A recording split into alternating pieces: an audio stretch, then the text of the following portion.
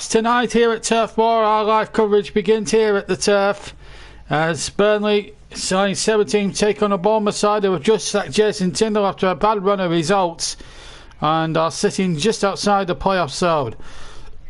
And as, we're just seeing pictures of about an hour or two back when the Blizzards were at full pelt of the Bournemouth side entering Turf Moor for this cup tie. Jonathan Woodgate in caretaker charge, former Middlesbrough manager. A team that's not been performing well enough. Asmir Begovic, of course, an FA Cup runner-up 3 years ago with Chelsea. That's what it takes to get to the final, of course. I'll just give you the Claret side in a second or two. Later on as well, we've got... we're up at Old Trafford with Russ Burnham. We'll be joining him a little bit later on. Ben Pearson making his debut. Former Preston player, of course. So let's give you that Burnley side. So from what I've gathered, there was an admin error in the team sheets when we were given them. Peters does not play. So Anthony Glennon gets an opportunity to show what Driscoll Glennon gets an opportunity to start. As we look at Junior Stanislas, 9 goals and 3 assists in all competitions, including the FA Cup this season. So this is the Burnley side as we've got it at the moment. They're all warming up at the moment. Peacock, Farrell, Bardsley, Long, Dunn and Glennon. Bournemouth actually 6th place going into there, and their FA Cup best was 1956-57. One winning their last 3, of course. In the midfield for Burnley, McNeil, Stevens, Benson and Goodmanson, Vidra and Rodriguez up front. For the Cherries, who, as I say, lie 6th in the Championship and have never gone as far as the quarter-finals in their history. Begovic, Stacey, Carter, Vickers, Cook, Rico, Lerma, Belling, Pearson, who makes his debut, Brooks, Surridge and Stanislas, former Burnley player, of course. And we'll run through all the officials and the subs in a bit, because Burnley are just about to come out here at Turf Moor. A decent sized crowd. I was going to say crowd, but there's nobody here. We're still on the lockdown, but it's an interesting squad that Sean Dyche has picked. I just hope he didn't come back to haunt them, but it is a strongish Burnley lineup on the bench when we look at it in more context as we await the two teams. And of course, we're here for 5 hours straight. We'll be doing 2 live matches from the Cup, and we're going to do that tonight and Thursday night because we're going to be giving you 2 matches as well later in the week as well. So we've got 4 live Cup ties for you this weekend, and in between all that, some virtual Cup football with Trevor on his match of the day. My tie, Jamerson on the tweet, is Liverpool against Arsenal. That's in the virtual world. In the real world, though, a real chance for Burnley really to get to the quarterfinals. They haven't been there since 2003 when they got to the quarterfinals and played Watford and really disappointed in front of a live national terrestrial television audience, losing 2-0. Tommy Smith and Stephen Glass were the scorers that day for Watford. Burnley have won the FA Cup only once, and that you'd have to go back to 1912. 1914, sorry. Which was a mere 2 years after the Titanic had sank by hitting an iceberg. A bit of useless duff information there for you. As I said, Bournemouth have never been past the quarter-final stage. Last time they did that was back in the mid-50s. But they have for FA Cup history. Remember 1984? They beat Manchester United. They were a lower league club in those days, struggling to get out the bottom 2 divisions, but they beat Manchester United 2-0. They were then the holders of the competition. Big Ron Atkinson brought his stars along. Strong lineup, but beaten 2-0. So they've got a bit of cup history, although they've never won or never got as far as the quarter-finals in several previous attempts. As we look at 1 or 2 as the substitutes there, James Tarkowski being one of them. Still awaiting the entrance of the 2 players. The Burnley players have been kept in that tunnel a long time. Bournemouth are coming out first in a sort of a white with green shorts sort of combo. And are already taking to the field. I think they're just warming up before they line up, of course, for the restart. Look at David Brooks and Burnley now come out in their usual claret and blue. No doubting who the home side will be tonight. And yeah, so Driscoll Glennon plays and not Eric Peters. There was a bit of an admin error, as I was saying at the start. We had to, everybody in the press box, I can tell you, we're scurrying along, scribbling out stuff on our crib sheets, and in the end we're all there. Rossi's texted us. He's making his way down to Manchester at the moment. This is the Burnley side then, confirmed. Peacock, Farrell in goal. Bardsley will skip with the side. Long and Dunn, the two centre backs, and Anthony Glennon. Then it's Gudmundsson, Josh Benson, Dale Stevens and Dwight McNeil in the midfield. Jay Rodriguez and Mattia Vidrick get their spots up front.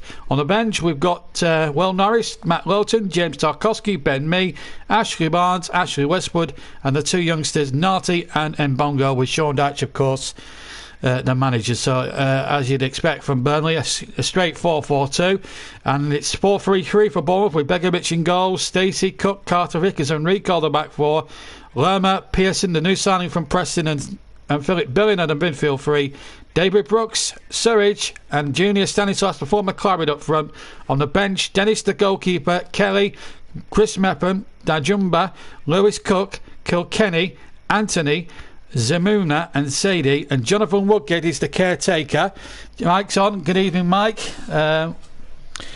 Arsenal, Arsenal struggling at the moment, aren't they, Mike? Very much so. But no worries. Well, they're out the cup as well. They got lost at Southampton in round 4. Sorry to remind you, Mike, but Southampton, of course, in action this week, of course, in the FA Cup. But they've had since beating Arsenal in that 4th round, they've had a couple of bad results, though. 9-0. 9-0 being a most notable scoreline just the other week against Manchester United.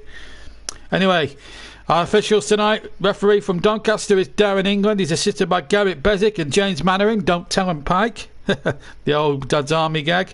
Michael Over is the 4th official. And VAR we've got tonight, because we're at Premier League ground. And it's Stuart Atwell at Stockley Park, assisted by Harry Leonard, as the players, in just a second, will take the obligatory knee on the ongoing fight against racism in sport, not just football, but sport in general. And then we'll be all ready to get underway then. Remember, we've got Manchester United West Ham with Russ Burnham coming up straight after this. We will be commentating on this until the bitter end here tonight. It has to be settled on the night as Bournemouth get us underway in the white shirts, and they're going towards the Jimmy McIlroy end in the first half. It's got to be settled on the night, either through 90 minutes, extra time, or penalties. Now, we saw last week in the game we covered against Manchester City how poor Burnley were in the first half again. I also did a scouting brief, not that it mattered for this tie anyway, against Brighton, another South Coast club who came up here and had a great first 45 minutes. So much so that I went on social media, on Facebook, on my personal Facebook, leading to 4 or 5 of the players personally, and lost a so-called acquaintance because of my no-nonsense approach. Now, I am a Burnley fan and I'm a passionate one, but I'm not going to sugarcoat the performance. Let's just hope they put on a good display, this youngish sort of side. An unfamiliar back 4. But interestingly, me and Tarkowski are amongst the substitutes. I'll run through the substitutes for you. Sean Dyche has never been past the 5th round. Last time Burnley got to the 5th round, it's an experience I would like to forget. I was actually in the crowd as a Spain spectator that day. £10 a ticket, I remember. We were taking on Lincoln, none of the non-league, in the 5th round of the FA Cup, and I was giving it large in the build-up, saying that Burnley were going to win 4-0 or something like that. And Sean Raggett, 89th minute, winning the game for Lincoln, and that night my heart completely sunk. But there we go. Chris is on. Hey, CW. I hope you're going to join me at Barnsley on Thursday night for some commentary alongside me. Can't say I'm confident, he says. Failure has to be at Brighton. Definitely lowered the priority of this game for me at the club. Wouldn't surprise me. Well, we'll just have to see how this one goes. I mean, we should have enough to get through in this game, but if the youngsters play with a bit more energy and a bit more vibrance about them, I mean, Kevin Long and Jimmy Dunn can on their day be good defenders. We've seen that before. We saw Jimmy Dunn earlier on in the season make some very crucial blocks in a game that Burnley didn't ultimately ended up losing, but didn't deserve to be on the losing side. I think it was the opening day against Leicester. if I remember, a game that we covered here on JB Sports. And as a result of Lincoln winning that match, they went on, of course, to play Arsenal in the quarters, and there was, I think they were slaughtered something like 5 or 6-0, I think, in the end. But it was to be expected in the end. But what a run they had! Well, I think it was sort of like the final qualifying, fourth or fifth qualifying round or something like that. They had to go through about 7 rounds. Yeah, 5-0. I wasn't sure if it was 5 or 6, Mike, but there we go. Russ has said, it also has been said, and Russ is making that point, we've also been told that Peters was actually suspended for tonight's match, and silly old Sean Dyche forgot about it. Not that he's silly, because he's an astute manager, and he's been Burnley manager now since 2012. Longest serving manager is now in the Premier League, Sean Dyche. It's hard to believe now. When he first started in the job back in 2012, Arsene Wenger was Arsenal manager, and Sir Alex Ferguson was coming towards his final couple of years as Manchester United boss. And you think how many managers that Manchester United have had in that time? David Moyes, Louis van Gaal, Jose Mourinho. They've had 4 managers in Sean Dyche's time at Burnley. Manchester City have had the similar amount, and Liverpool have had 2 bosses. It just shows how hanging on to a good commodity like Sean Dyche has actually benefited Burnley, and has really kept them good. Jonathan's on. Hello, Jonathan. We're on here for 5 hours tonight because Russell will be joining us after this match to bring you commentary of Manchester United against West Ham as well. So it's really bad. Yeah, everyone forgets that Umar Emery. I always had trouble pronouncing his first name. I used to call him Hooray Emery for some reason, but it's Umar Emery. Mikel Arteta, of course, who's the current custodian. Anyway, here's a chance for Bidra over on the far side. He can't keep that in play, and it's a throw into Bournemouth on the far side. You've not really missed much. It's just been a little bit of a stop-start sort of game so far. We played about 5 minutes near enough, and it's still Burnley 0, Bournemouth 0. The last time these two teams actually met in the FA Cup, you have to go back to January 2005. Steve Cottrell's Burnley winning by 2-0. That day they went on to play Blackburn Rovers, and they lost and we sadly lost. Burnley sadly lost after a replay, a deflected goal from Tugai, denying us what would have been a deserved place in the quarter-finals against Leicester City. But we went on some very good cup. But along the way to that 5th round, Burnley took on Liverpool in a rearranged game, a 1-1-0 by a Traore own goal. So you never know, anything can happen. This is why we love the FA Cup, and this is why we love covering it here on JB Sports. We'll also have 2 live games for you. We'll also have another double header on Thursday night for you. So 4 more cup ties for you to be brought commentary of, and as we increase our FA Cup coverage significantly. Here's Gudmundsson coming forward. Yes, a certain Wade Elliott. Yes, and what a star he went on to be the next season. Of course, we bought him in. I think we paid something like less than $100,000 for him, and turned out to be one of the bargains of Burnley history.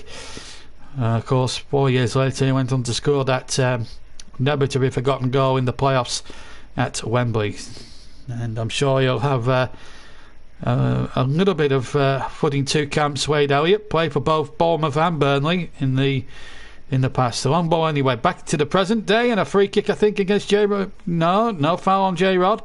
Referee Mr. England allowing it to go on. He's not a Premier League referee, incidentally. He's not one of the elite group of referees, which makes his appointments a little bit surprising, considering that Michael Oliver, one of our best referees, is on the 4th officials list, which I don't understand. I don't know why Darren England's been given the game. I've never commentated on a game where he's refereed before.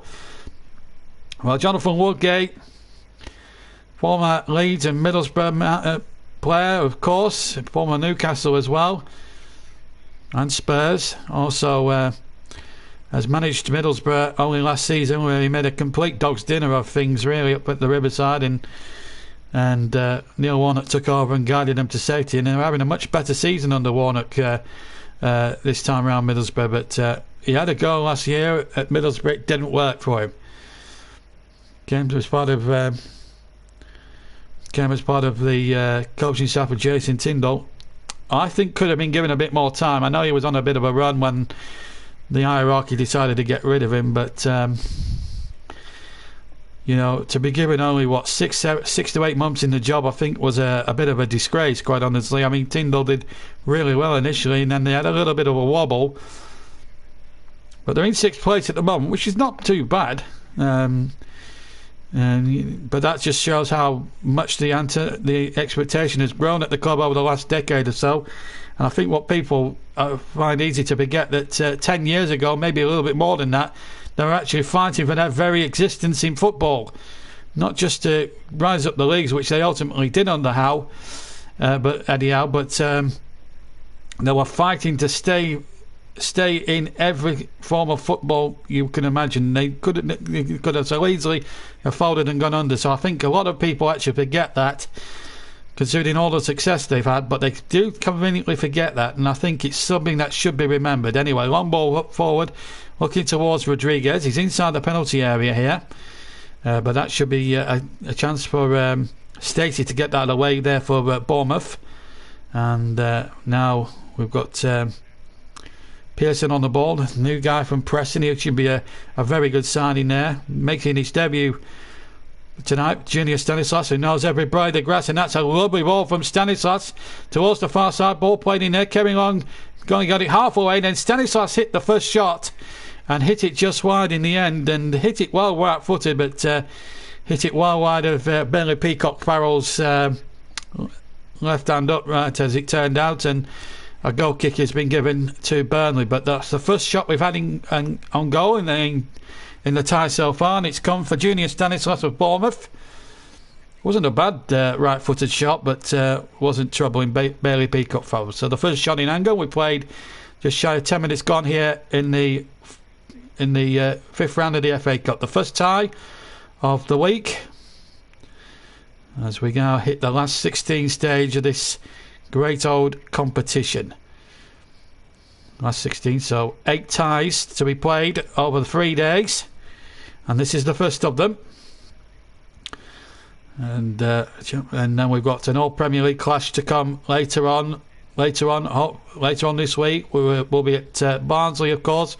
We'll be at Oldwell for the big one.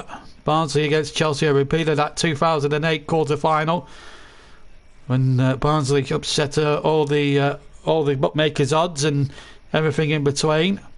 And again, we'll be doing the cup programs in one go, in one stream each. We're doing this one in one stream, and then we'll be doing Thursday nights in one stream as well. So plenty of action to look forward to here on JB Sports in the next few days. And don't forget, in between all that, we'll have tomorrow evening off, and we'll be doing some virtual stuff for Trevor, as he's a virtual FA Cup. And if you've seen the list of commentators and games that we're going to be doing tomorrow, you can see those on Twitter.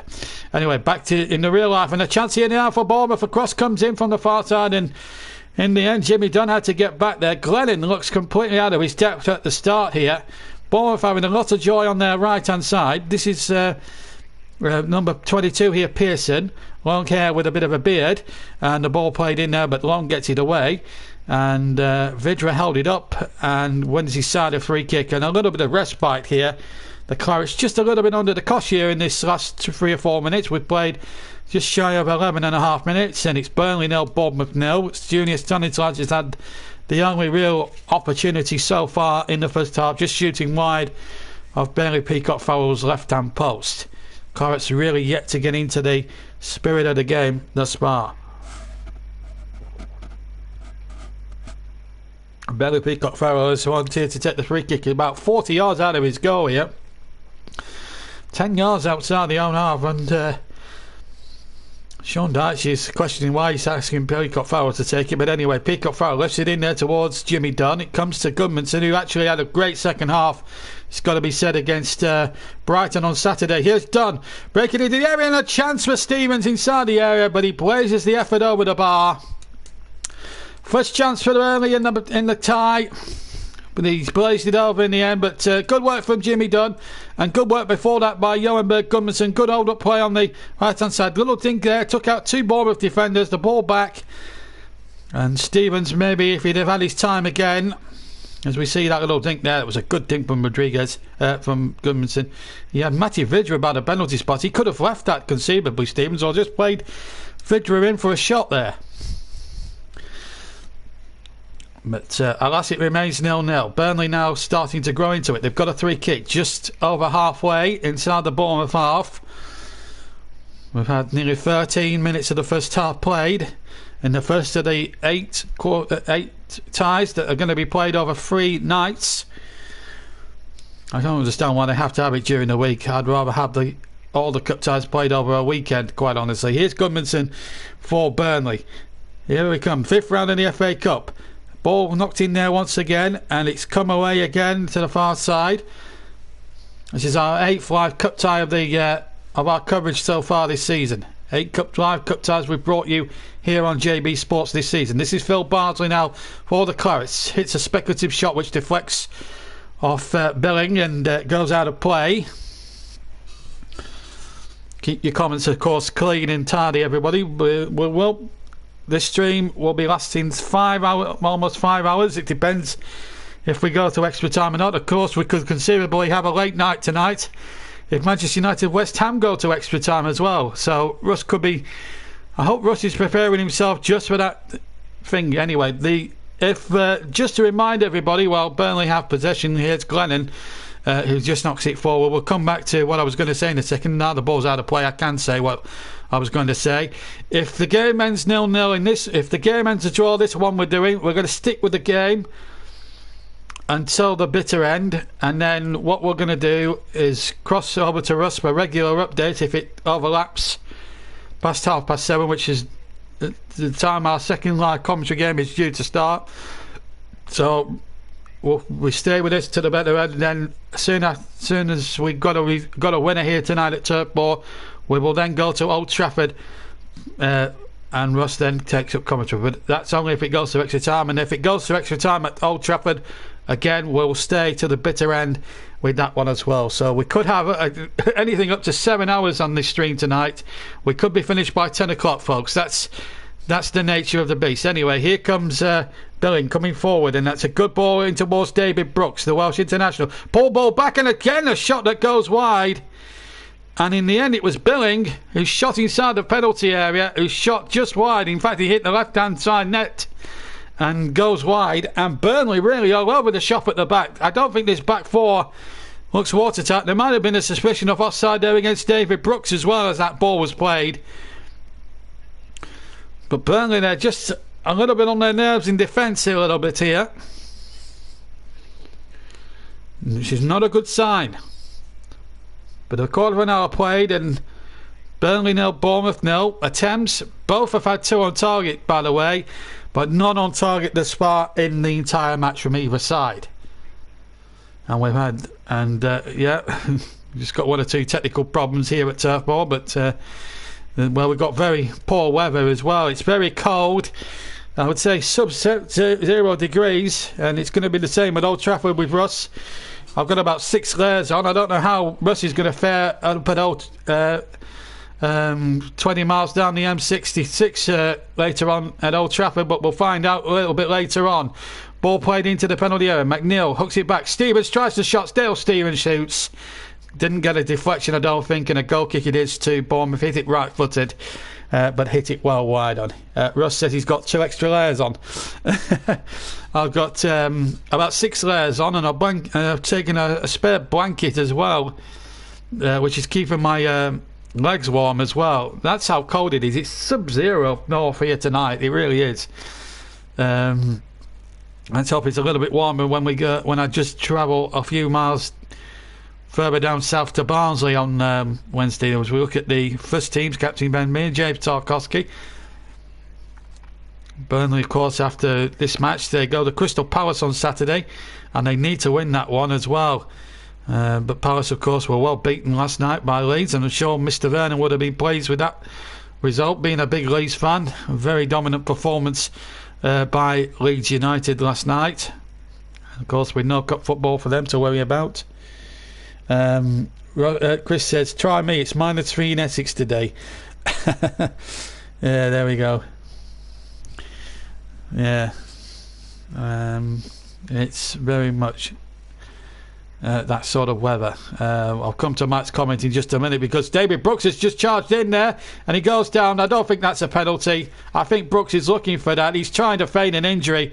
Darren England, I think, was the correct decision there. I don't think that's a penalty. You couldn't give that in a month for Sundays.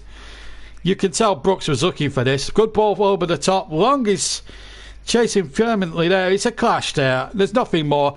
And if anything, Brooks is actually pulling Long's arm. And I don't think you could give a penalty for that. VAR surely would have checked it by now. And I think Darren England surely came to the right conclusion there. David Brooks, I think, you can't have a penalty for that. There's no two ways about it. I think VAR have checked it, and the decision is final. So it's we're going to restart with a Bournemouth throw-in. Well, it's a bit. Well, it's -1 there in Hertfordshire as well. -3 in Essex. Well, it's not just the north then that's suffering. But on the bright side, folks, only less than a couple of months away, and then we'll be back to normal, back to double-figure temperatures and the springtime, and then way into the summer when hopefully we'll be able to do a few more things and be free and live merrily again. Hopefully when the lockdown's over. But we'll park the politics bus now for the next 5 hours, because it's not about politics. It's about sheer unadulterated sport here on JB Sports. That's what we specialise in. If we want to talk about politics, we'll set up a politics channel, but right now it's about the football tonight. Live commentary for a Tuesday night.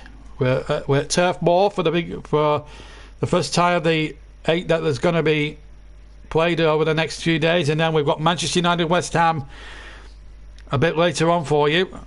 Goal kick to Burnley as Bournemouth tries to set another attack going on over on the far side. Of course, in the second half of the match, as we approach 20 minutes of the first half, we'll have the JB Man of the Match award, as we do for every live game this season, and we'll have that as well at Manchester United a little bit later on. As we look at Sean Dyche and Ian Weln there. Very important night for these two. Never been past the 5th round as a manager, Sean. Would love to get there, but of course, if some of the big teams get through, it's going to be a very tough path to get to Wembley. But the semi-finals, of course, as Bailey Peacock Farrell kicks away. Burnley, as I said, not been past the quarter-final stage since 2003, and for the last time they appeared in an FA Cup semi-final, you have to go back to April 1974 when they played Newcastle at Hillsborough in the semi-finals. It was 0-0 going into the last 20 minutes of that game, and we were conned by a dodgy goal, a couple of dodgy goals. One looked suspiciously offside, which was given for Malcolm McDonald, and he knocked us out, and we didn't deserve that day.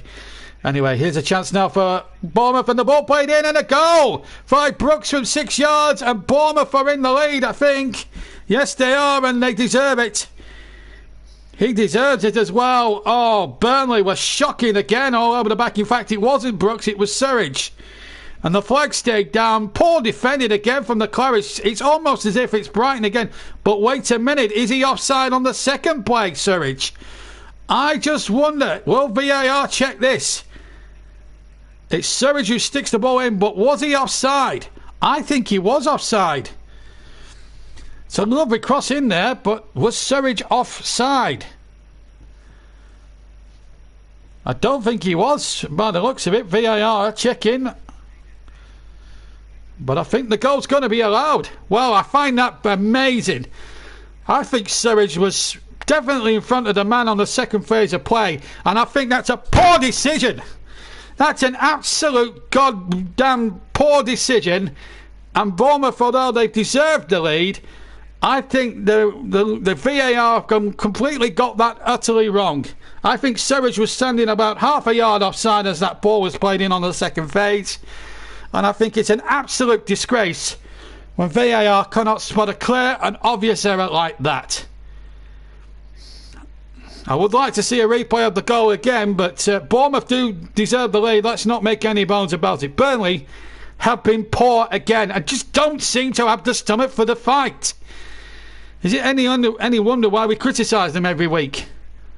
Here's Billing. Just don't seem to be up for it. This is the Cup. There's a chance. You're 2 games away from a semi-final at Wembley. And I think that didn't look a foul to me. Oh, Darren England's starting to make some real rickets here. Never a foul on Philip Billing in a month of Sundays. And he's given the decision. Oh, it's disgraceful. But Surridge has got the goal. It has been coming, to be fair. But was it offside? That's the crucial question. It's a replay I would love to see again. But Bournemouth have been the better side. I don't think you can take the emotions of the whether VAR was incompetent or not there. Take that out the game. But you've got to say, in the first part of the first half, Bournemouth have been streets the better side. And you couldn't really tell who's the Premier League outfit and who's the Championship outfit. And I honestly think Daesh might have to make changes if it stays like this until half time. Daesh will have to make some changes because this is just not good enough. Just been one-dimensional, Burnley again. A hopeful punt that Vidra's never going to get. And Asmir Begovic, it's a meat and drink to him. It's an easy night for him so far. It's a similar pattern to what we saw against Aston Villa. It's a similar pattern to what we saw against Manchester City a week ago. And it was a similar pattern with what we saw on Saturday with Brighton. Just not at the races in any of the first halves of the last 3 or 4 games. Not good enough. Goal kick to Burnley as the attempted cross went out behind. No chance for Peacock Farrell, but it's slack marking. It's every single time. This is the goal again. Is he? I think he's offside. No, isn't VAR... I don't know if you guys have got a picture of that. Does that look offside to you? Because in my opinion, it does. Surridge was clearly half a yard off. Now, how has Stuart Atwell not spotted that? That, to me, I'd like to get your guys' opinions on this. Anyway, here's Gudmundsson here on the ball for Burnley. Can they bounce back? They have to. Can Benson force something here? Benson chips it forward, but it's hounded out. It's been meat and drink for the Bournemouth back 3 at the moment. Bardsley checks a cross in there. Vidra tries to get in there. Gudmundsson now. Gudmundsson running at his man. But he runs into traffic. No foul. It's play on, says the referee. Here's Surridge. Stopped there by Glennon. Fairly, says the referee. Surridge wants a free kick, but he's not going to get it.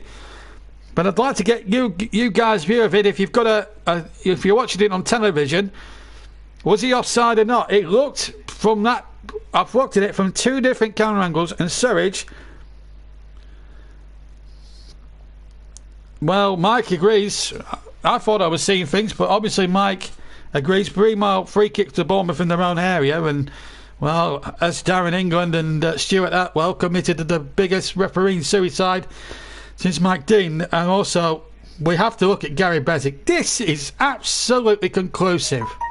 How on earth can you get a simple offside decision wrong? Gary Bezic I cannot believe a Premier League referee's assistant of Gary Bezic's undoubted quality has made such a ricket. And if Burnley had to go out of the cup on that decision, then I think it's an absolute travesty and a disgrace. Here's Peacock Farrell kicking away from a back pass from Phil Bardsley, but he miscues it and it goes out of play. But I'm sorry, Gary Bezic, you have got that totally and utterly wrong. He looked... I'm flabbergasted why VAR did not look at that goal. That looked in a completely illegal goal. And you look at all the shenanigans we've had with VAR over the last weekend. Mike Dean messing up at Fulham the other night when Sojek was wrongfully sent off for an accidental collision on Alex Mitrovic, which, by the way, was rescinded, by the way, so some common sense came out in the end. Here's Surridge inside the area, shoots, but good block there from Kevin Long. But the 2 centre-backs for Burnley nearly need to man up and really start defending better, because If you take the emotions of the offside, whether it was or not out of it, they've just not been up to it. And Bournemouth are just finding it so easy now as Brooks has it on the far side. Ball played in there. Back to Brooks. Trying to get it in there towards Stanislas. But the ball's been lost. Now can Burnley start performing now? Jay Rodriguez, the hometown boy, we call him. Hasn't performed like one so far.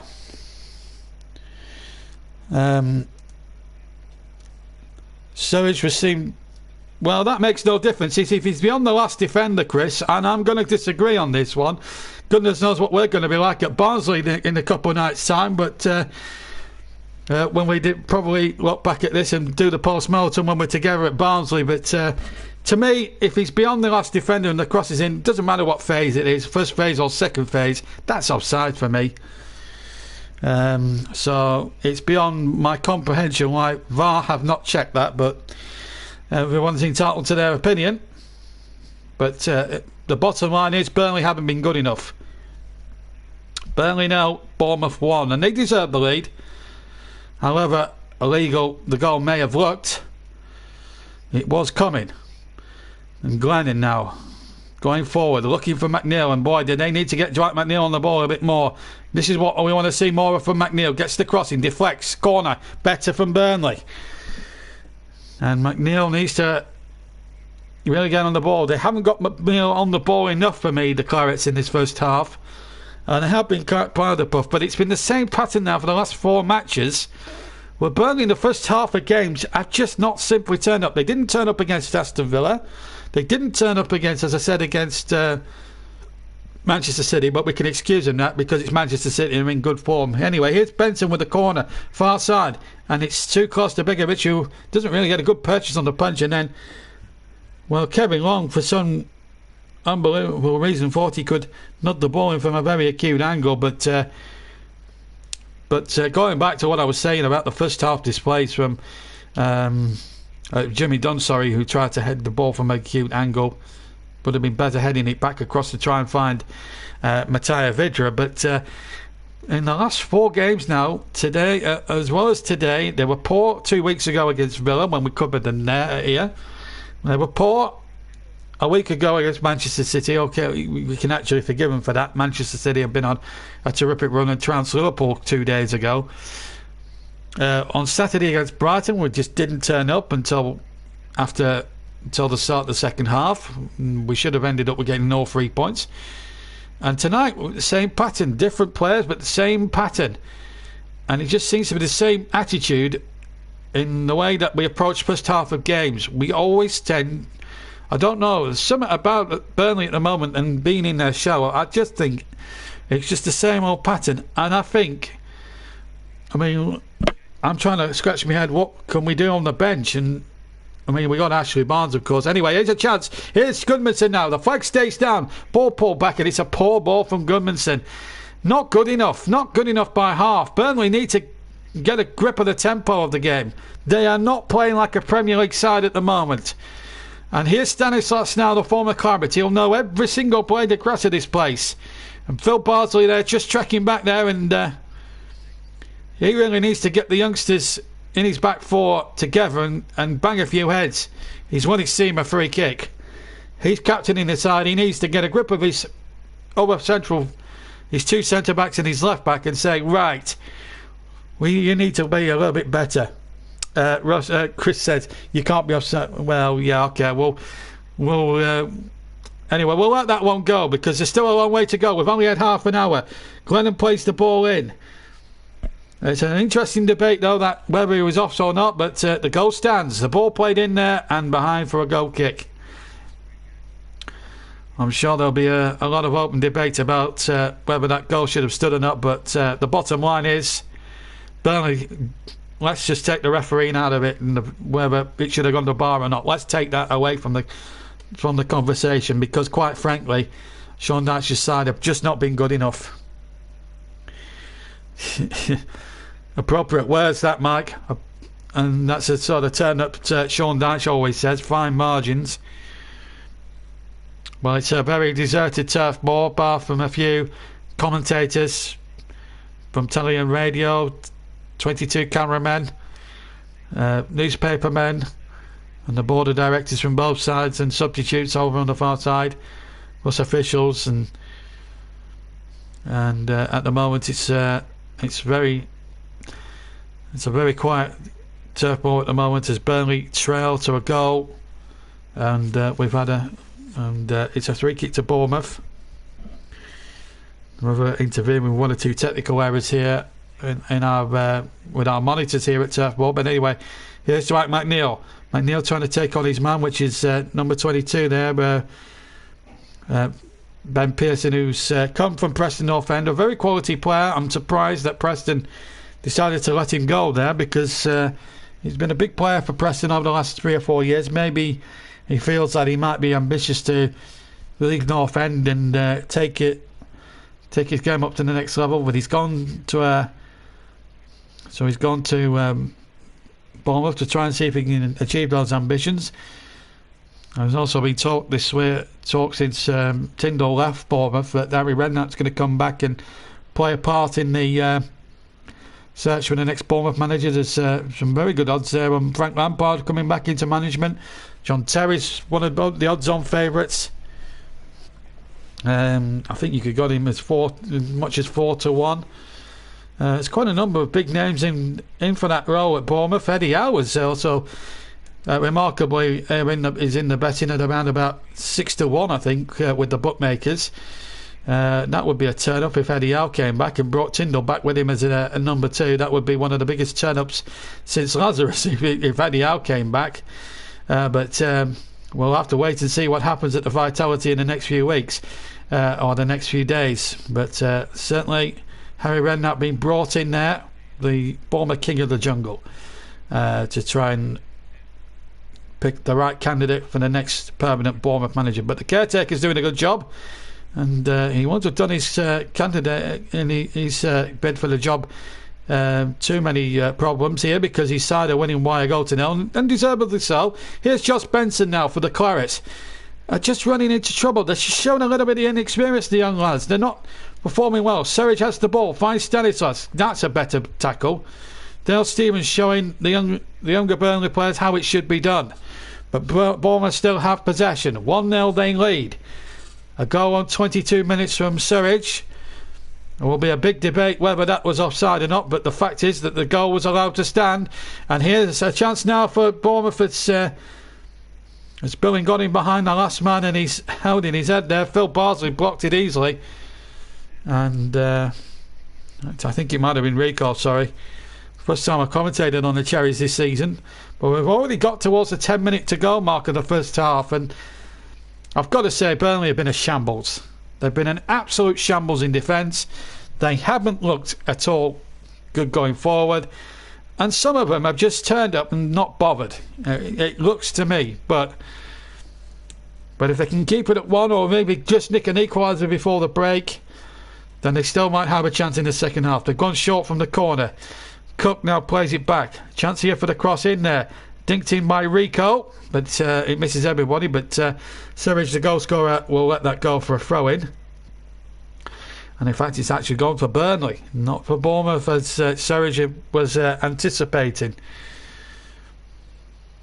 An interesting debate on that goal. I'd like to look at that again at half-time and make my own mind up. Obviously, I'm also going to keep half an eye on the comments, or half an eye on the screen and half an eye on the game taking place in front of me now.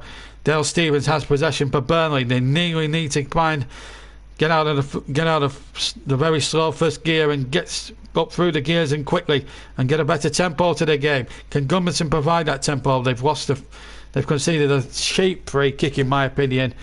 And Darren England, in fact, it's an offside there. James Mannering, might as well have been Captain Mannering in that case, playing Thierry Rodriguez offside. Excuse the Dad's Army puns. The front two have been isolated. Haven't had a chance to get in there. I think the midfielders have been wasteful.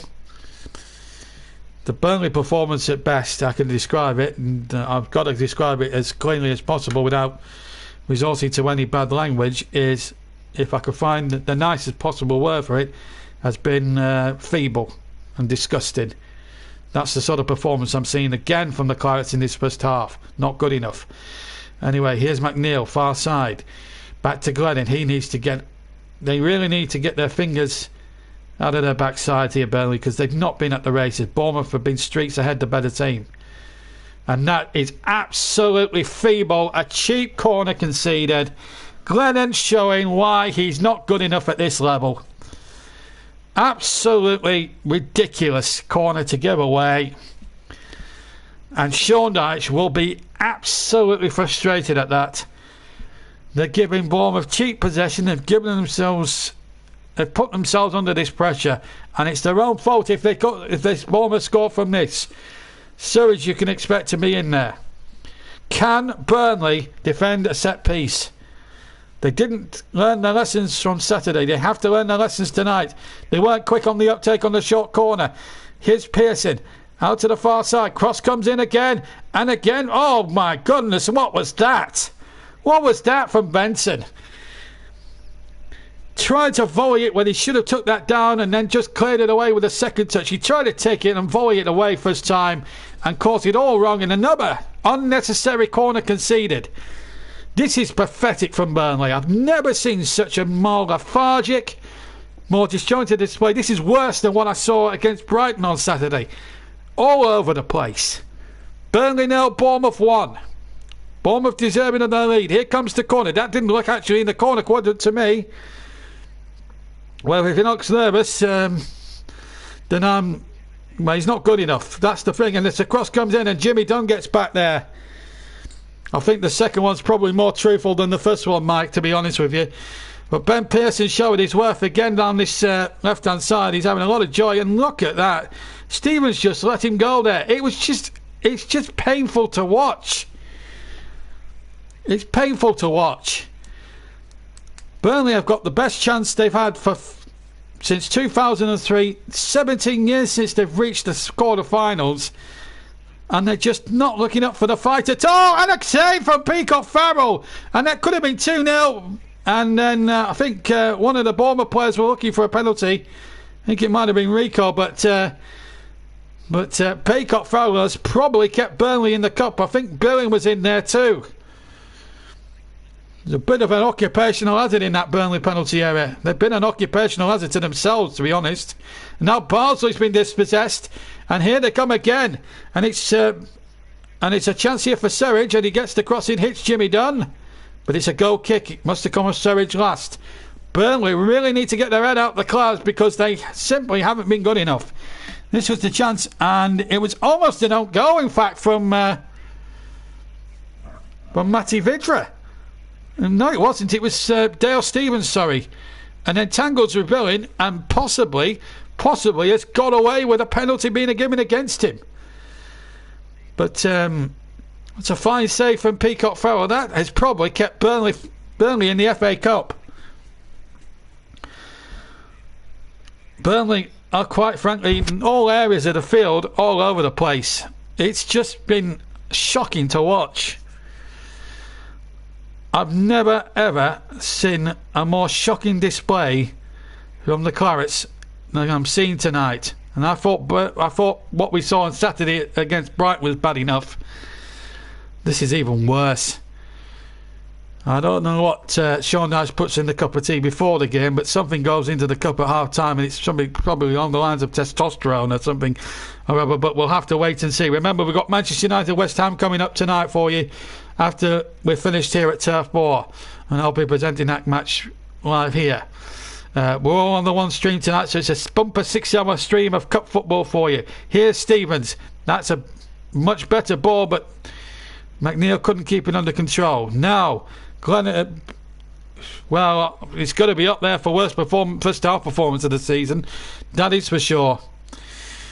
It's not been good enough. I know it's a strange sort of team, but come on, they are representing the Premier League here, and they're making a Championship side, quite honestly, look world beaters. Here's Kevin Long.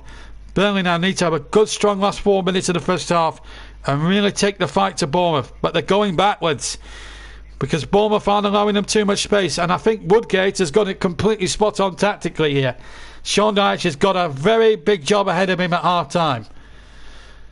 Could have been 2-0 down, but for Peacock Farrell's brilliant save just a few moments ago. Gudmundsson needs to whip a good cross in there. Can he get a good cross in there? Towards the back post, and the ball hooked back. Rodriguez can't reach it. Glennon did really well, in fact, to reach it at the back post, but just couldn't find Jay Rodriguez.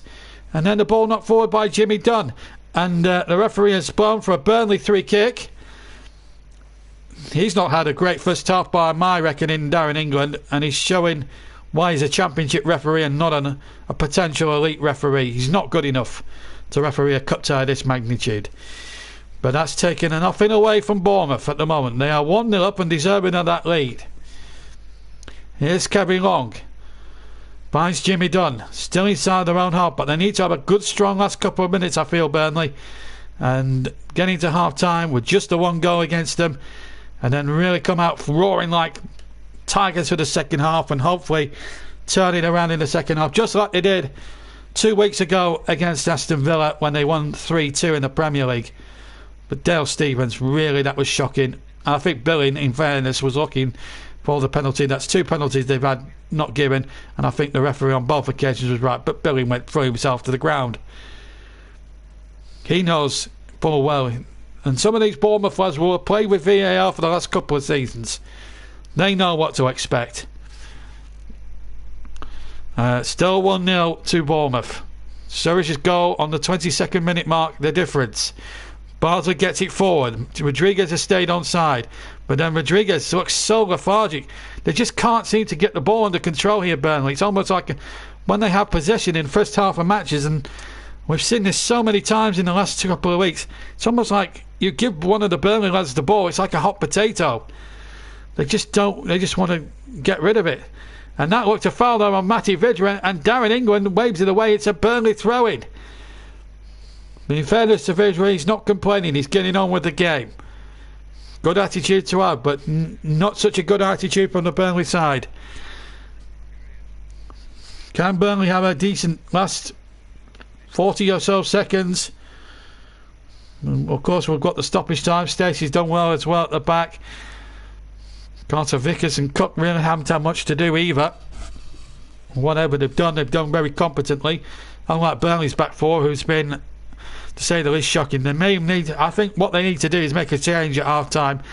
Take Jimmy Dunn out and bring either me or Tarkowski in, because there's just, apart from Bardsley, there's just literally no experience.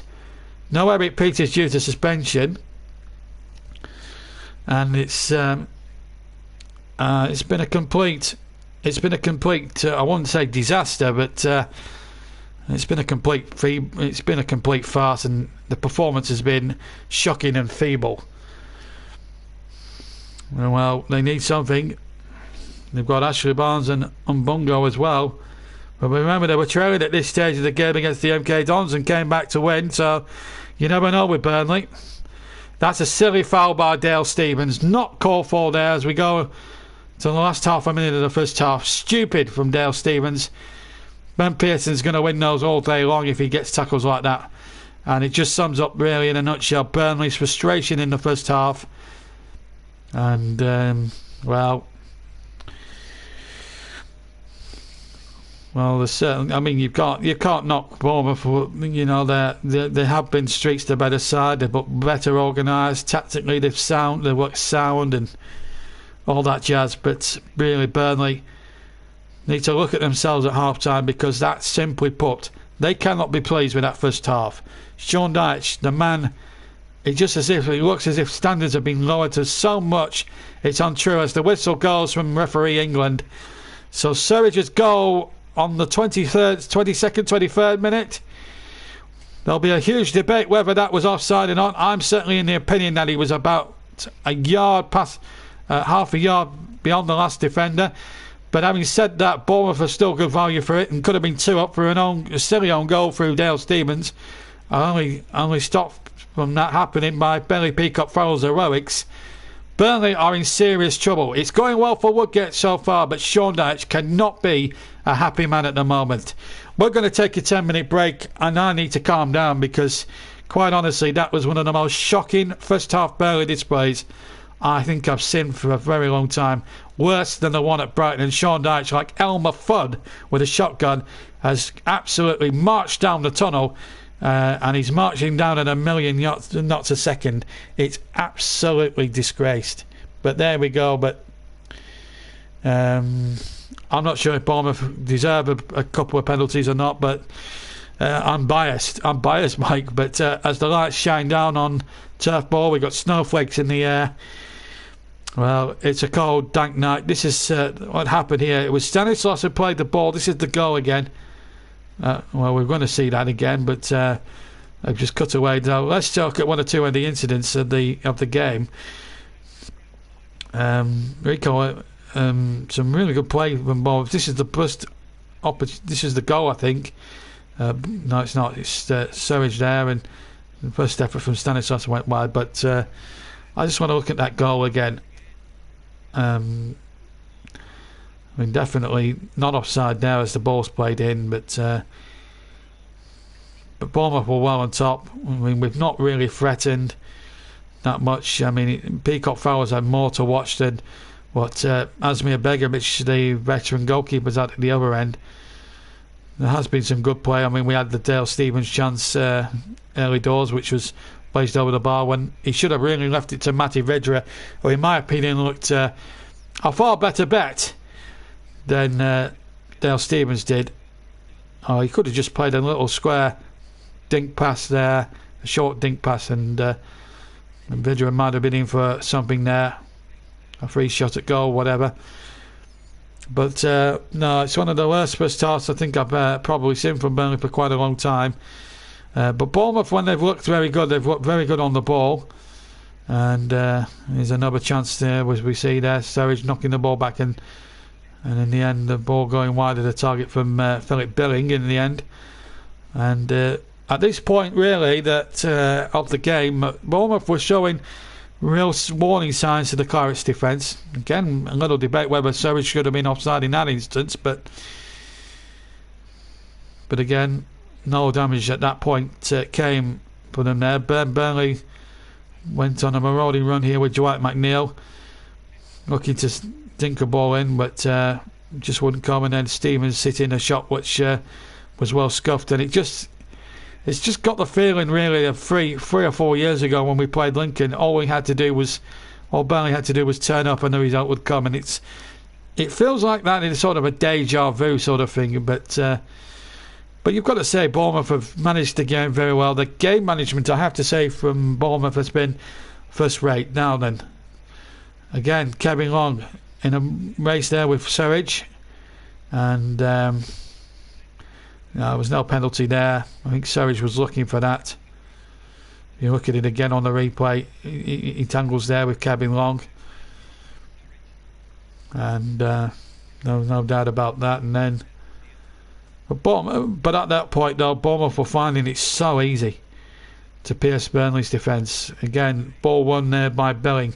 He had a decent first half, and then a nice ball over towards the far side station, making a terrific run. Now this is the moment where the goal, Basel is appealing vehemently for offside.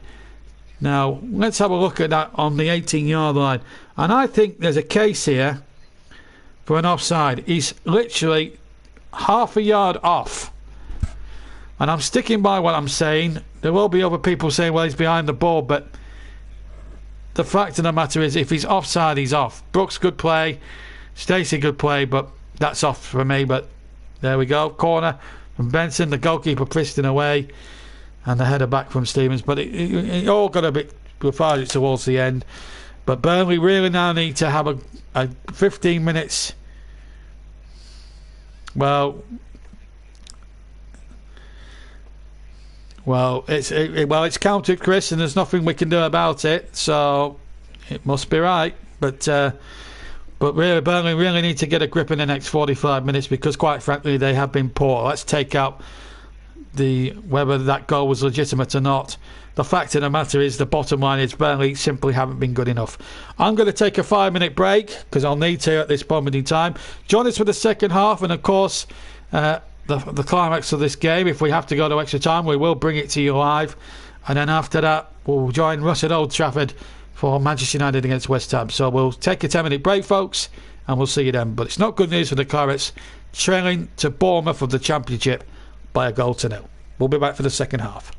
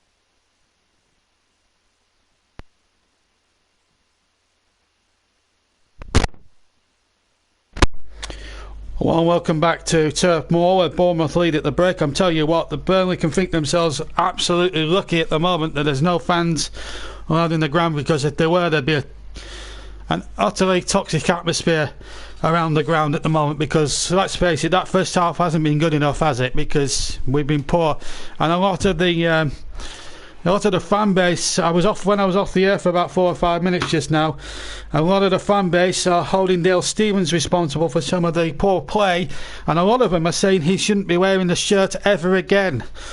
I think that's a big of a statement to make, but I don't think they've been far wrong, to be honest. They're already out for the second half, which shows how quick Sean Dyche has gone about things. Bournemouth have yet to rejoin us for the second half, but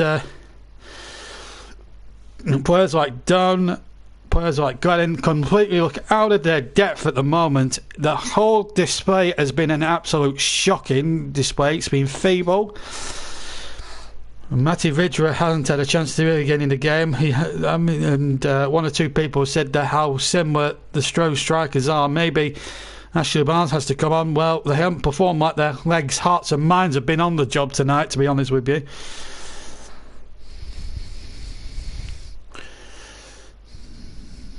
And it's just, it has really been that sort of night. And I think Sean Dyche, by sending them out early, might be a telltale sign that he was ultimately less than satisfied with the way the things have gone at the moment. But we're still waiting for Bournemouth to come out. I don't know what's keeping them at the moment, but let's face it, I mean, while we're waiting for Bournemouth to come out, let's look at some of the comments on social media, because I think they're worth looking at the moment. Let's have a look. There's one guy saying, we're just waiting for Bournemouth to come back. These lads at the back are nowhere near good enough. Shocking start. Good chance for Gunnan, but what a calamity. And that's Karen, one of the fans, saying not a great display at the moment, need to do a lot better. There's not caring about the cup, and then there's this performance, not good enough, time to raise the game. Does anybody know? One person says, we were rubbish, did nothing right, too many changes at the defence, but midfield and forwards have done nothing but been offside. Dyche wanted to go to the quarter-finals, not with a team playing like this. If you don't speed up and play football in midfield, we can say goodbye to the quarter-finals. One says they're not interested in a cup run, but this is embarrassing. They're getting paid, aren't they? Another one says, let's be honest, this is embarrassing. Even if we turn it around, pub football.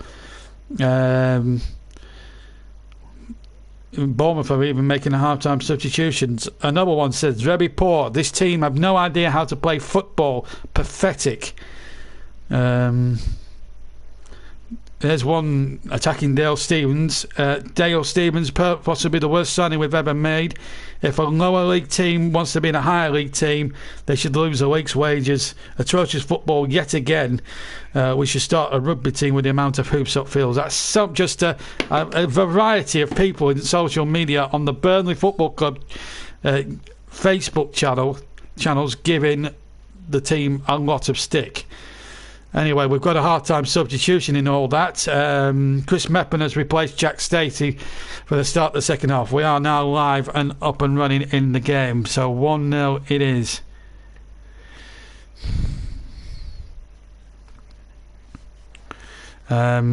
It's absolutely soul-destroying when you're seeing a team that has just been outperformed by 6 in the Championship at the moment. The FA Cup has been... Well, if it's an unwanted distraction for Burnley Football Club, then why should we bother entering it every other year? Because there's a chance here for a first quarter final in something like 17 years to be had, and at the moment they're not grasping it. They need to have a big second half. Let me just run through the sides in a second or two, because we've got Stanislas on the far side here. The former Claret looks like he could be having a triumphant return. He finds Ben Pearson now. Bournemouth in the white shirts with the grey shorts. Billing now knocks it back to Pearson. On it goes to number 8, Lerma. Lerma doing really well in possession. And again, Burnley on the back foot right at the start of the second half. A second Bournemouth goal might just settle the issue. Burnley really do need to get the next goal. Let me just run through the sides quickly. Burnley unchanged. Peacock, Farrell, Bardsley, Long, Dunn, Glennon, McNeil, Stevens, Benson, Gudmundsson, Vidra, Rodriguez. They're the Burnley team. As we just break off for a second, as Bournemouth go in search of a second goal. And it was Stanislas' shot. It might have got a deflection off one of the other Bournemouth players. I think it might have been Billing. And then sailed over. Peacock Farrell gets on with it quickly. On towards Vidra. Vidra now. Real chance now. Can he get the ball forward? He's so isolated, but he still manages to get the shot off. That's the better from Burnley. They forced Begovic into making a save. Now, if they'd have only played with that sort of tempo in the first half, then they might not have been in the mess they're in right now. Bournemouth, let's just run through their side. So it's Begovic, Mepham, Carter Vickers, Cook, Rico, Lerma, Billing, Pearson, Brooks, Sturridge, the goal scorer, and Stanislas. We'll run through all the subs in a minute. Burnley have a corner. Meanwhile, in this opening period of the second half, we've been playing like 90 seconds. Here comes the corner. In towards the near post and headed over from Josh Benson. Couldn't keep the header down, but encouraging start, let's say, for the Clarets so far in the second half. They've had two good chances, and Josh Benson will know that was a wasteful opportunity that's gone by for him. But at the moment, there we go. It's really, really disappointing. Chris has said no disrespect to teams like Burnley, but with us out, Manchester United having a tricky game against West Ham, one of Spurs and Everton going out, Chelsea for, well, yeah. Mike, you've got a good point there, fair point.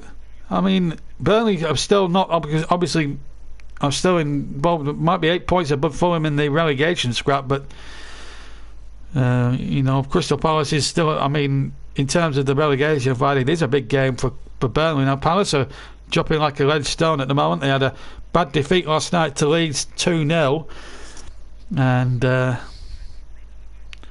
the moment Bournemouth without a manager winning this game and winning it very comfortably. Carter Vickers with the throw to Sturridge, the goal scorer, and it's been, I wouldn't say easy for them, but it's not been the most difficult assignment that they faced all season. I think they probably had better examinations in championship matches than they have here at Turf Moor tonight, and that is saying a lot about the poorness and the unfortunate nature of the way Burnley have gone about their business. But they need to stop being lethargic, stop taking their time. They need to get quicker, and in fact it hasn't changed. It's given away a cheap throw-in again. So let me run through the benches for you. For Burnley, they've got Norris, the goalkeeper, Ben Mee, James Tarkowski, Matt Welton, Narty, Westwood, and Bongo and Barnes. Now, Bongo made a bit of a difference in the cup against MK Dons the other day. As the cross comes in, it comes off a defender carrying along and behind for a corner. But Burnley again back under a lot of pressure, and this is not a good sign. This is not a good sign at all, because they're just not performing to the. I know TW isn't surprised. I am. I expected a bit more better from the side, and they're not at the moment. Again, Gudmundsson very slow on the uptake to try and stop the cross, and a free header inside the area for Philip Billing, who could have easily had a couple tonight, and that's no exaggeration of the truth. Now Glennon nearly needs to get this up and running now. He needs to link up better with McNeil, I think, in the first half. Glennon looked like a rabbit in the headlights. It's been a catastrophic night. They announced Peters as the left back, and it took television, in fact, it took BT Sport, in fact, the people who were at the game tonight covering this on television, to remind them that Peters was actually suspended for the game. So Glennon's come in at the last minute. It's all been very chaotic, and it's been a night really that so far Burnley will want to erase from the memory. Lerma has possession. He's so comfortable for Bournemouth, it's got to be said. And here's Ben Pearson. He's had a good debut tonight. The man they've brought in from Preston North End. As Lerma again, just so easy, so compact again. This is Mepham getting it forward, the Welshman, and the ball out of play, and it will be a throw-in. to Burnley inside their own half, midway inside their own half, and Jonathan Woodgate feeling the cold, but feeling the warmth of a possible quarter-final berth. Haven't been to the quarter-final since the mid-50s, of course. You have to go back to, I think, to 1957 for the last time they reached the last eight of the FA Cup. When Lincoln won here something like 4 years ago.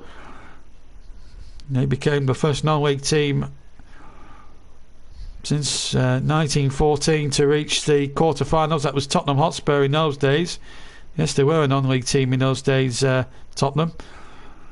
Anyway, here's Brooks towards the penalty area. David Brooks lines it up, and the Welshman puts the shot over the top of the bar, left-footed and behind for a goal kick, and that could have easily put Bournemouth in the driving seat then, and possibly 1 foot in the quarter-finals of the FA Cup. Good running there by Brooks up towards the penalty area, but then his final shot there, left-footed, he got all wrong.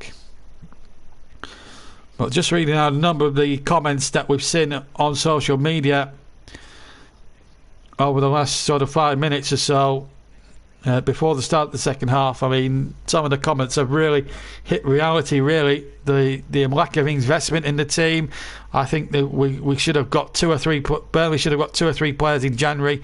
You can't keep relying on the same bunch of players week in, week out. Meanwhile, Burnley go for a goal and find Begovic in terrific form there. Dwight McNeil with a left-footed drive. Just as I was saying something a little bit negative about them, Dwight McNeil goes on this positive burst and hits a good left-footed drive, and Begovic, in fact, he almost goes through his fingers and he gets a bit fortunate there. But that's a lot better. This is what Burnley should have been doing right from the first whistle tonight. McNeil on corner duty. In it goes towards the penalty area, but well held by the goalkeeper practically on the goal line. He did really well there, Asmir Begovic, you've got to say that.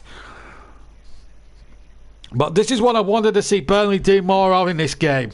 Run at defenders, have a go. And Dwight McNeil and Matty Vidge were so far in this second half are certainly doing that. Now Stevens, who's coming for a lot of criticism from the Burnley fans for his first half display, to the extent where he's getting comments like he should never wear the Burnley shirt ever again. Anyway, Goodmanson, left-hand side. Him and McNeil have swapped flanks for the moment anyway, but it's too close to Begovic. Just to remind you, if you haven't tuned into our cup coverage, or you haven't tuned into any cup tie at all this season, for those who are uninitiated, that if it ends end level, we do have extra time and penalties tonight. It has to be decided.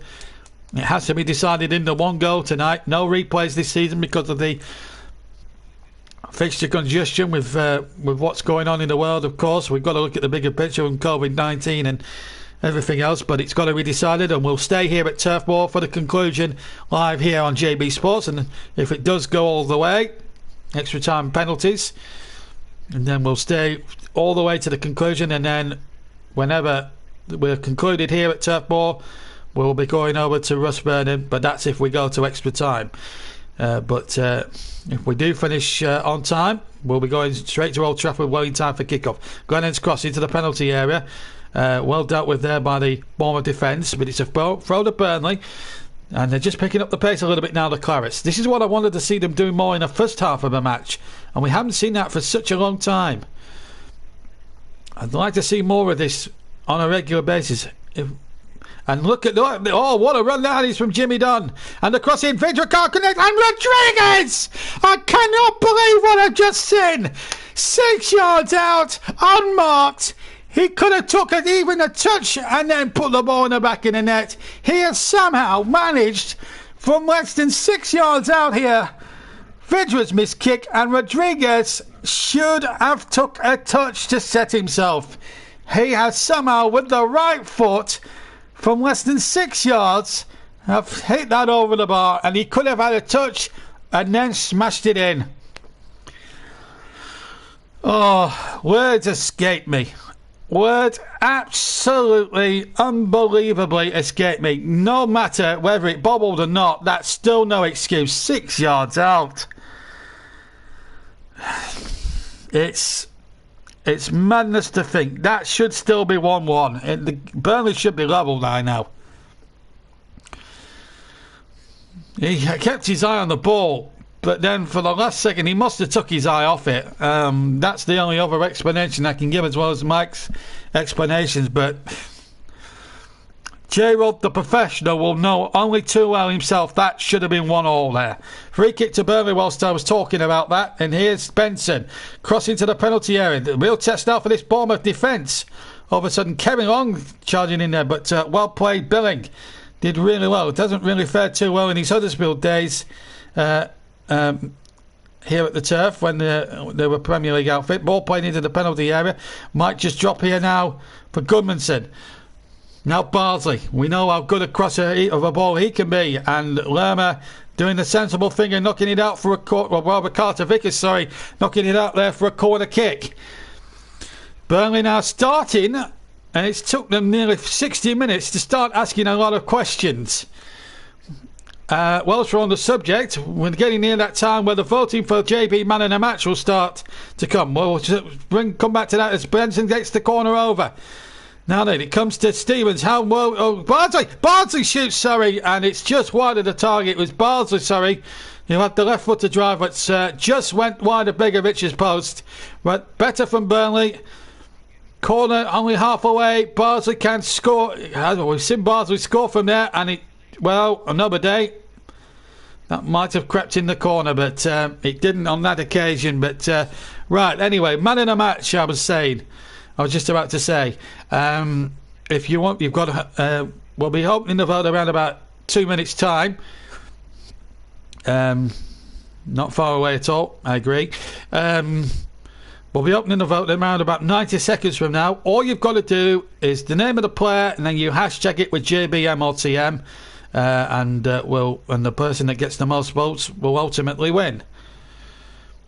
But Burnley have been a much different animal in the second half. I think Sean Dyche must have had a few choice words. Darren England has given Burnley a free kick whilst I was talking to you about man in a match there for the time being. Burnley Peacock Farrell's going to take this free kick then for the Clarets. 1-0 down they trail, but they're performing a bit more better in the second half. Peacock Farrell's free kick over the halfway line, and linesman there, Gary Bezic, has spotted an offside there. And Gary Bezic is not my best friend at the moment, quite honestly. I still think the goal should not have stood in the first half, but there'll be other people like Chris and one or two others that will be different. But he was offside, in fairness there. Don't know who it was. I think it was Stevens, and if it was, it's not a great surprise. He's had a feeble match individually as well. Hasn't performed at all. Here's David Brooks on the break now for Bournemouth. They are a good counter-attacking side, we know that. For many years under Howe and Eddie Howe and Jason Tyndall, they are one of the best counter-attacking sides going. Carter Vickers into number 29, which was Belling, but he's lost it. And here's Anthony Driscoll Glennon now running forward. The number 45 trying to get number 27 Vidra in behind. Did it deflect? I think it did. Yes, it did. Darren England, the referee, says corner. He comes from Doncaster, incidentally, the referee. Not too far from Ross Vernon country, by the way, Doncaster. South Yorkshire. Right, Burnley have a corner. The vote is now open for man of the match. Name of the player, hashtag it JBMRTM. Corner kick to Burnley. Benson with it, near side. In it goes to the 6-yard area, headed away by Bournemouth. Comes out towards Bardsley. Shields the ball, turns nicely. That's great from Bardsley. Goodmanson's away from that right hand side, gets a good cross in, too high for Vidra and too high for Rodriguez. And now here's Surridge, the man whose goal looks as if Bournemouth might just take Bournemouth into the quarter-finals of the FA Cup for the first time since 1956. Gets the ball forward and then Billing hooks it out for a throw-in.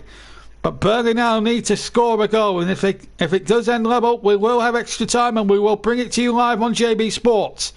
Then when we're finished here at the Turf, it'll be to Old Trafford and Manchester United against West Ham. So many memories cup ties between these two sides, and West Ham seem to have the Indian sign over Manchester United in cup ties at Old Trafford. Remember 2001, Paolo Di Canio and Fabian Barthez. Whoa, wouldn't Russ crave for something like that this evening? Here's Kevin Long on the ball. and he finds Glennon. Glennon now to charge forward for Burnley, up towards halfway. Bournemouth backing off a little bit, and he plays the most unbelievably poor and feeble ball into no man's land. It was just, well, to say it was feeble is the most understated thing of the century. No substitutions yet used by Sean Dyche. I don't understand why. Woodgate's deciding to throw another sub on. He's managing it better than what Sean Dyche is at the moment. But here come Burnley now. Dwight McNeil now. And Johan Berg Gudmundsson. But again, another poor ball. And another cheap throwing conceded. It has been the theme and the story of the match. We're going to see another substitution now for Bournemouth, who are hanging on in there. You've got to give them credit for that. Now, who's he replaced here? Brooks has gone off, and Lewis Cook's going to come on. So we've got Steve Cook and Lewis Cook on now. We've got both Cooks on. We just need an R Cook of the Cook Report fame, and we've got a hat trick of Cooks.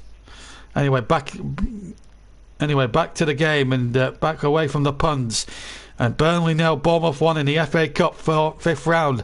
Sponsored, of course, by the Emirates Airline. Ball chip forward again, cut out there.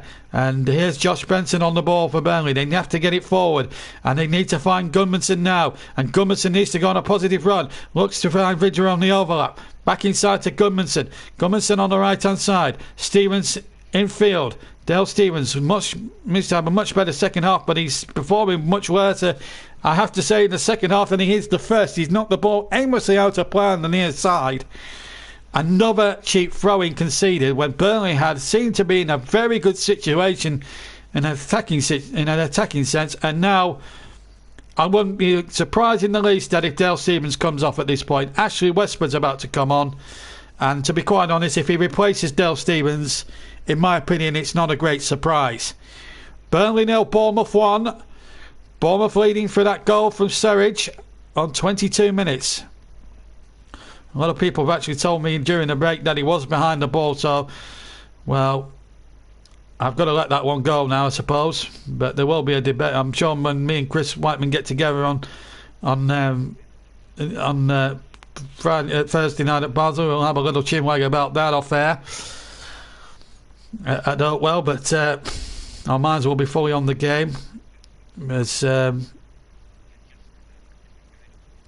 throw-in comes in now. Glennon will take the throw-in. I hope Trevor and Trevor, if you're listening, oh well, that is a surprise.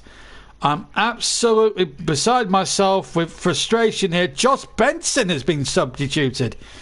Well, I'm without words. I fully expected Dale Stevens there to come off. I've got to be honest, I'm very, very surprised. Benson, I don't think, did too much wrong compared to Dale Stevens. At least he's had a goal compared to what Stevens has done. I don't understand why Dale Stevens is still on the field. Don't forget, man in the match, name of the player you want to see win. It doesn't matter if you're a Bournemouth player or a Burnley player. Name of the player, hashtag it with JBMLTM, and your vote will count. We'll try not to be too Burnley biased. Anyway, here's Vidra off in pursuit of a ball over the top. He's up against Mepham here. Vidra holds it up well. Burnley need a lifeline now to get back into this cup tie. Cross in there, and another poor cross. Burnley just are not doing enough in the final third to justify staying in the cup. And one that is by Lewis Cook into the area. Now the ball chip forward, can't find Surridge, and now Burnley now have to get something here. 65 minutes gone. Burnley 0, Bournemouth 1. JB Sports live commentary from Turf Moor. Later at Old Trafford, it got Manchester United and West Ham. So many great cup ties down the years. Russ Burning is now, I'm told, installed in the commentary box at Old Trafford. Sat in the press box in the Sir Alex Ferguson stand, and we'll be linking up with him straight after events here at Turf Moor have died down, and I will be having one or two things to say if Burnley lose tonight, and there'll be a video being made as Bardsley gets the goal in there, and it's an easy one there for goalkeeper Begovic. Well, he has to bring on somebody a bit different now. He needs to bring on a bit more experience. One substitution isn't enough. They need to get all three on. They need to get all three on, because look at what they've got left. I mean, Ben Mee, James Tarkowski, Matt Lowton, Westwood's on. But at the moment, nothing seems to have changed really from a Burnley viewpoint. Bardsley does well to reach the ball and has to concede the throw-in. He had no other option. And Phil Bardsley is the only one, I think, that comes out of this performance with any real credit from me, because the guy doesn't stop trying. McNeil's performed in spots in the second half. So too has Vidra, but the rest of them... also, you've got to give a bit of credit to Peacock Farrell. He doesn't deserve to have one put past him at the moment, but referees penalised Bournemouth. I think it was was it a foul throw or an infringement? Oh, an offside, in fact. So, don't forget, man of the match. You've got 23 minutes plus stoppage time. 23 minutes exactly to pick your winner for man of the match. One who gets the most votes wins. Gudmundsson trying to make inroads down the right hand side, but again, two Bournemouth defenders ganged up on him and stopped him very much in his tracks. Bardsley, long robber, will clear up the loose ball. Bardsley hurt himself there in making that challenge with Sturridge, but Sturridge has won the ball, and here goes number 16 here. This is Lewis Cook. Cut back inside to Jefferson Lerma. When Bournemouth have possession, they do look very comfortable, I have to say. Lerma's chip in there, and the flag stays down. It might come to Sturridge inside the area, and what a good bit of defending that was. And in fact, offside was given against Sturridge. Bill Bardsley has really been in the wars, and they might have to be forced to make a change here. It's not been the best of seasons for Phil Bardsley from a point of view. And well, I have to say, he looked onside to me, Stanislas, funnily enough. It's a corner, in fact. And if Bournemouth score again now, I honestly can't see no way back for Burnley in this cup tie. I really can't. They've got to stay in this tie, what come May now, Burnley. Otherwise, the season's going to hinge on whether they stay up or not. And a free header! A free header inside the penalty area. I'm not sure who it was. It was quite a crowd scene in there. I'm just trying to pick up who it might have been. And I think in amongst all of that lot was a free header there for... I think it was Lerma. Jefferson Lerma with the header. And if that goes in, that's game over as far as I'm concerned. Oh, dear me. 6s and 7s at the back there. It's just... oh, it's been shocking from start to finish. Westwood now. Can he get some influence in that midfield area? He needs to spark something into life here for the Claret. They've got just shy of 20 minutes now to find an equaliser and take this to extra time. And you've got the same amount of time to vote for man of the match. Name of the player, hashtag it with JBMLTN, please. Sean Dyche and Ian Wallen and Tony Loughran, they can't believe what they're seeing here. They can't be happy, surely, with the display overall of the performance. And I'm sure in their minds the bigger picture will be from Crystal Palace on Saturday, and one can understand that, but I'm sorry, but if you go out the cup in this sort of fashion, then criticism is not far away. Burnley 0, Bournemouth 1. Here's Lewis Cook on the ball, finds Ben Pearson, who's just had a quiet last 6 or 7 minutes so far. Here's Lerma, who I think came close there to making it 2 a moment ago. Now here comes the number 18, or number 16 rather, Lewis Cook on the ball. Gets the ball in there, but it's knocked away. Now Burnley have possession. They need to find something now. Rodriguez goes down. Referee Darren England says free kick. And Bournemouth are wasting 1 or 2 bits of time as well, which is not going to help Burnley. It's caused a little bit. 19 minutes plus stoppage time remaining. Burnley 0, Bournemouth 1 in the FA Cup. They needed the very last kick to stay in the cup in the third round against the MK Dons. And they had no such problems in getting past Fulham 2 weeks ago. But tonight it's been a completely different story. They are trailing 1-0 in the FA Cup to Bournemouth of the Championship, who knocked out Crawley Town in the last round. That never surely looked offside against Rodriguez, and if it did, it must have been marginal. Gary Bezic has been trigger happy with the flag. Was Rodriguez? Oh, he was. Oh, Jay Rodriguez. Straying offside. He was right, Gary Bezic. And it looks like there's going to be a double change up front. So no defensive reinforcements and no games, it looks like, for either Tarkowski or Ben Mee at this stage. Can Ashley Barnes be Burnley's saviour? And Mbungo is about to come on as well. So it's double trouble up front for Burnley. And he's a big, pacey, powerful lad, Mbungo. He certainly came on against the MK Dons and made a bit of a difference. And from what I saw of him in extra time in that game, he was something completely and utterly. He did really well in the extra time period we had in the game. And Jonathan's watching on BT, but listening to the commentary, I hope.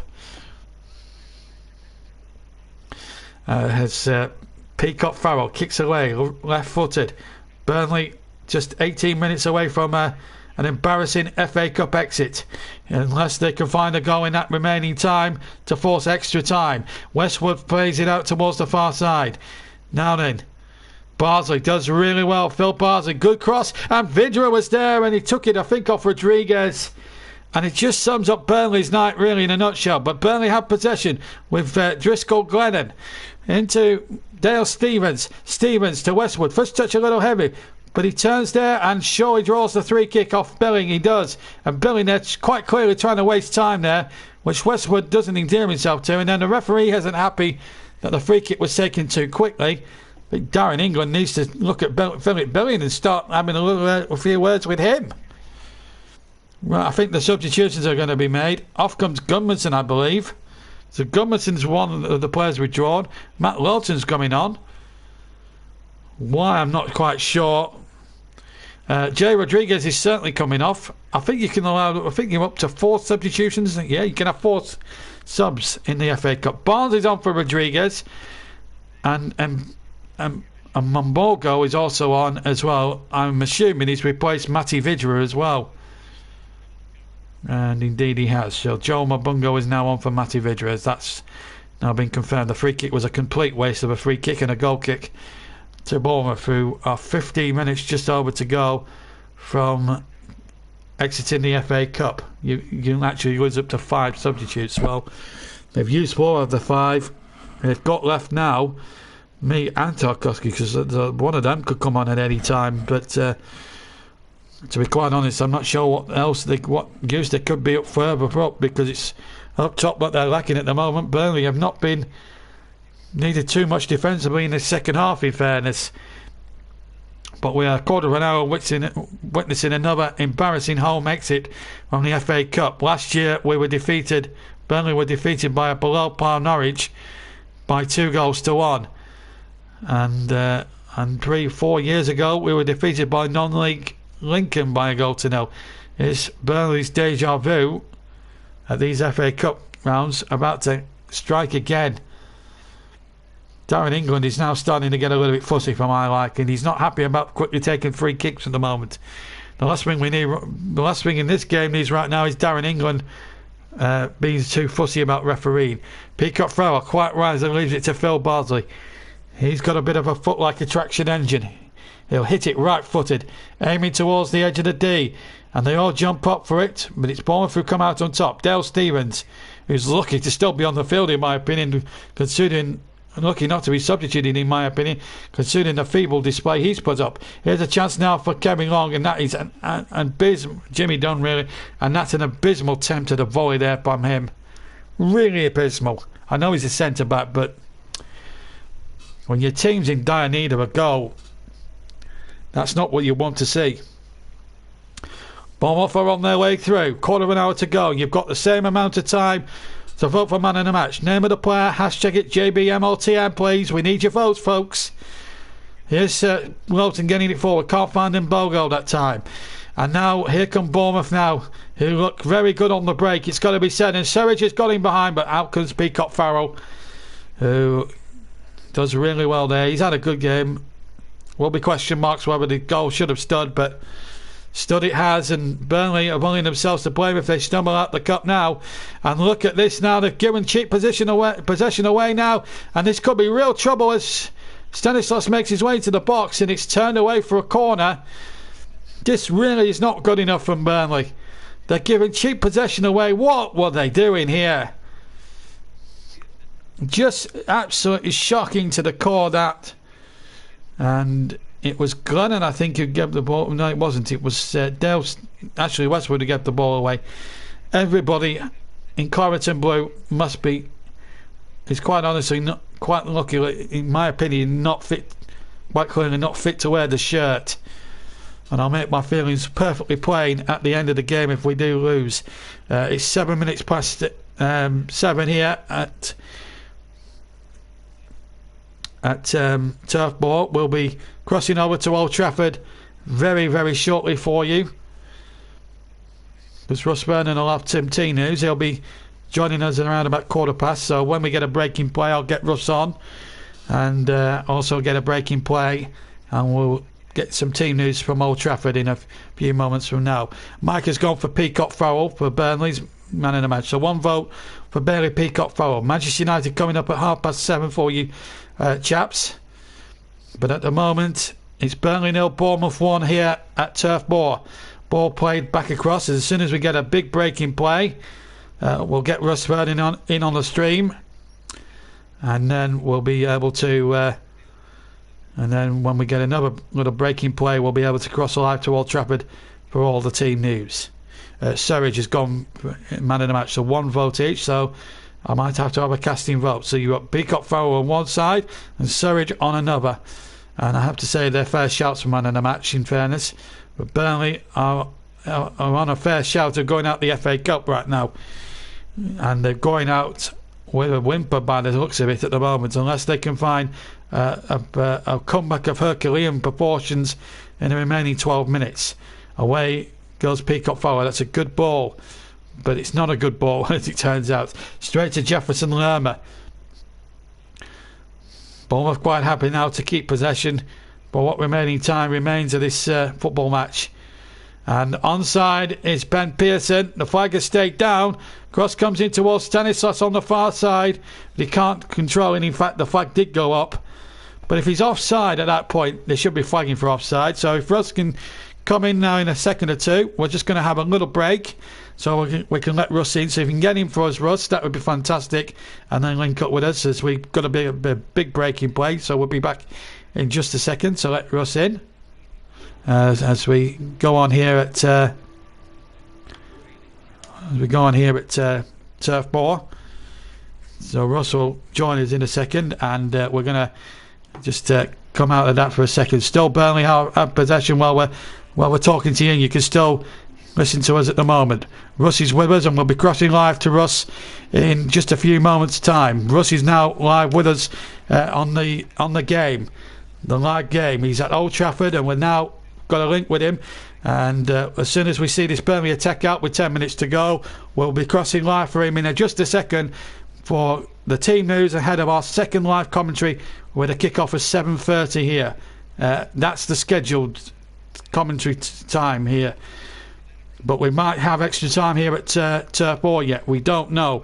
Burnley have possession, and they need to stop dawdling on the ball here at this moment in time. Burnley 0, Bournemouth 1 is the score. And here is Dale Stevens, who I have to say has had a shocker tonight. Stevens knocks the ball. That's the first good ball he's played all night, and then the ball is out of play for a cheap throw-in. And we're going to cross live to Old Trafford for all the team news now, with Russ Vernon, our commentator, on our second live match. Let's cross to Russ now, quickly, for the team news from Old Trafford. Thank you, JB. 6 changes for Manchester United for this evening's match as Henderson, Telles, Fred, Matic, Van der Beek and Martial come into the side for De Gea, Shaw, McTominay, Pogba, Bruno Fernandes and Cavani. West Ham make 2 changes. Noble and Yarmolenko come in for Lingard, who's ineligible tonight after being on loan from Manchester United, and there's no place in the matchday squad for Mikel Antonio. So Man United landed with Dean Henderson in goal, Wan-Bissaka, Lindelof, Maguire and Telles. Fred, Matic in front of the back 4, Greenwood, Van der Beek and Rashford behind Martial. The bench of Grant, Shaw, Twanzebe, Williams, Fernandes, James, McTominay, Diallo and Cavani for West Ham. 4-2-3-1 for them as well. Fabianski is in goal, Kufal, Dawson, Ogbonna and Creswell at the back. Rice and Noble in midfield. In front of them is Furnell, Soucek and Bowen. Yarmolenko up top. The bench, Trott, Diop, Balbuena, Johnson, Fredericks, Alves, Lanzini, Ben Roma and Ubeko. Referee tonight is Mr. Paul Tierney. Thank you, Russ, and Bainwell back here at Turf Moor. Here's Phil Barsley picking the ball up from the edge of the area, under pressure from Stanislas. We've got 8 minutes to go. Don't forget, vote for the JB man of the match. We've got 1 vote for Surridge and 1 vote for the goalkeeper, and Barnes has not kept that in play, and Ashley Barnes is mad with Gary Beswick, who's not... he's public enemy number 1 right now, quite honestly, with a lot of the locals round here.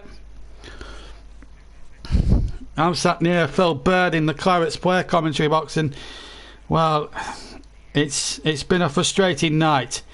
Burnley Football Club, a disgrace maybe to the Premier League in terms of representation in the FA Cup. They have just not performed to the best of their ability. Now they've got 8 minutes to save their FA Cup lives. And if it does go to extra time, we stay here with Turf Moor, and we'll get early thoughts from Russ during the extra time. But at the moment here at Turf Moor, it's looking like Bournemouth's night in the cup, and who can blame them? They haven't been to the quarter-final stage since the mid-50s. They could about to make history, and Sturridge has got through here. Long was completely left him free, but Burnley got enough numbers back. But they can't. They can. In fact, they was offside. James Mannering there off camera gave the free decision. So we've got 1 vote for Peacock Farrell, another for Surridge, the striker. Who do you think's going to win? I might have to make the casting vote.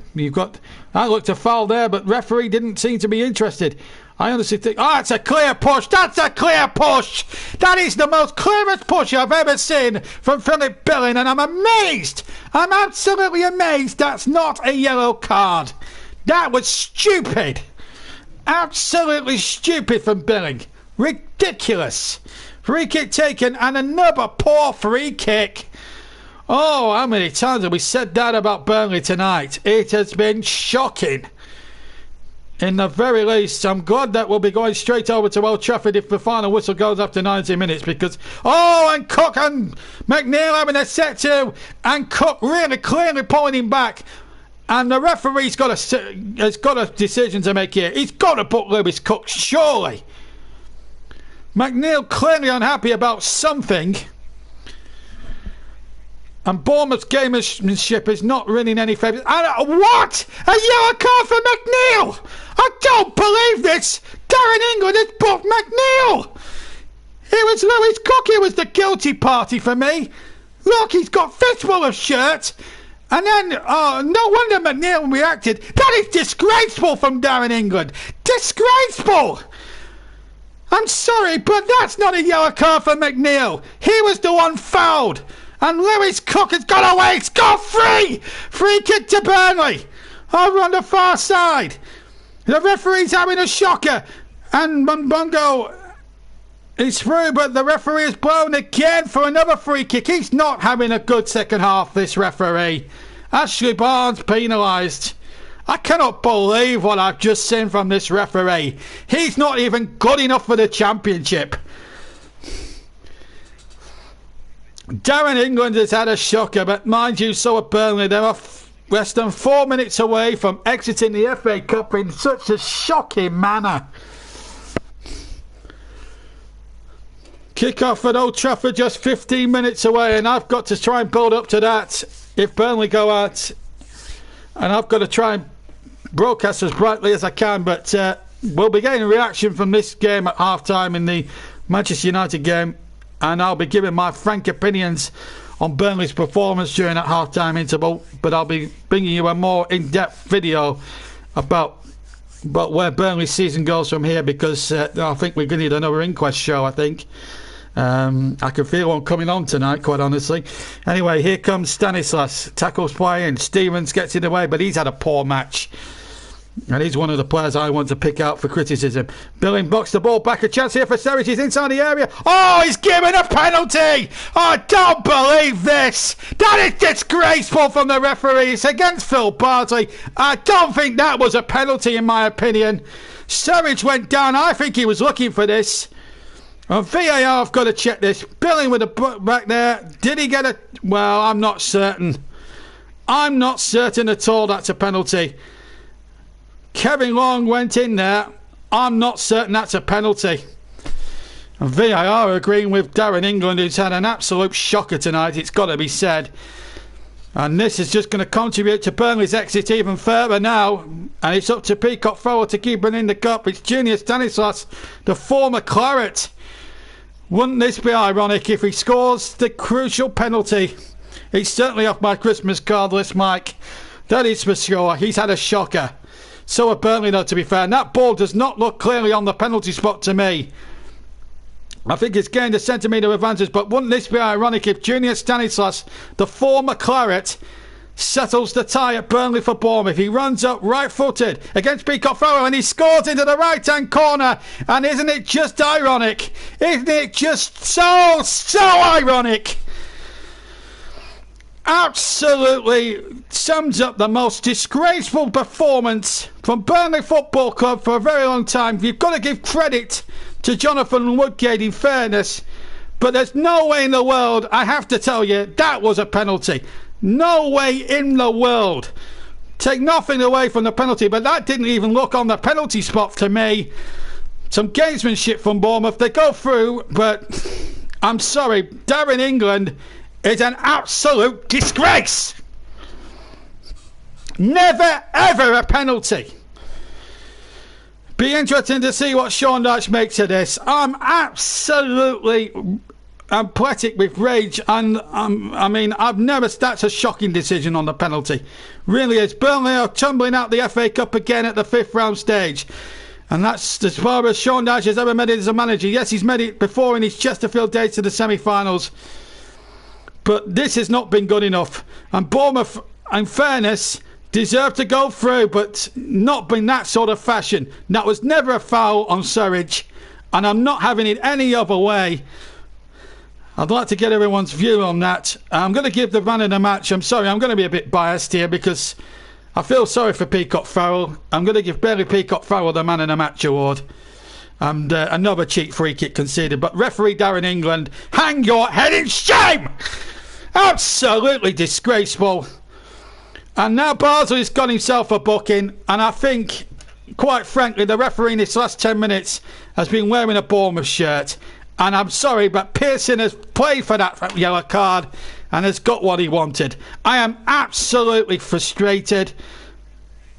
As poor as Burnley have been in this game tonight, you cannot excuse the refereeing in the last 10 minutes of this match especially. He's given every single decision to Bournemouth, and the penalty decision has left a bitter taste in certain people's mouths here tonight. I'm not suggesting for 1 minute that Jonathan Woodgate or anybody else has bought the referee. You know what? I would have just put up a minute and just put Burnley out the misery, quite honestly. 3 minutes just adds to the agony, quite honestly. But Burnley have been pathetic. And to be honest with you, taking the refereeing decisions out of it, this has been coming for quite some time. Burnley have been pathetic. And here come Bournemouth again. Lewis Cook on possession. But for about 70-80 minutes tonight, you couldn't tell who was the Championship club or the Premier League club. But I have to say, the last 10 minutes, the referee has made some absolute rickets. And he cannot be accused of criticism. And we will be getting reaction from Sean Dyche at half-time in the Man United game. So we'll be crossing straight to Old Trafford in around about sort of like 3 or 4 minutes from now. And well, he is off the Christmas card list. That's the sanity. But Peacock Farrell's the man in the match.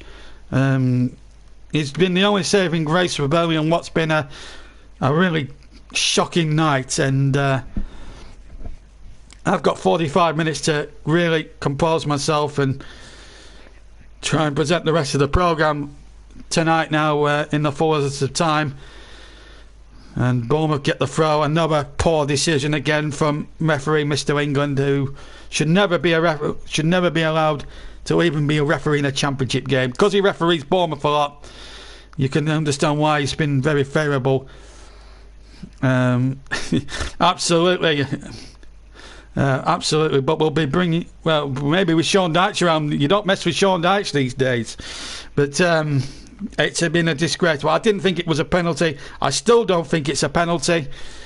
People might agree with me. I don't expect 50% agreement on that. I'm Burnley biased, I'm going to say that. But I have to say that was never a penalty. I think Savage was looking for it. And that's why, because of that, he would have got man in the match if he hadn't conned the referee. And that's why I've given it to Peacock Farrell. So Peacock Farrell's the man in the match. But it's been a dismal night for Burnley. Let's not make any doubts about that. And they won't be excused from any criticism. Everybody that's worn a claret and blue shirt tonight should hang their heads in shame. Because this performance in a cup tie that could have taken us one step away from Wembley Stadium for the semi-finals, I'm still convinced that's not a penalty. No doubt about it, he's died for me. Now that's where VAR really doesn't come into its own. That's a shocking decision from Darren England. And that's cost Burnley the... Well, it's not cost Burnley the tie. And yet, about time too, referee! It's been far too late, to be quite honestly. Shocking. Shocking. Bournemouth buyer for the last 10 minutes. He pulls back Ashley Barnes. And Lerma picks up a booking.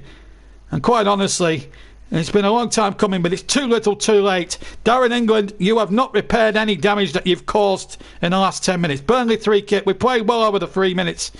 And I don't think we're even going to score in a month for Sundays, as the referee, who's certainly been a vermin of the piece in the last 10 minutes, calls time. It's Jonathan Woodgate's Bournemouth who go through, but Burnley, what went wrong was a shocking, feeble, disgraceful performance.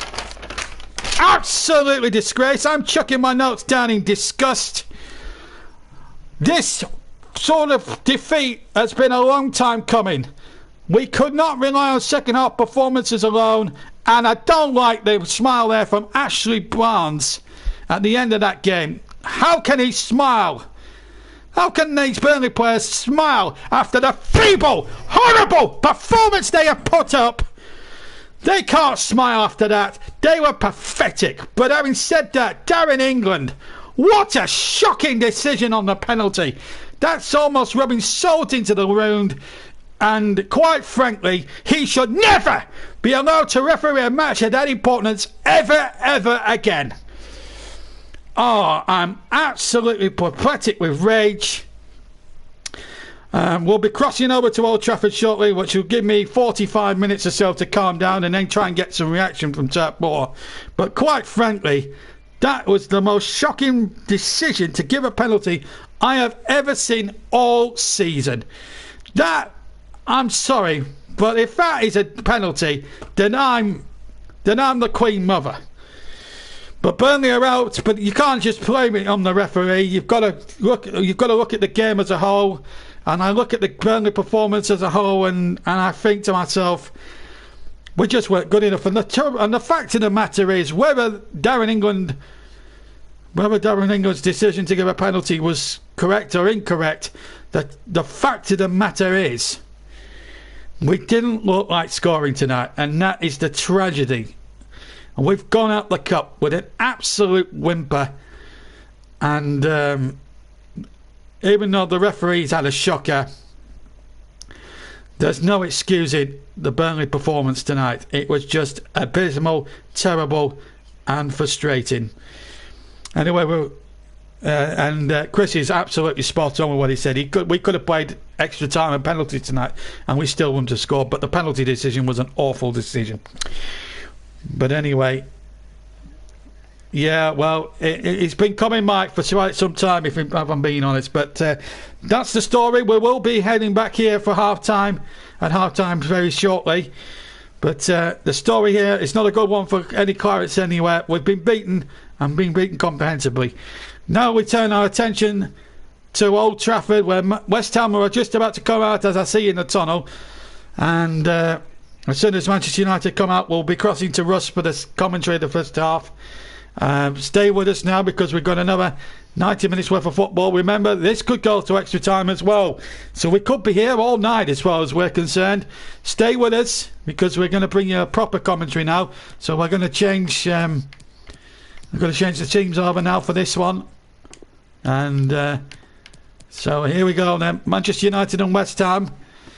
This is the big one, really, in terms of prestige.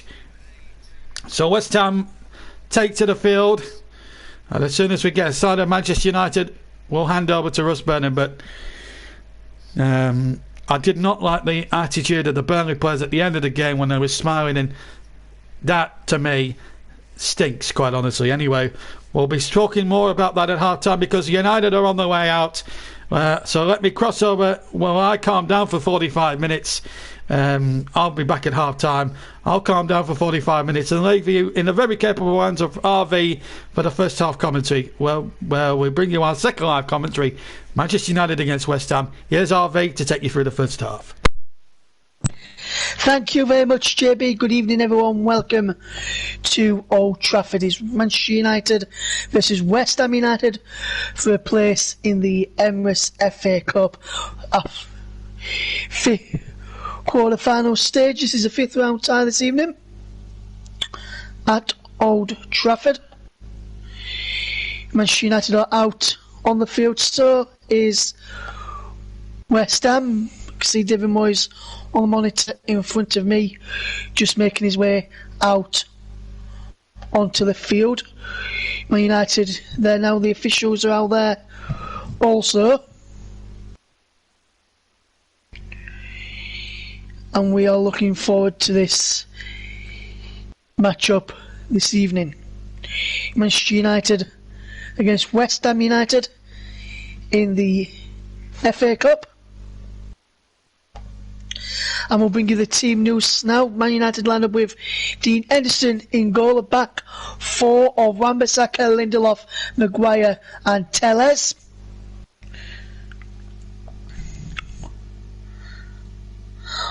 In front of them is Nemanja Matic and Fred. Both coming to the side, as well as Telles and Henderson tonight. Greenwood, Van der Beek comes in as well.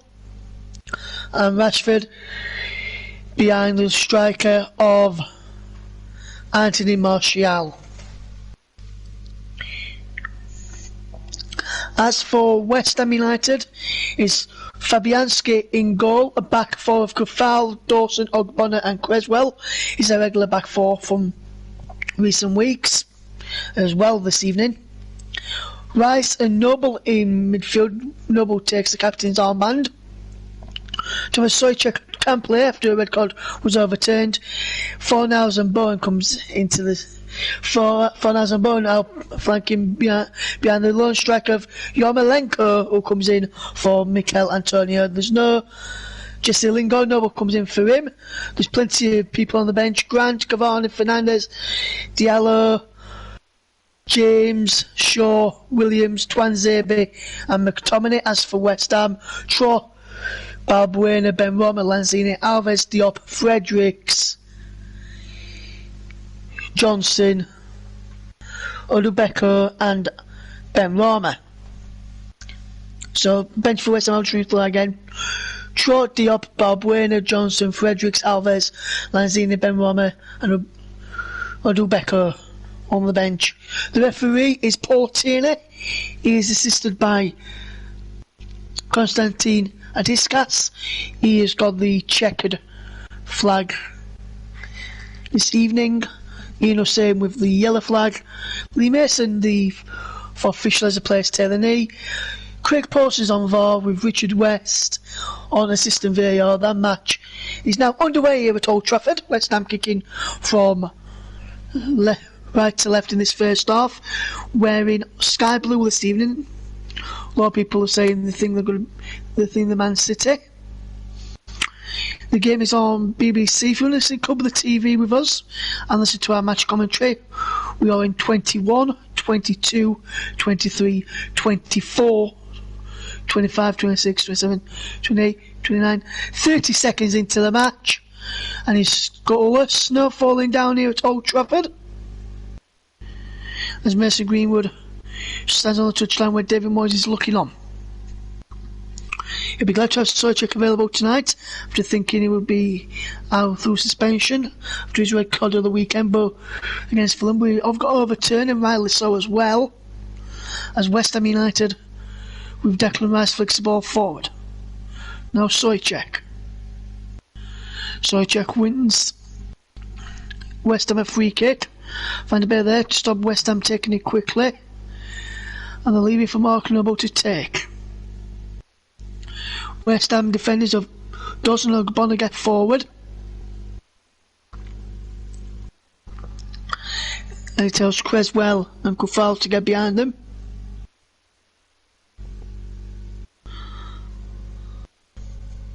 Mark Noble with the free kick towards the back post where Souček was lurking, and he gets a touch.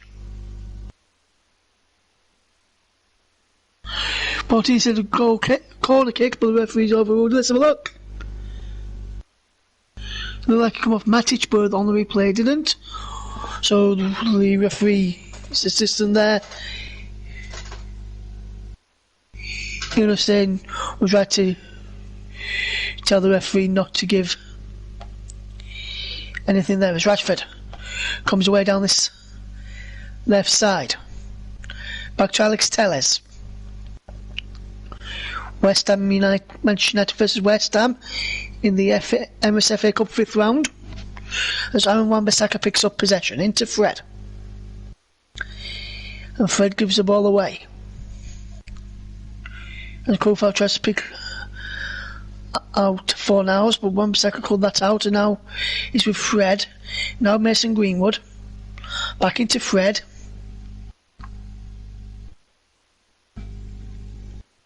Matic switches the player wide, and now Maguire from Tellers' passing. Maguire can't keep all the possession for Manchester United, and Man United give possession, but West Ham's going away to Matic, and West Ham can't keep all the possession early on here. Man United 0, West Ham United 0. Fred, good control is from Manchester United. Out wide to Alex Telles, into Van der Beek, and now he's back with Maguire. Now Lindelof. Fred's come across to make the angle for him if he wants to pass that wide, and he does. Lovely footwork from Manchester United is Martial. Twists and turns away from Souček, but Declan Rice wins it back. Now Noble. Fornals. And now Greenwood.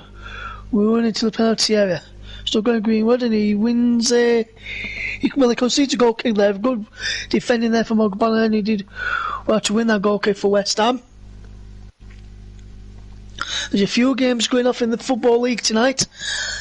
In the Championship, it's close at both the ASL New York Stadium, where Rotherham are taking Cardiff. Sheffield Wednesday taking on Wickham. They kicked off at 7 o'clock. In League One, Plymouth beat Accrington by a goal to 0. Bristol Rovers 0, Oxford 1, Hull 0, Lincoln 0, Northampton 0, Wigan 0, Peterborough 0, Ipswich 1, Portsmouth 1, Swindon 0, Rochdale 0, MK Dons 1, Shrewsbury 0, Sunderland 1, Blackpool, Burton postponed due to a frozen pitch there. Not much happening here at Old Trafford, so I'll give you some of the latest scores. In League 2, Barrow Exeter postponed, also due to a frozen pitch. Bolton 0, Morecambe 0, Carlisle Leighton was postponed earlier this afternoon. Another frozen pitch there.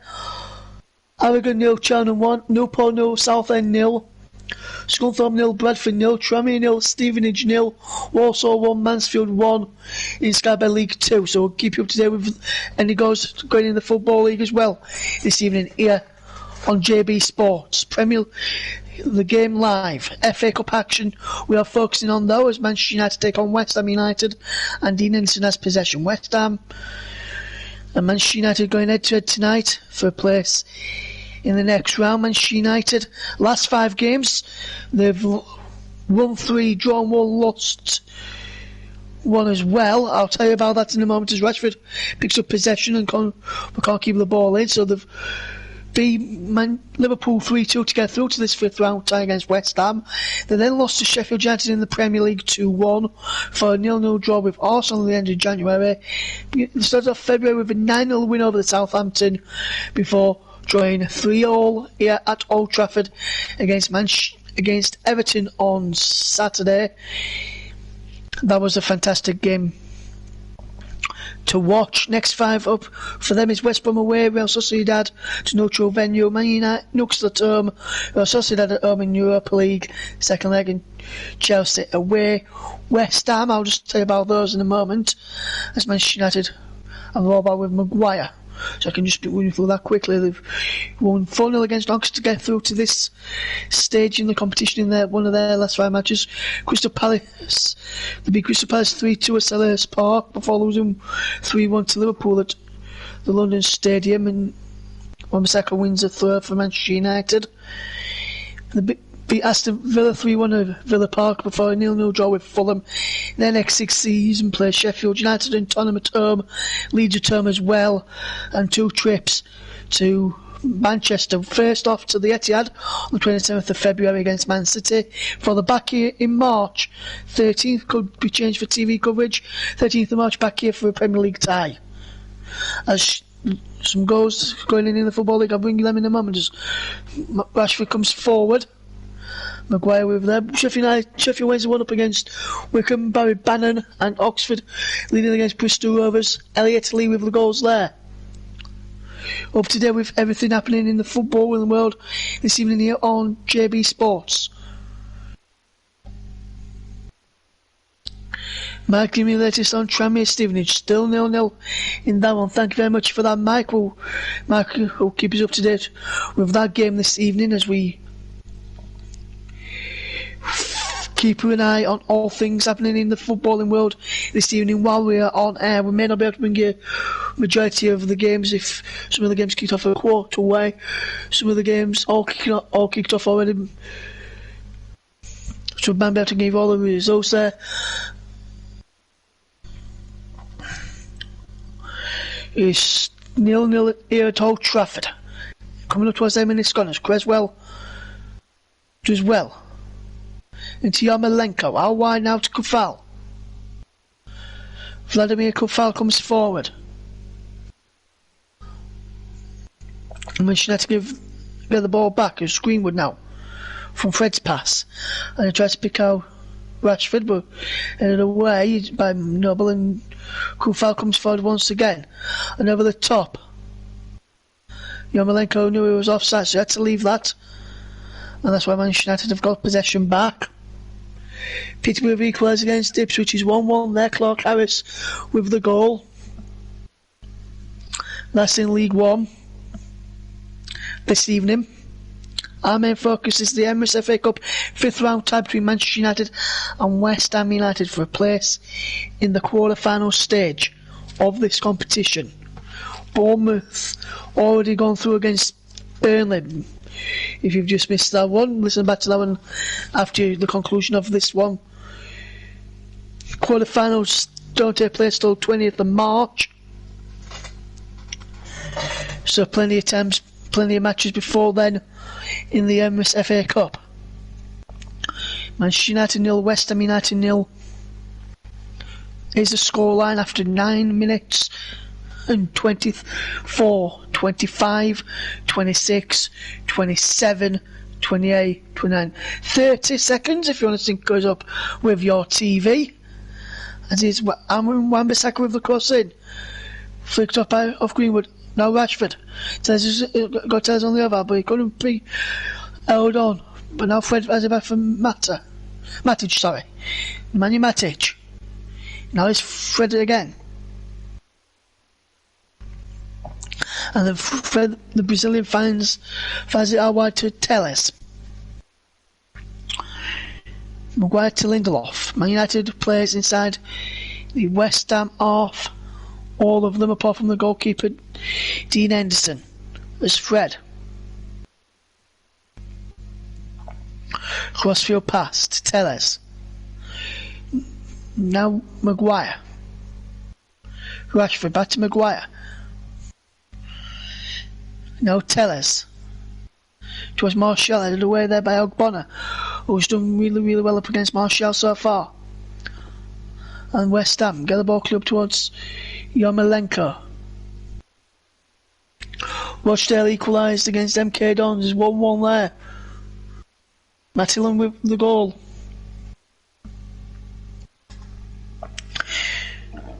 Man United coming forward again is Telles.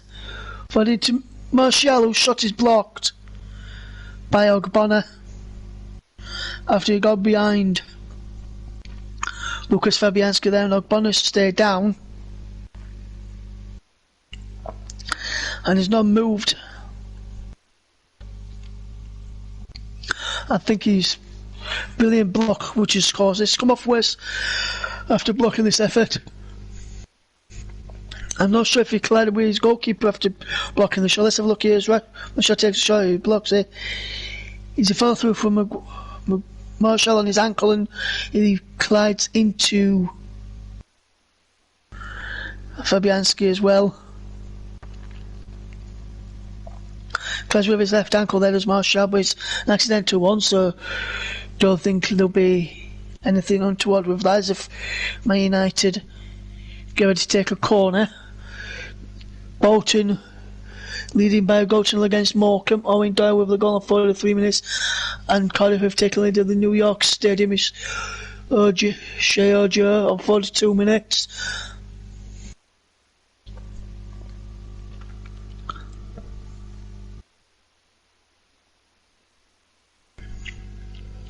Ogbonna stays down. He's still receiving some treatment here at this moment in time. Manchester United 0, West Ham United 0. West Ham United 0 is the scoreline here.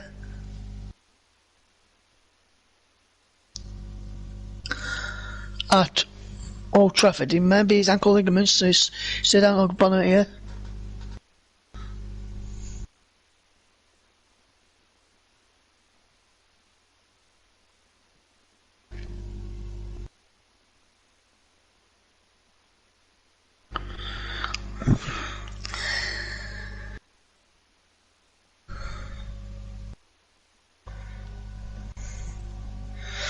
Lingard here,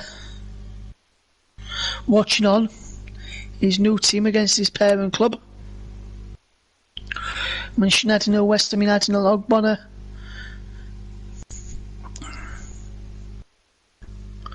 Limped off, but the stretcher's there just in case he needs it. So you see this incident again from Martial. He's shot, and then his left plants on his ankle, and he goes flying over Fabianski's knee, which I don't think helped either.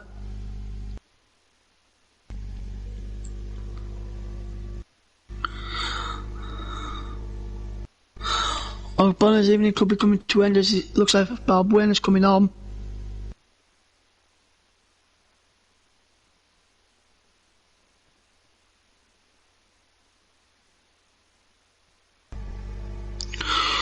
And maybe Diab now as the corner came in. West Ham coming down to tennis. Fred picks up. Well, they're ready to make that change. We'll find out who's coming on in a minute. It might be Diop or it could be Balbuena. We'll find out in a few moments. 14 minutes gone. 0-0. 40 minutes and 21. 22. 23. 24. 25. 26. 27. 28. 29. 30. If you want to sync us up to your pictures on the TV and listen to us. Manchester United give possession away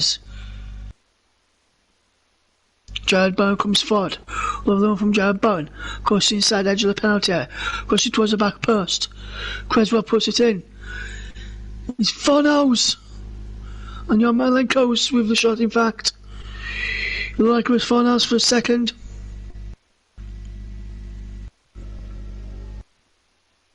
It's Van der Beek now. Into Greenwood. Greenwood. Can the Man United take advantage of West Ham currently being out to 10 men? It's Fred. Finds Tellez eventually. Tellez puts the ball in. Martial takes it down on the chest. Greenwood's shot is blocked. Brilliant block. It's Aaron Creswell with the block. And he did fantastically well there, Aaron Creswell.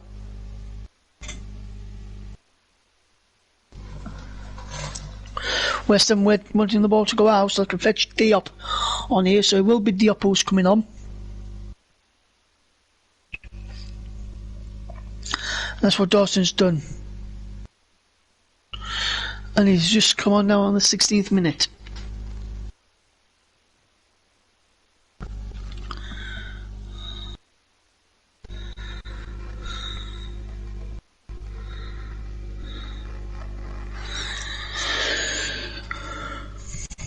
But it's still 0-0 at Old Trafford.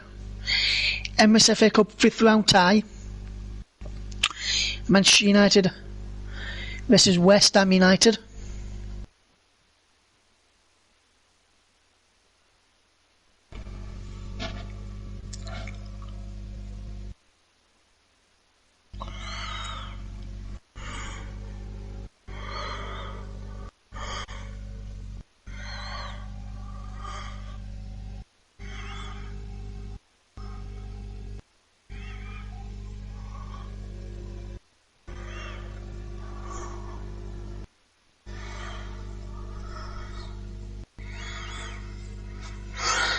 Suchek wins a free kick.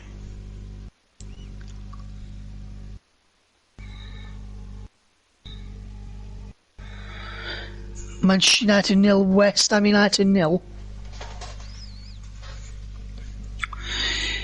Is the scoreline as ball as they fought, looking for Yarmolenko to chase.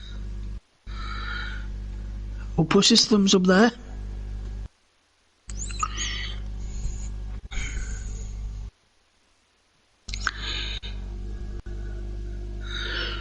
This is 11th appearance of the season for Dean Henderson tonight as Manchester United with Matic picks up possession.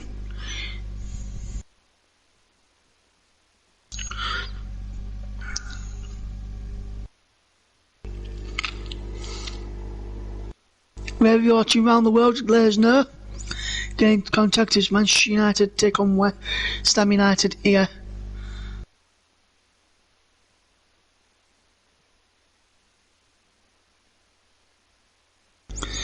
As Manchester United take on West Ham, as our ball is a forward. Fred flicks on. And wins a free kick foul on Yarmolenko. Foul by Yarmolenko, should I say. It's now Wan-Bissaka into Fred. Van der Beek. Wan-Bissaka inside to Matic.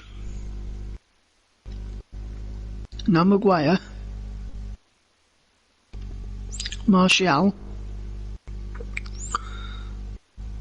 Tellez. Tellez with a cross it, which is blocked out for a throw.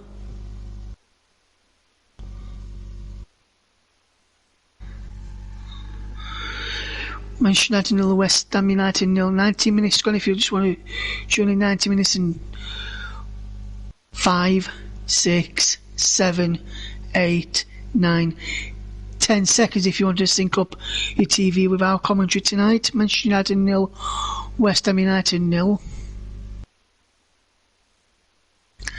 With Fred on possession. Out wide to Wan-Bissaka. Fred again. Manchester United coming forward, attacking the goal to my right hand side. It's now Rashford has it on the far side of the left.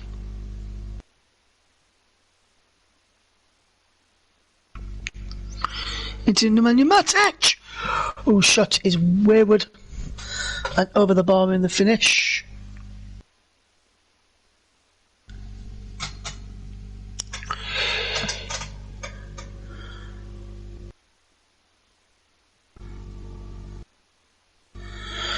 Man United 0, West Ham United 0. 20 minutes gone. Here at Old Trafford, Emirates FA Cup, 5th round tie. Snowing here at Old Trafford. Had a very tricky journey over here to Old Trafford in the snow, coming from South Yorkshire. And it could be a tricky situation trying to get back home in this.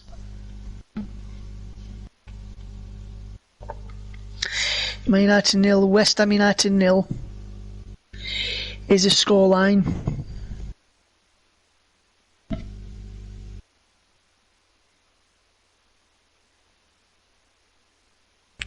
Fred. Now Lindelof. Coming forward, over halfway. No, closing him, so he goes a bit further and then feeding Wan-Bissaka. Now I guess it back Lindelof. And he missed across to Telles. Matic. Rashford. Shot blocked by Dawson there. And then the clearance from Creswell is blocked.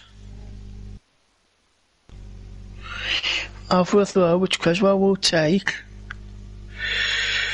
Constantine at a distance stood on this near side as Flea would go behind against Doncaster on a minute. Fleetwood 0, Doncaster 1.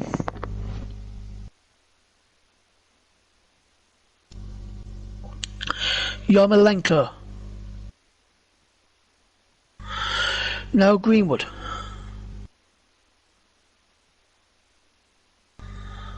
Good full work from Wan-Bissaka. Is out for a throw. Creswell takes. Noble lets the ball clear. Bones underneath that. Pushing the back is in. No. Marshall into Rashford. Turns away from his man and now out wide to Greenwood.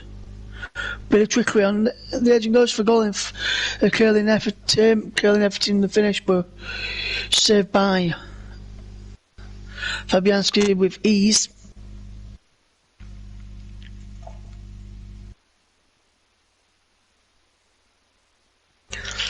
Man United 0, West Ham United 0.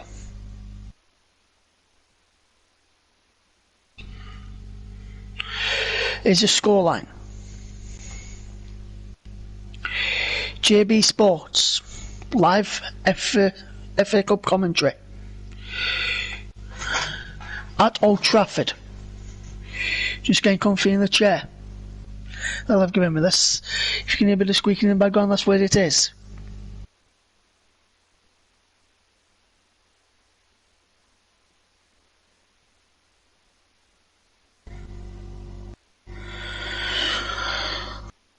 Manchester United 0, West Ham United 0 is the scoreline. Notts County trail are leading 3-1 against Egerton Redbridge. That looks like to be over in the National League.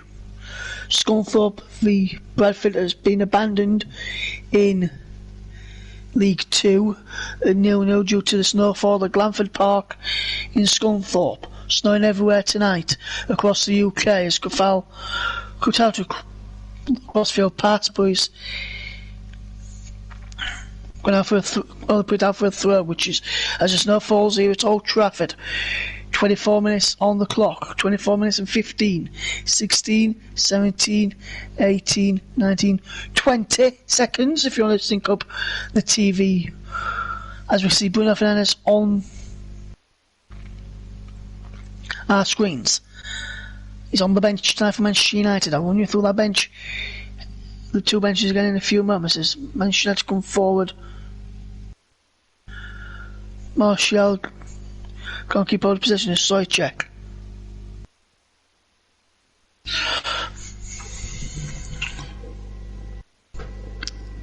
Matic. Out wide. To Martial into Rashford. Martial's shot was brought by Noble. And Noble putting his body on the line there together, blocking. Man United 0, West Ham United 0. Johnny van der Beek wins a corner for Manchester United off a good foul.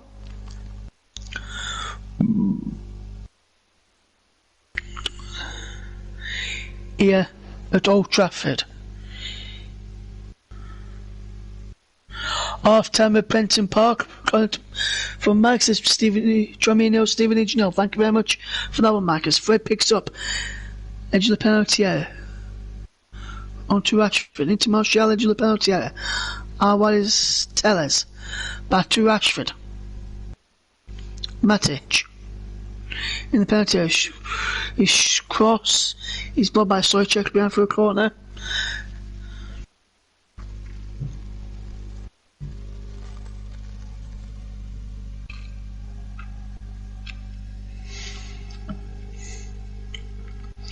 On our monitors in front of us here, as we look down, you can see the snow coming down quite fast, boys. The pitch seems to be playable as Lindelof has an header off of the post from a corner, almost the breakthrough there for Manchester United. And Matic has it back. Danger away for West Ham as Greenwood.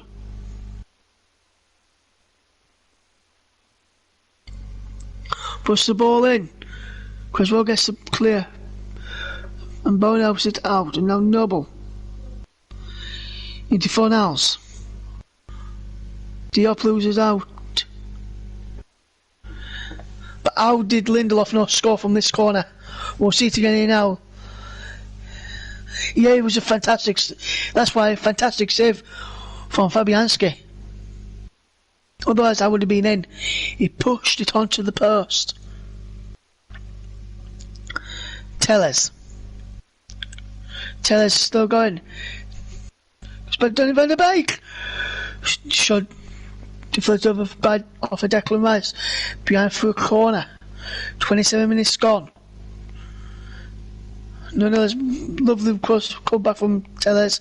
That shot was blocked as we're into just last 27.5 minutes. As we just see Lindelof anyway again goes down, and it's just brilliant tip onto the post from Lucas Fabianski. Does a guy deflection on the way? Yes, he does off of Dawson. And it had Fabianski scrambling as the ball's in and say bye. Fabianski. I will just remind you of the two benches now. It's for Manchester United is Cavani, Grant, Fernandes, Diallo, James, Shaw, Twanzebe, Williams, McTominay. For West Ham, Tro Balbuena, who's come on now for the injured dog Bonner, Ben Rama, Lanzini, Alves, Diop. Diop's come on, actually not Balbuena. Balbuena's on the bench. Fredericks, Johnson, and Rebecca on the bench tonight for West Ham. Craig Parsons on VAR, Richard West is assistant at Stockley Park. Lee Mason on fourth official duty here tonight. Lindelof gave possession away, but West Ham couldn't profit from that mistake.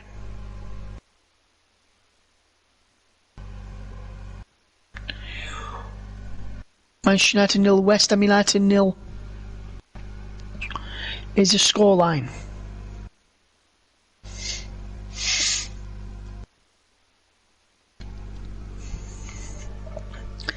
Here at Old Trafford.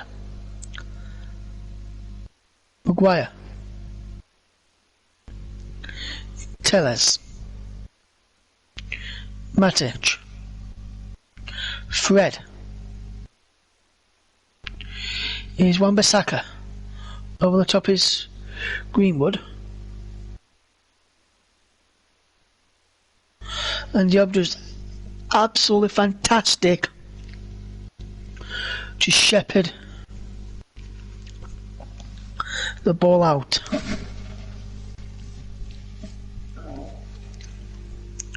Ole Gunnar Solskjaer on the bench there. Manager of Manchester United. Done very, very well so far this season in the Premier League. One defeat in his last 5 games, which was a 2 undefeated Sheffield United. That came here at Old Trafford, and that ball's up towards Yarmolenko, Breeze, Benson and Van der Beek's screaming for possession.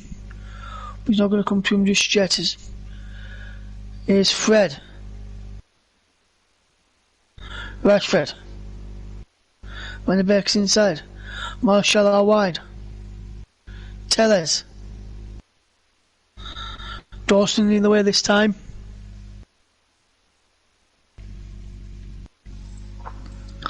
Manchester United 0, West Ham United 0. 30 minutes gone here at Old Trafford. Come towards 31 minutes. We'll tell you when that is. Rashford gives possession away. Soychek. Now Maguire. 59, 31 if you want to sync up your TVs.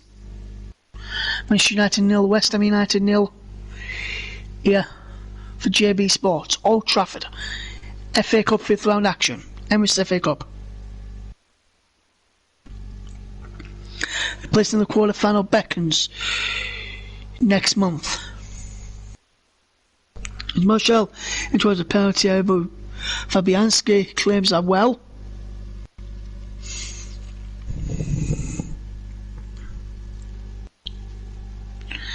Manchester United 0, West Ham United 0.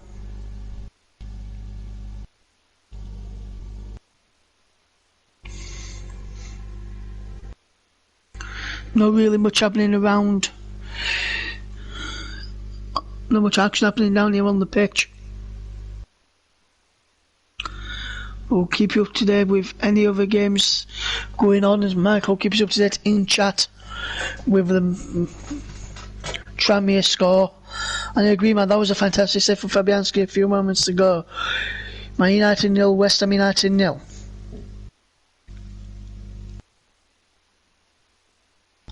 Declan Rice feeds in Creswell.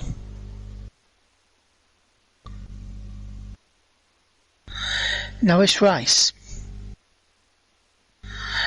Across now to Dawson, who slips as he hits that ball forward. Kufal wins the ball in the air, but he's going out for a throw to Manchester United.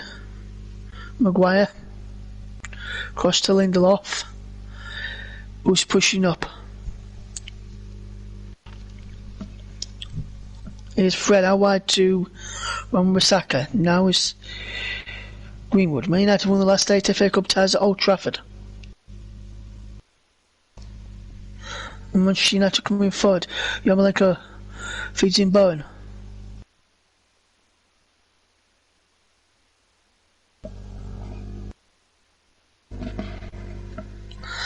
And Manchester United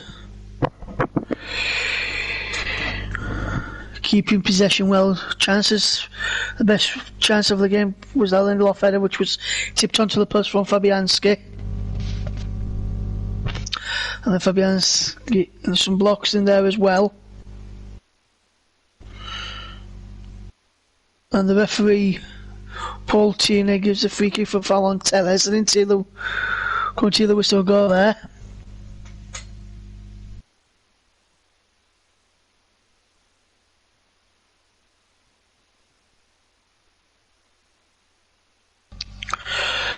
Manchester United 0, West Ham United 0 is the scoreline. Lindelof into Fred.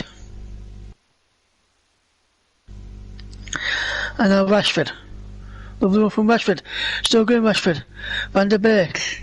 Martial. After Rashford was stopped by Dawson. Now it's Fred. Lindelof. Wan-Bissaka. Fred. West Ham get the ball away. Sorry, check. And he's put Bowen away on that far side of the right for West Ham.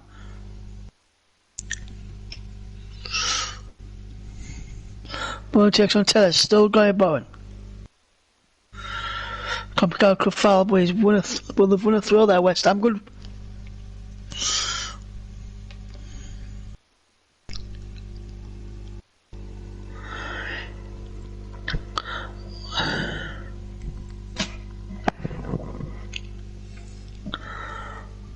West Ham, there's 10 minutes left to play, just under.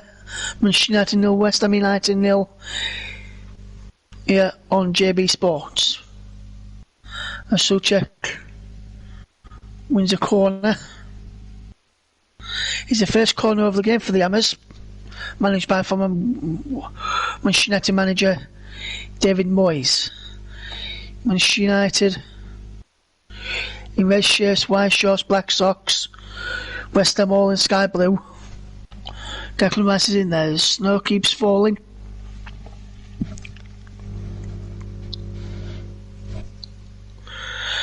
At Old Trafford, Jared Bowen to take.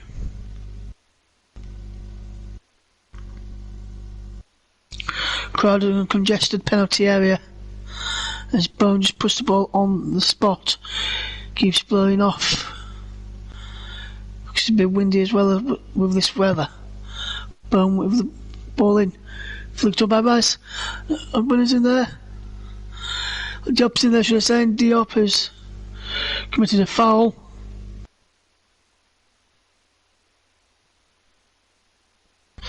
I'm not sure which United players in there. I think it's Martial. It is Martial. Clash of heads. I know both players are okay. Both players stayed down and yet to move. They've just moved Martial quickly. We'll just see an overview. Gives you a reminder that our 5th round coverage will continue on Thursday. 2 live matches on JB Sports. First up, Orpus 5 sees Wolves in action against Southampton. I'll be there for that one before Barnsley against Chelsea. Is our other offering here on JB Sports. Lovely flick on from Rice and Ogbonna Diop, should I say, clashed heads with Martial. Both players stayed down there. Brilliant commentaries from a brilliant commentary team here on JB Sports. Best in the business. In upcoming commentators that we have to offer, West Ham United, Manchester United, West Ham, still goalless. 38 minutes gone. 38 minutes in 12, 13, 14, 15, 16, 17, 18, 19, 20 seconds. Both players back on the feet and the concussion protocols seem to be fine. Looks like no extra changes required at the moment for either manager. The snow's still falling.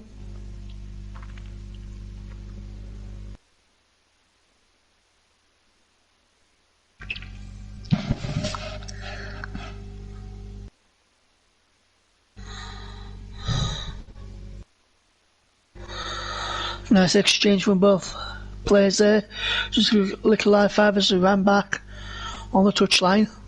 Manchester United 0, West Ham United 0. As Aaron Wan-Bissaka comes forward into Fred. Now Matic. And now Maguire had to travel to get that, and he's lost out. And he's penalised for a foul there. I think that was on Yarmolenko. Yes, it was.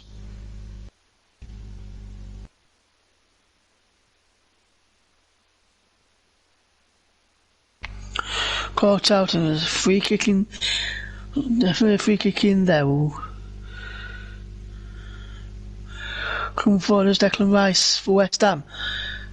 away from Fred. Back it goes to Creswell. Creswell puts a dangerous ball in, saved by Henderson. A comfortable catch from Henderson as Peter would take a 2-1 lead against Ipswich. 5 minutes into the second half through Joe Ward.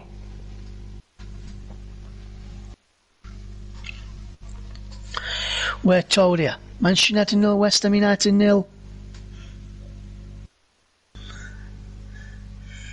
Is the scoreline in our live match, which is Manchester United versus West Ham. Final 5 minutes of the first half.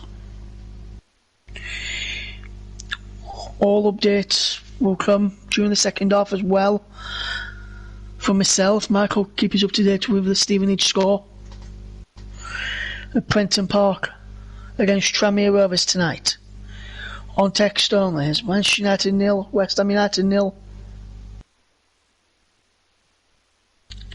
As the score is Lindelof. It's the ball forward. And Rashford can get in there. For tracked him all the way. He looked as if he thought it was a foul.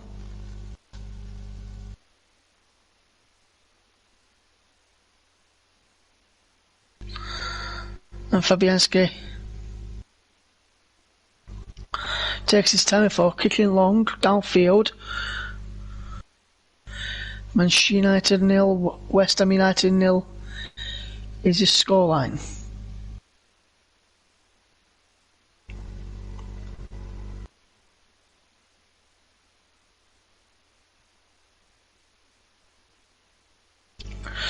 Matic there, side check on the screen as well. Both players done well tonight so far, but we all still goalless. You're listening to JB Sports Emirates FA Cup 5th round action.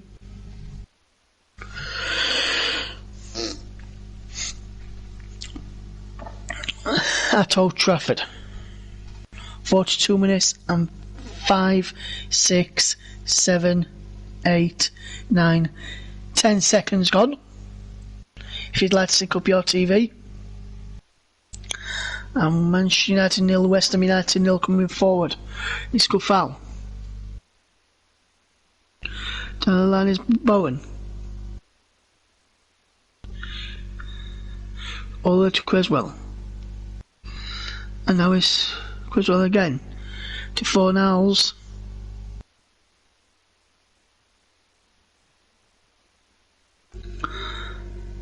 Brilliant for from Fornals into Noble. And now Diop.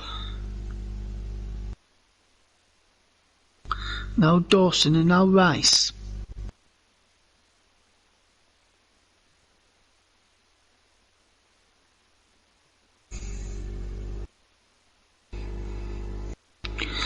And Matic does really, really well to shepherd the ball out for a goal kick. As we come towards the end of the first period. At Old Trafford, still goalless.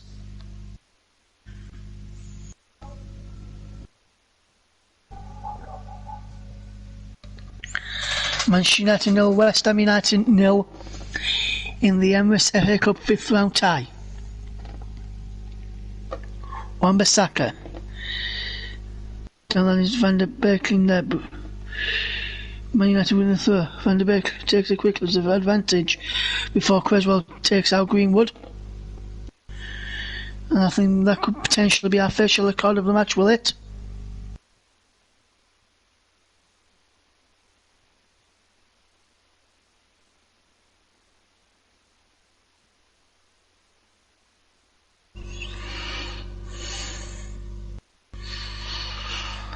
And that could potentially be no booking there, but that could have been a booking for Mark Noble, and he probably would have been able to argue with that.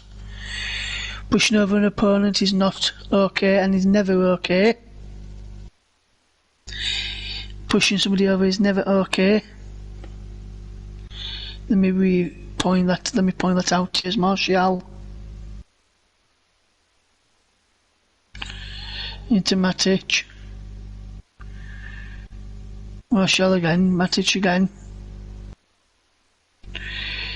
Van der Beek to Martial. who shot his ball back up, well, the offside flag's up. And he looked to me as Van der Beek was just offside, still goal. So we'll just have a look at this here. He is just off. Good spot from the officials. We entered 3 minutes of stoppage time.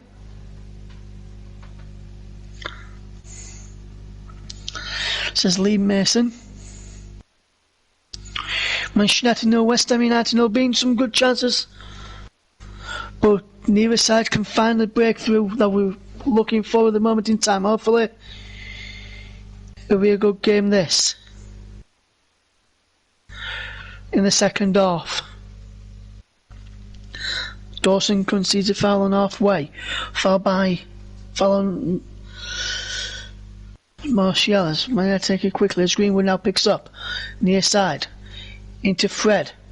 Over the top is Van der Beek, but he's too far over him and too strong for him in fact.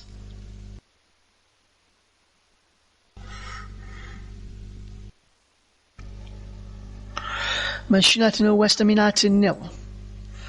All the updates in the second half to come as should equalise against Sunderland is Ethan Ebanks Landell. Rochdale 1, MK Dons 1 is the scoreline in that game as West Ham come forward as Creswell puts the ball in over the head of Fornals, who was in there in the near post. Creswell can't pick out a teammate. Down this near side of the left is West Ham attack from right to left. Down the line he goes from the throw where Yarmolenko is. Yarmolenko puts the ball in. So Chick chests it down. Fornals can't get a clean striking on goal. Fred gets the ball away in the end to Greenwood. And a lovely spin away from Greenwood. And Greenwood, fantastic piece of skill there. And if I was as a spectator tonight on written duty, I'd have probably clubbed that. Because that was a brilliant piece of skill. There's Greenwood. Into Martial, turns away. Now Matic. How wide is Rashford? Matic. Can't pick out Greenwood or Van der Beek. And Manchester United may just have their last chance to get something before half time. Portini looking at his watch.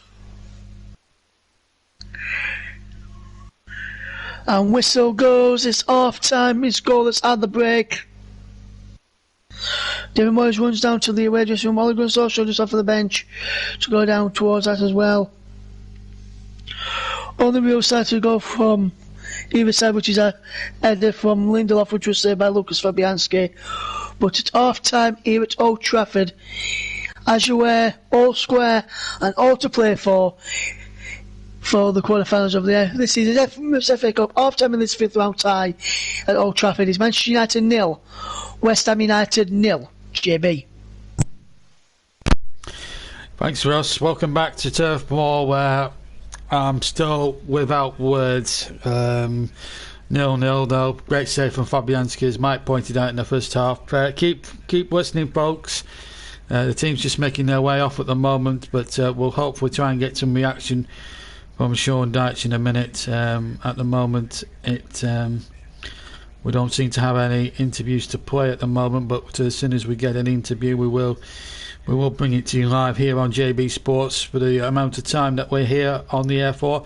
Currently, at the moment, as things stand at Old Trafford, it's going to extra time, and if it does go to extra time, we will stay on the air to bring you that extra time and possibly penalties with Ross. So we'll be with you until goodness knows what. That is for sure. We've had some reaction on from Sean Dyche. Now, this is what he said on Bing. We haven't got it on film, or we haven't got the sound bites of it. But this is what Sean Dyche has said. He's been speaking to the BBC. He said, and I quote, "We were not quite at the races in the first half. We gave away a soft goal, but in the second half we really took the game on." Really? We missed a golden chance, that's true. And from then on in, we're chasing it, really. In the end, it was two teams battling out on a scruffy pitch on a scruffy night. We've got no more injuries, which is a positive in itself. Oh, it's the only positive, but let me tell you. But the feel of the group, there was an underbelly of a performance there, and I believe the group was still there, but you have to put your golden chances away. And then the Eric Peters selection area, it was an oversight. We did notice it. Bournemouth noticed it, and we managed to sort it out before kick-off. Bournemouth very gentlemanly said they thought there was a play. Well, I don't know. I don't know what to think of Sean Dyche. I disagree with a lot of what he says. We had about 15 minutes in the second half, if that. He is right about the chance we had in the second half with Jay Rodriguez. If that goes in, it's a totally different ball game. It was just a horrible night. It really has left a bitter taste in the mouth. He goes on to... this is Sean Dyche speaking on television. This is BT Sport. He said he gave away 2 soft goals away. They were chasing the game when the penalty was conceded. They made so many changes, but it wasn't for the lack of effort or desire. Now, lack of effort, there wasn't any effort there, Sean. He goes on to say we missed a golden chance with Jay Rodriguez, which is true, and asked a few questions and not enough. Again, which is true. The differences of performance is sometimes a collective edge. Our goalkeeper had hardly a save to make. Well, he made about 2 or 3. It didn't quite work out for us well. I'm sorry, Sean, but I saw a different game and saw a different viewpoint to it for you. It's just, I'm absolutely raging. I think you got it wrong. I think you should have put some experience in. And it's disappointed. You know, it's bitterly disappointing at the moment. It's you know, it's very tough to take when you're coming out with rubbish like that, Sean. Now, I understand what you've said. I understand you've got to spin it and all that now, but you're beginning to sound like a politician. You're beginning to sound like a broken record. You're beginning to sound like this and you're beginning to sound like that. Tell the truth, Sean. You may be a hero in Burnley. That's fair enough. But I'm sorry. I cannot defend what you've just said there. Your comments were wide of the mark. The penalty was never a penalty. I just want to make that vehemently clear. I didn't think it was a penalty, and you know, what else can I say? And it's frustrating. It's absolutely frustrating. This was a golden chance against a lower league opposition. No disrespect to Bournemouth, to get through to the next round, and you didn't do it. It was not good enough. What point of not good enough do you not understand? It is disgraceful, it is pathetic, and you should be criticised. Burnley should be criticised. It is a joke, and I cannot defend the performance I have just seen from Burnley Football Club in the whole game.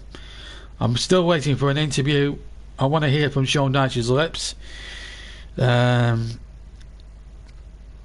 It's quite frankly not good enough, and I think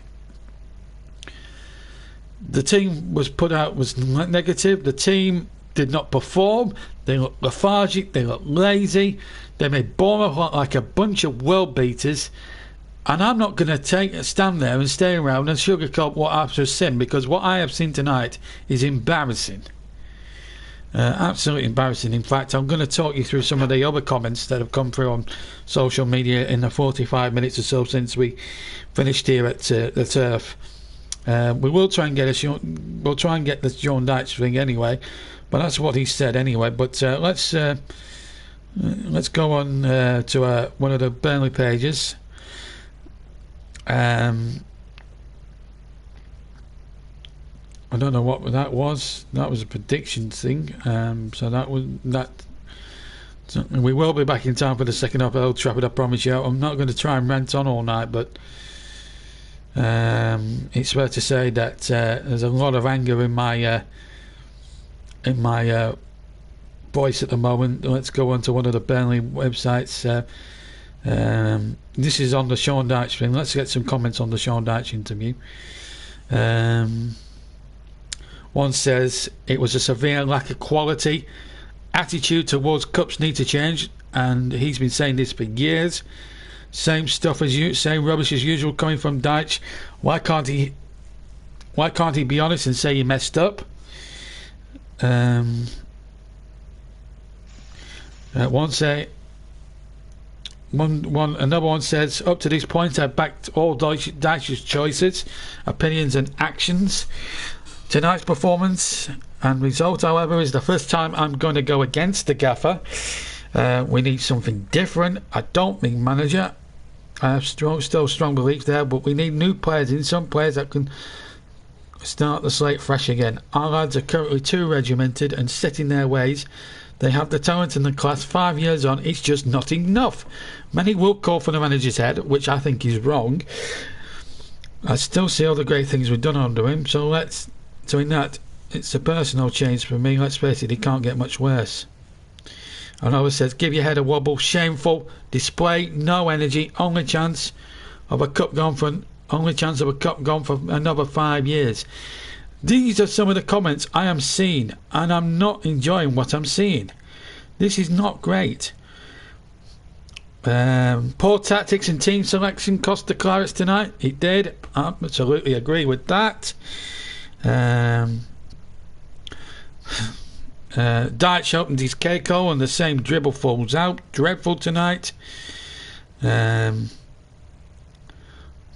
Hall said they didn't seem like there was any effort or desire at all. Really poor performance. You messed up, Sean Dyche. Admit it. Apologise to the fans. Or is it a case of out of sight, out of mind? Another one says he won't rubbish his team in any interview. Any decent manager won't. But I bet they got it in the dressing room. Absolutely dreadful. Shut up, Sean. It was rubbish, and well, you know it. You're beginning to sound like you believe your own comments, another one says. Due to the lack of investment and a lack of plan, we are going down. Then we will need a new manager. Annoys the hell out of me with what he comes out with. Just glad he didn't pay to watch. These are just some of the comments that have rolled off the last half an hour here at the moment, and it makes, I have to say, it makes for very dire reading. That is for sure. I'm not trying to take anything away from Bournemouth or anything like that, but this is not it's inexcusable. Eat, sleep, rave, repeat. It is your fault, Dyche. BS. He could have just said it was rubbish. Would have saved some time.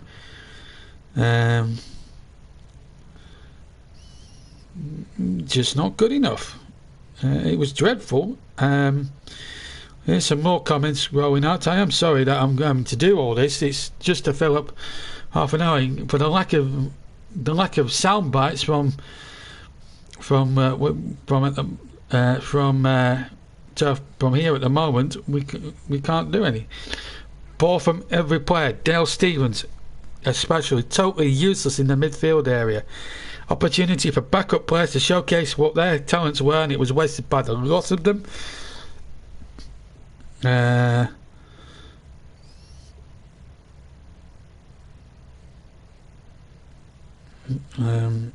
What else have we got? Creativity 0 out of 10. Stevens so poor and laboured. 5 strikers couldn't score in a brothel, but a defence who couldn't stop a championship team or off form from scoring, and a manager who's completely lost the plot. He doesn't think anything's wrong. Maybe he should look for 20 new players out of League One and start again. Thought first half against Brighton was bad, but that was 90 minutes worth. Absolutely rubbish. Didn't have a clue. Embarrassing. 90 minutes of my life wasted. and they're taking the salary out the club for that. This is what I have to tell. These are the sort of comments I'm reading. I'm having to cut some of the swearing out of some of it because, and then they've given Jimmy Dunn the man of the match. Now, tell me at any point that Jimmy Dunn deserved the sponsors man of the match. That to me is and the worst thing. Jimmy Dunn, just unbelievable. Jimmy Dunn, yeah, Russ, you're right. Jimmy Dunn was woeful. Of course he was woeful. It was just unbelievable. Just shocking. This comment actually is quite close to the point. Sandra, she says, I cannot believe how disrespectful to the fans that shocking display was. We all pay good money. Okay, we're not paying money, but we're paying money for subscription to watch the football, aren't we, at the moment? But with the return that we get from displays like that is absolutely disgraceful. It makes a mockery out of the club and the supporters. Shouldn't have had a man of the match with that performance. I quite agree with you, Nick. This is a funny one. In association of the comedy club, more like. Man of the match tonight was the groundsman, and I could have just watched what he could have, and after what I've just watched, he could have played better as well. Just comments like that. It's just, honestly, it boggles the mind when you look at these comments. And you know, this was a great chance for us to have a really good cup run this year, and it's very disappointing.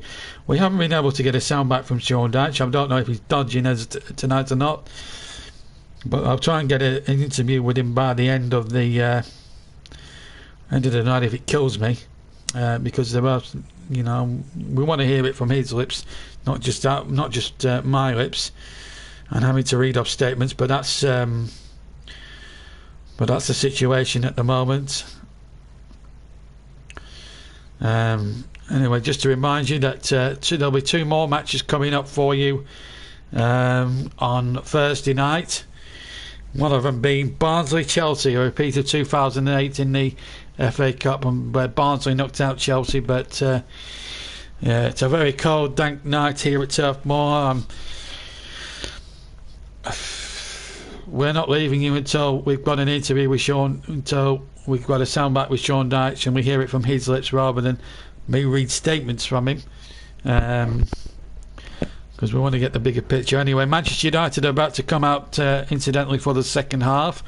We're just waiting on West Ham, and then when we get to that point of the point of the moment, we'll hand back to Russ for the second half. But Burnley losing 2-0 dreadfully to Bournemouth.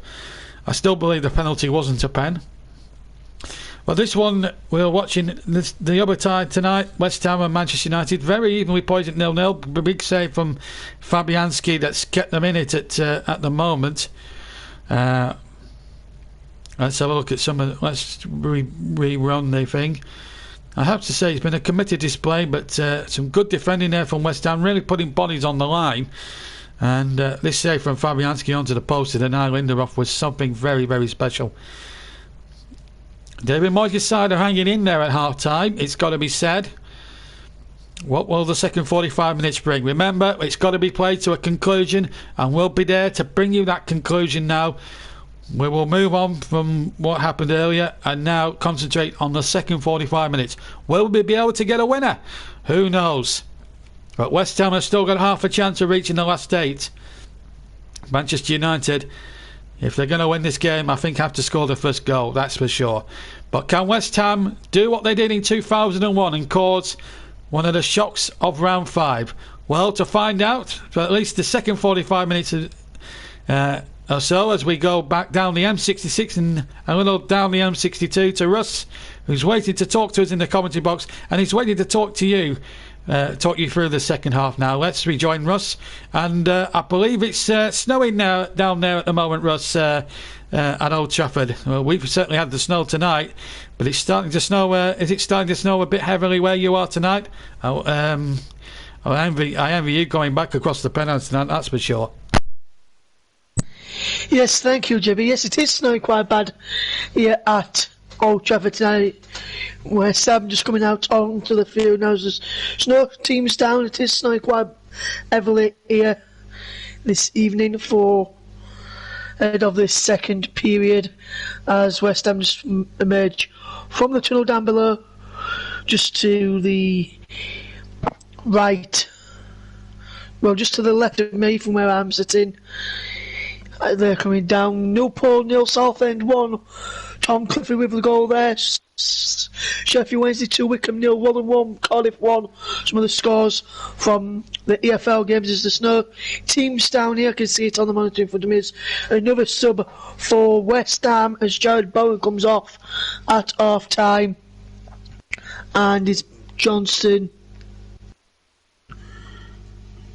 who comes on at the break. So that's the first, well, that's the second sub for West Ham United have had to make today.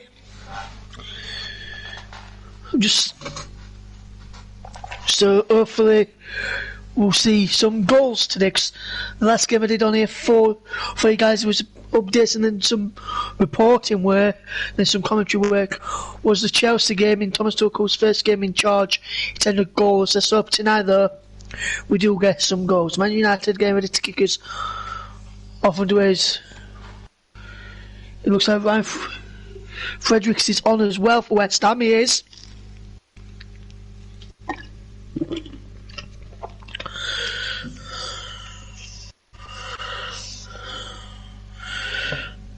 I think he's going for Koufal. We'll get that confirmed in a couple of moments for you. Let's see if we can get that confirmed for you. And we'll let you know who come off for Fredericks. So Fredericks is on at half time as well, so that's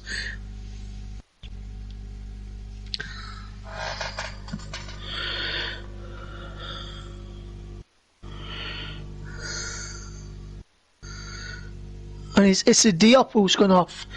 Diop with an injury, so Diop has gone off as well, so that's the sub being substituted at half time. So be interested to see. Looks like a back three. So Fredericks is on there now. Rashford for Manchester United. We'll run you through the teams in a few moments as Noble picks up for West Ham. We'll give you a rundown of the teams very, very soon as West Ham will come forward. Over on that far side for nows. I can give you now Man United, Anderson in goal. Half off, Wan-Bissaka, Lindelof, Maguire and Telles. Matic and Fred in front of them. Greenwood, Van der Beek and Rashford. And Martial up top. West Ham on the attack with Johnson. Inside. Yarmolenko. And a save there. So it's 4-2-3-1. So it's Fabianski in goal, Koufal, Dawson. So it's Fredericks, Koufal, Dawson and Johnson and Creswell at the back. Rice and Noble, Fornals, Soychek and Johnson behind Yarmolenko. The substitutes at our left, Man United have got all of theirs left.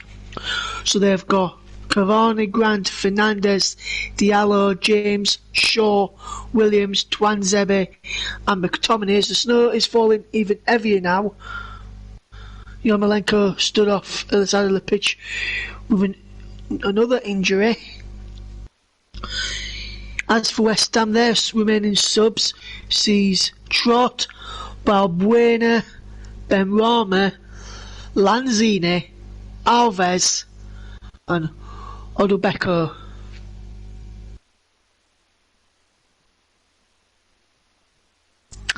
And Yarmolenko is back on after being injured. He can come back on in a moment, can he? And the referee just waved him on, but he's yet to come back on. He's just trotting on that far side. West Ham currently down to 10 men. I think it's up to 5 subs you can make in this competition. And Tellers gave the ball away. And an high foot in there according to Paul Tierney, the referee. Bolton 1, Morecambe 1 in the Football League as Madison was sent off for Bolton during the half-time interval. Tranmere 0, Stevenage 0 in League 2 as well. Keep you up to date with the Football League scores as and when we can do so. West Ham Man United 0, West Ham United 0. Johnston goes on the run down the side in towards Soychuk. Maguire managed to get clear there. West Ham started better over the two sides of the second half. Snow teams down here at Old Trafford very, very fast and quite heavily here this evening.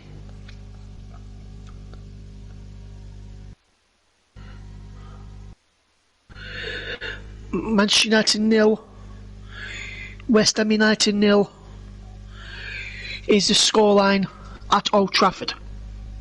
As Maguire into Lindelof, now Matic, back to Lindelof, and across there it goes. Wan-Bissaka down the line. Lindelof. I can see the snow falling down quite well. It's Fredericks. You can see quite heavily when Fredericks was close upon Fredericks there at the cameras. As Matic now picks up possession. Matic. What can he do here now, Nemanja Matic? Into Fred. How wide he goes to Wan-Bissaka. Back into Fred. Now Tellers. Now Rashford. Back to Tellers. Inside to Matic. I'll pick out Van der Beek. And now West Ham win a free kick. Foul on Yarmolenko by Harry Maguire. Northampton 0, Wigan 1.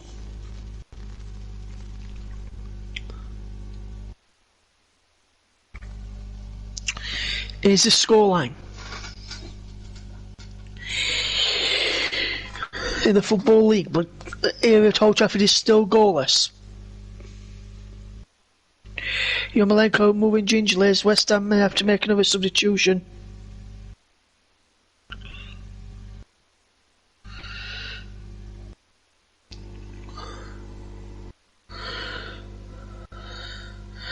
Yarmolenko sees a throw there. It looks like he may have said it's not quite bad. Apparently at the New York Stadium, from what I can hear through my earpiece from reporters around through one of my headsets I've got on.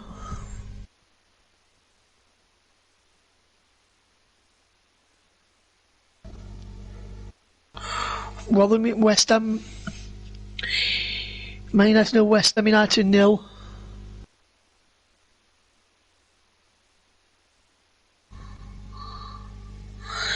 Is the scoreline here at Old Trafford as Rashford picks up possession. Runs into the penalty, still going Rashford. Frederick stops him and Man United win the ball.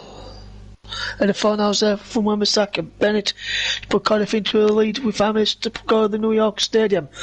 Rotherham 1, Cardiff 2.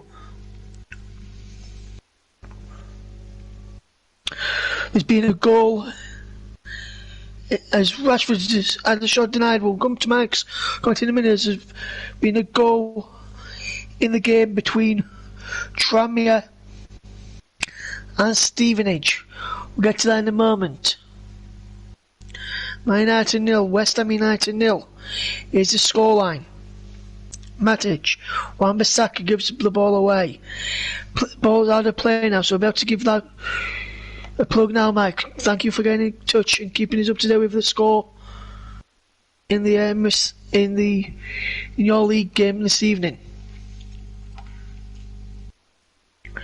As Rashford's effort, we see that again now. Fantastic stop. Fabianski is Tranmere 0, Stevenage 1. Danny Newton with a goal there for Stevenage.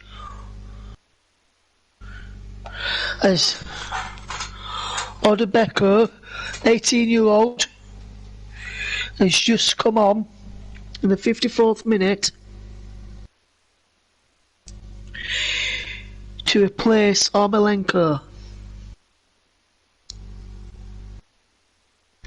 And he replaced it, and he's a former Man United youngster as well.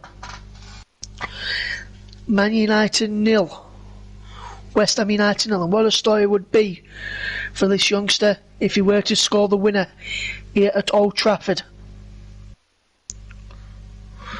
18-year-old Odebenko.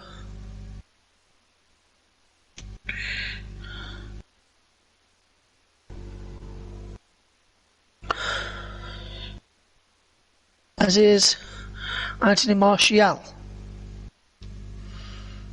Wan-Bissaka, Telles, Rashford,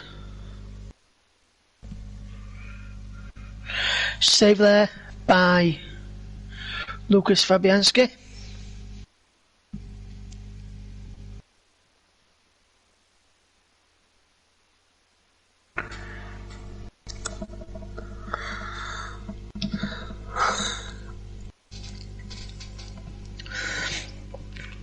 Manchester United 0, West Ham United 0. Snow coming down very heavily still here at Old Trafford. And it seems to be coming down quite heavily across the country as well. But to an update on that Danny Newton, and Mark said Danny Newton had just come on for as a sub. He'd been on the pitch for 15 seconds when he put that ball in the net. It was his first touch of the game, so great bit of news for Danny Newton.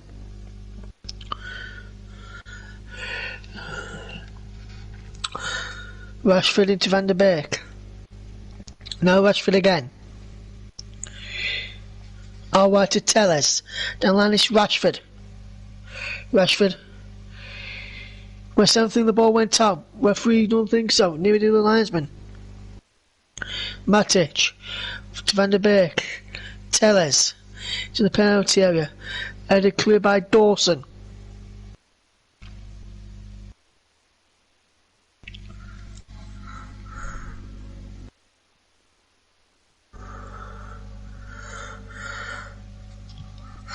And now Fred.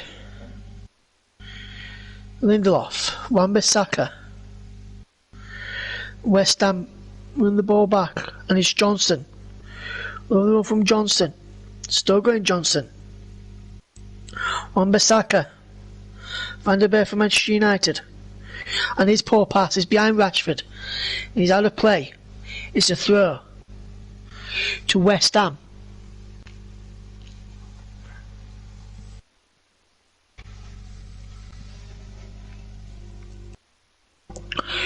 Looks like Cavani. Excuse me. He's been like to come up, warming up to ready to come on here. Bruno Fernandes match winner against Liverpool in the last round, also on the bench if Manchester United need him. As West Ham.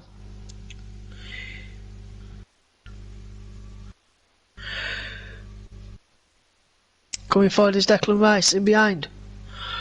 Rice wins a corner there for West Ham United. Good run there from Declan Rice. Done well tonight. Just 57 minutes gone. 57 minutes in 45, 46, 47, 48, 49, 50 if you want to sync up your TVs. West Ham ready for this corner. Rice just won it. Creswell will take it.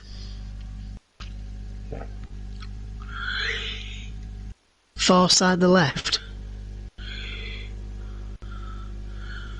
Grizzle is still in the area. Rice keeps the ball alive. When the big found Fredericks, now Stoycheck. Stoycheck around Massacre, puts the ball in. Comes across. Creswell with the shot. He's blocked.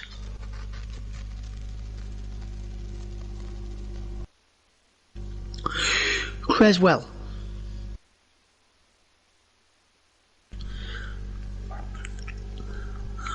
Good pressure from West Ham. Lindelof. Creswell. Keeps the ball in for West Ham. Now Noble has it. On to Kufal. Fredericks. Kufal again. 59 minutes gone. In a minute I'll be opening the lines for JB MOTM. We'll learn how to get in contact with that.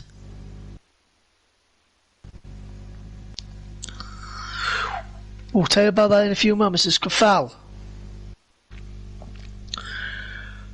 Lovely footwork from Kufal here now. Back to Noble. And there's a cross there to Dawson.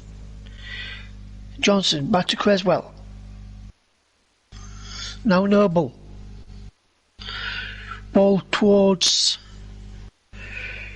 Fredericks. Does well. Chests it down and keeps the ball moving. Into Fornals. Crossfield pass to Johnson. Now Rice. Johnson. Johnson with the ball in straight into the arms of Dean Henderson. And man of the match vote is open. Hashtag JBMOTM with the name of your man, with the name of the player who you think should win the award. If I put my teeth in, I can say that properly. And we'll be able to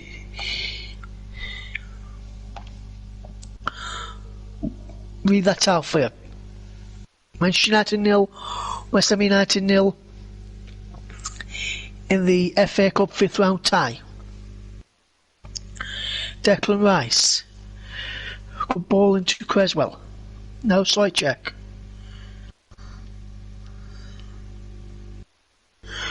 Stoke goalless at Old Trafford between Manchester United and West Ham United. Fornals, out to Fredericks. What can Fredericks do here?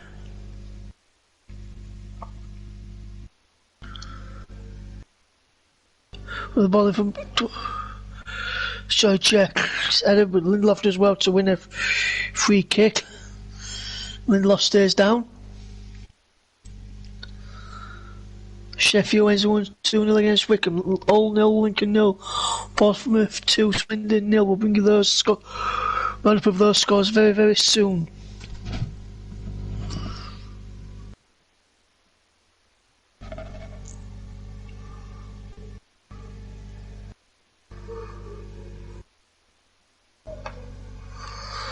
Manchester United 0, West Ham United 0 here. Michael Carrick looking on from the touchline, barking all the orders out.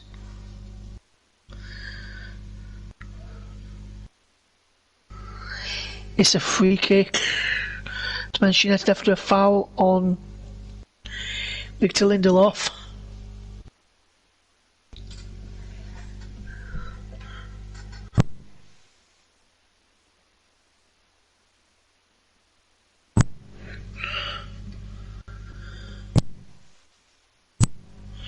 Manchester United 0, West Ham United 0. Is the scoreline here at Old Trafford. Wan-Bissaka to Fred. Now Lindelof. Down the line it goes. And West Ham win a throw. Van der Beek put it out. He wins it back and now Fred is the ball looking to pick out Rashford. He was behind him and he gets in and could foul with the throw. Back he goes to Fredericks. Back he goes to Fabianski. Now Dawson. With the ball forward. Udebeko challenges with Maguire there, but Manchester United have the ball back. Manchester United 0, West Ham United 0. Dawson concedes a free kick. Peterborough 2, Ipswich 1. Newport 0, Southend 1 is a full-time scores coming through.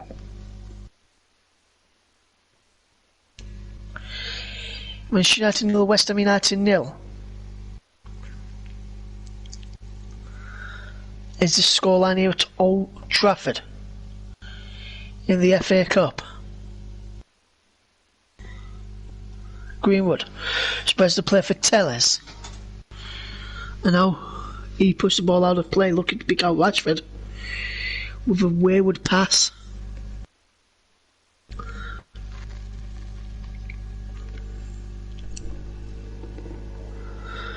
Manchester United 0, West Ham United 0 is the scoreline. 64 minutes on the clock here.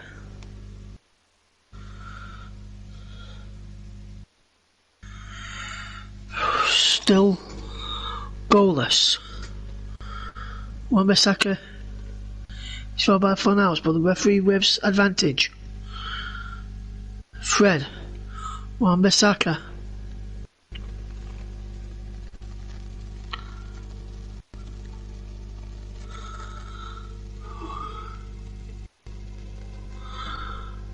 Greenwood down the line for Martial.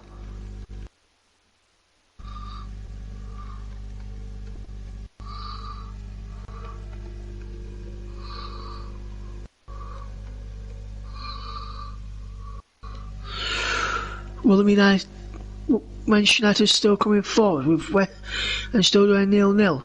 Matic. Inside it goes. How wide it goes. Tellez. Now he's with Matic once more. Now Harry Maguire. Lovely footwork to Van der Beek. Van der Beek to Rashford. Matic. Over the top is Van der Beek. Gets there. Criswell cleared, but the throw was up for offside. Tranmere 0, Stevenage 1 is a full-time score, 0-2 with the winner, 15 seconds after coming off of the bench. Thank you to Mike Oliver for adding us that update via text. Rochdale 1, MK Dons 4 is a result. Walden 1, Cardiff 2 is a result. Northampton 0, Wigan 1, also a result in the Football League. Manchester United 0, West Ham United 0, 66 minutes gone now. If you want to sync up, 66 minutes and 2, 3, 4, 5 seconds of the match gone. Bruno Fernandes walking back towards the touchline after warming up. Could we see him very shortly for Manchester United if they have to get something out of this? As Martial trying to pick out Greenwood, but cut out by Dawson. Now Creswell gives ball away as Lindelof picks up that pass forward looking for Fornals. Matic.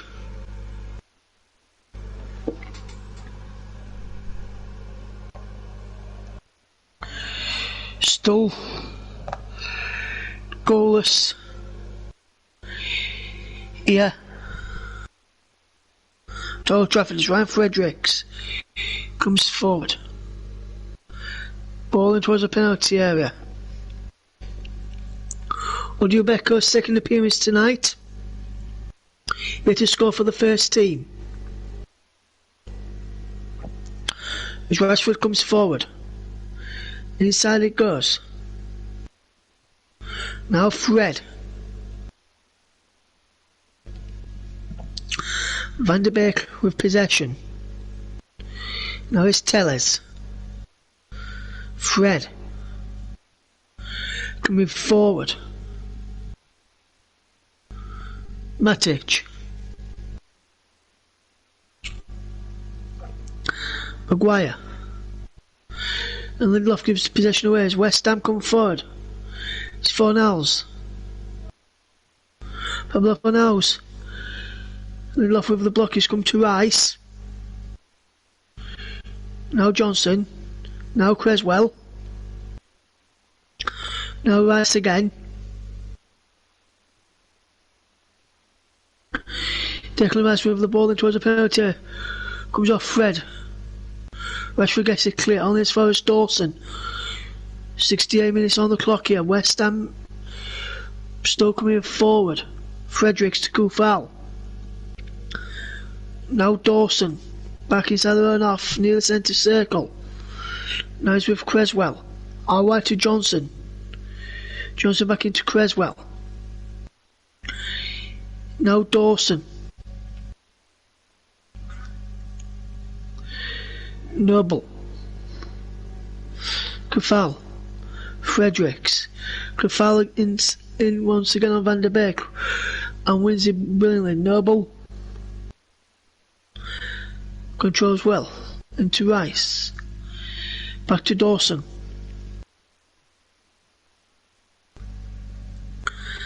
Now Declan Rice. If it's still 0-0 in about 21 minutes time, we'll go to extra time because this game needs to be decided on the night.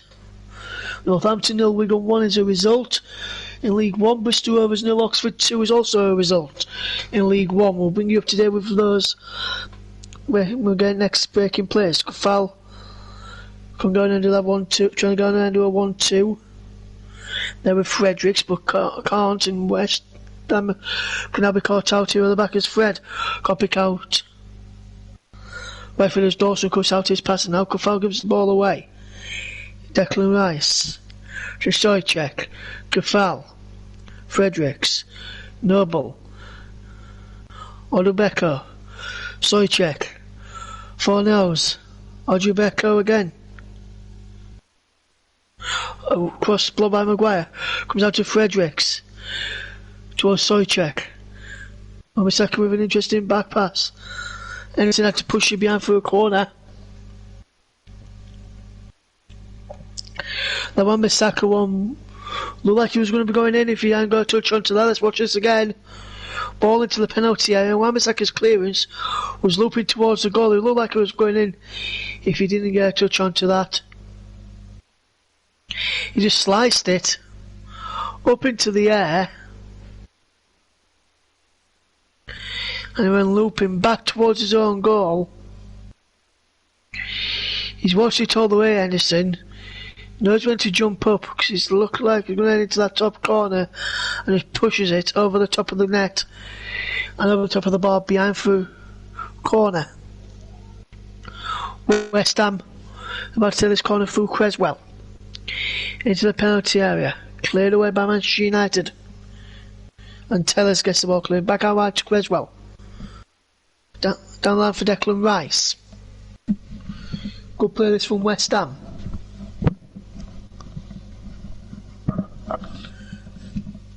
Here on JB Sports as Fornells puts the ball in, claimed by Henderson, shouted for that to make sure the defenders knew to leave it for him. Manchester United 0, West Ham United 0. If you have just joined us here on JB Sports.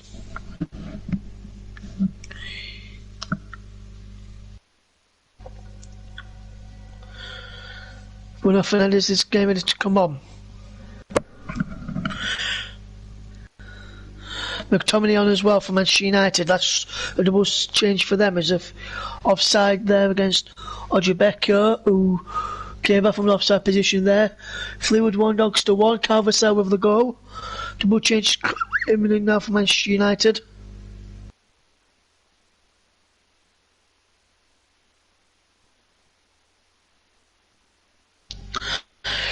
We'll see who's coming off first here for Manchester United. Bruno Fernandes and McTominay there ready to come on. Who's coming off first? Is McTominay coming on first for Matic in the 73rd minute. Matic has done well today. That's the first substitution for Manchester United this evening. And it's Donny van der Beek off as well for Bruno Fernandes.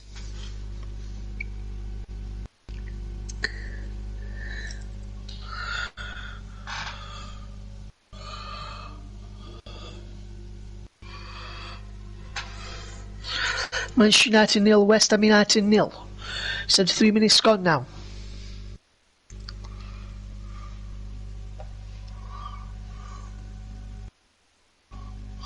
Here at Old Trafford. Nothing else was a match in the last round. Can he go a goal here to win it tonight?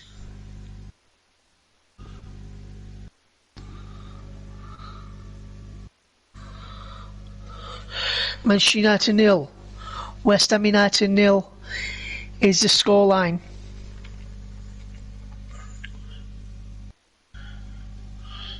Good foul. Sochek flicks out to Fredericks. Sochek with the edit goes behind for a goal kick. Don't forget our 5th round coverage continues on Thursday evening. 5:30 kick-off between Wolves and Southampton. And later that evening, Barnsley against Chelsea, kick-off at 8 o'clock. We'll bring you both of those matches. I'll be in Molyneux and CW will be at Oakwell, but whether we'll see JB with him or Trevor with him we'll have to wait to see. Fernandez picks out Greenwood. Here's the boxes. Fernandez, Tellez, back to Fred to Wan-Bissaka. Are wide now. Greenwood with the ball across. Good clearance away by Dawson. West Ham defending resolutely. Can we see a grandstand finish here on Emirates FA Cup 5th round game this evening at Old Trafford? Manchester United against West Ham United. We had Burnley versus Bournemouth earlier this evening at Turf Moor. Bournemouth running out 2-0 winners in that one. Sorry to remind you of that, JB. And in this we can see Craig Dawson, brilliant block in there. The snow still falls here.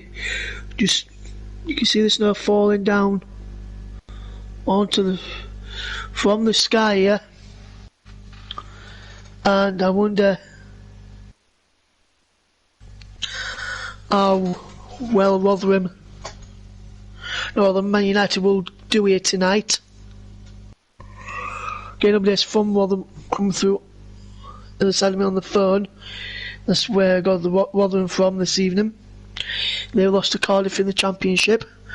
That result came in a few moments ago. Rotherham, Manchester United and West Ham goalless in the Emirates FA Cup 5th round tie.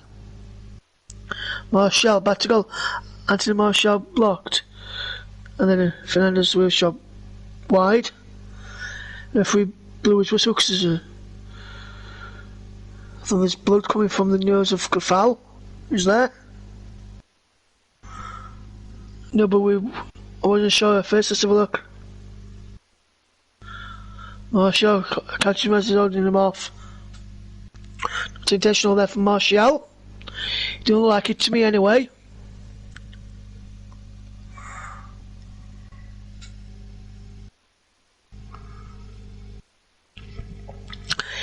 Manchester United 0, West Ham United 0 in the Emirates FA Cup 5th round tie at Old Trafford.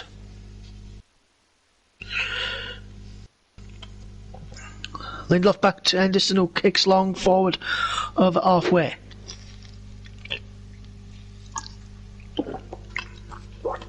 Fredericks down the line to Sochek. Keeps the ball in. West Ham with the throw. Taylor Stuckey thinking he was a Man United throw and he wasn't.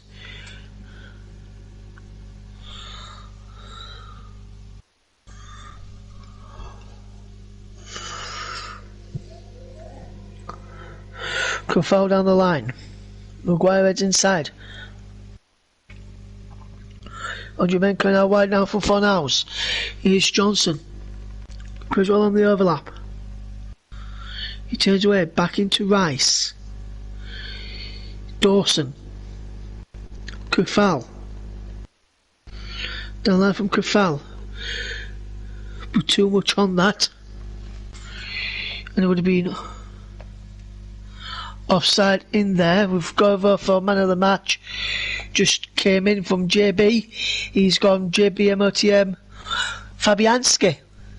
Well, there's no Fabianski, hashtag JB MOTM. So that vote counts. Looks Fabianski leading the man of the match votes. Do you think Lux Fabianski should lead the man of the match votes and win the man of the match?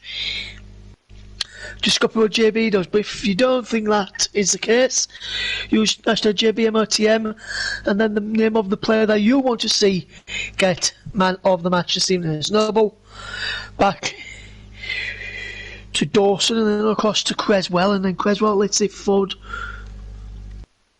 nows into Johnson. Declan Rice. Lovely one from Declan Rice. McTominay wins it back. Now Maguire.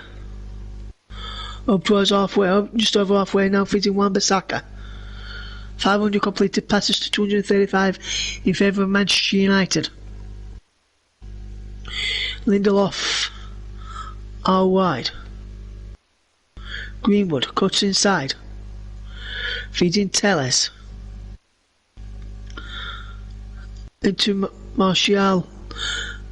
Let's go room for a shot. Declan Rice as well. Tellers wins it back. From United instead of Fernandez. Deflected from right side of the bar after he was set up by Fred there. Flew 2 donks to 1 by the way. Paddy Madden with the goal on 66 minutes. Manchester United versus West Ham United. At Old Trafford, goalless is the scoreline.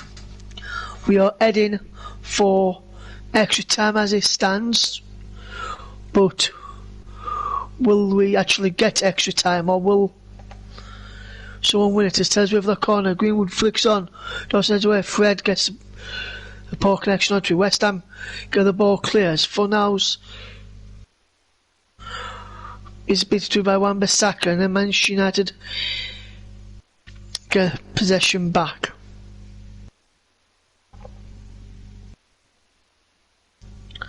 As Fred picks out Telles.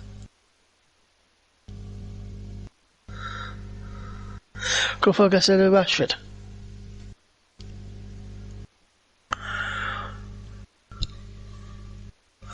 Still 0-0, 81 minutes gone. 81 minutes and 5, 6, 7, 8, 9, 10 if you want to sync up your TVs with us. Manchester United 0, West Ham United 0 is a scoreline at Old Trafford.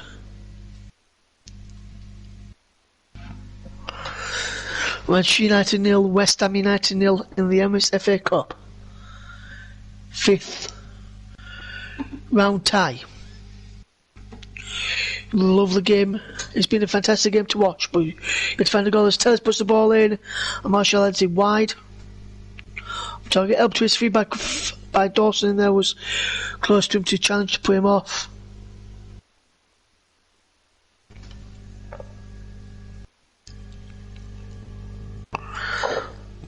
Did well there. Did Dawson to put off Martial as the snow continues to fall at Old Trafford. Snow coming down quite heavily again now at Old Trafford. You know, covering the pitch head there was Solskjaer. Watches on from the bench talking to one of his coaching staff.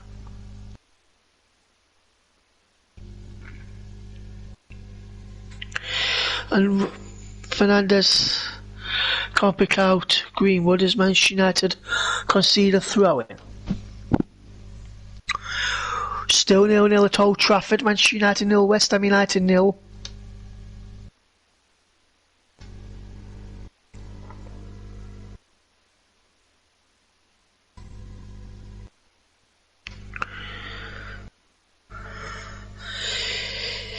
Is the scoreline in the Emirates FA Cup 5th round tie. at Old Trafford as Fred wins the Edinburgh. Dawson gets the ball away for Soychek. West Ham with possession in Noble. Creswell, Johnson, Noble again. Funhouse gives possession away. West Ham giving possession away quite a bit.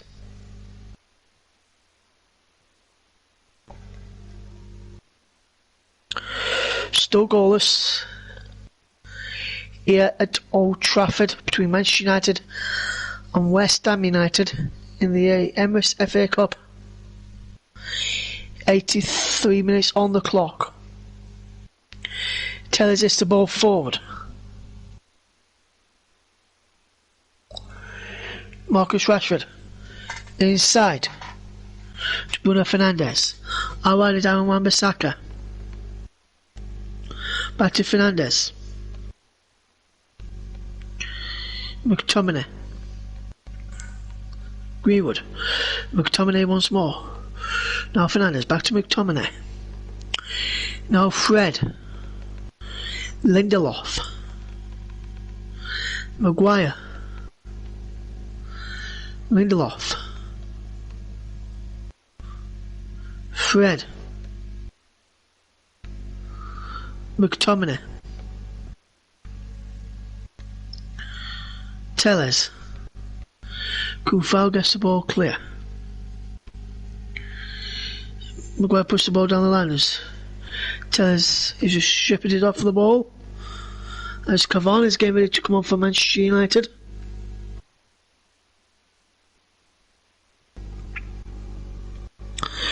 It'll be their third change of the game. Edson Cavani as Snow comes teaming down still.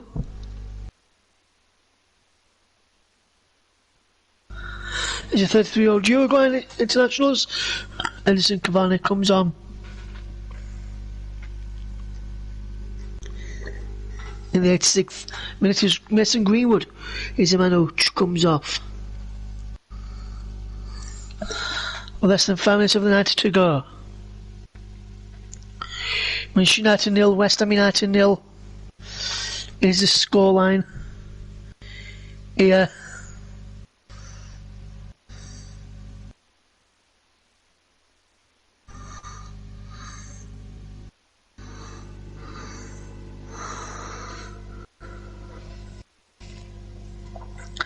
At Old Trafford.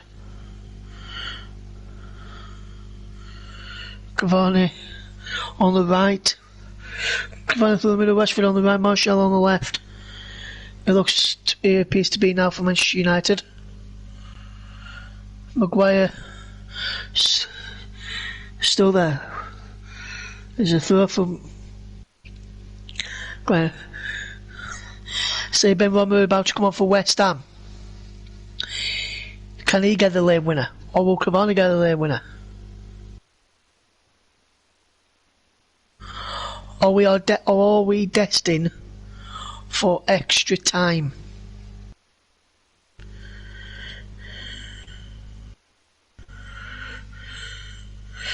In this FA Cup match, Creswell throw down the line to Johnson, and McTominay wins it off him, and he does well. Fernandes through towards Cavani. It was offside. I think Cavani knew it was offside.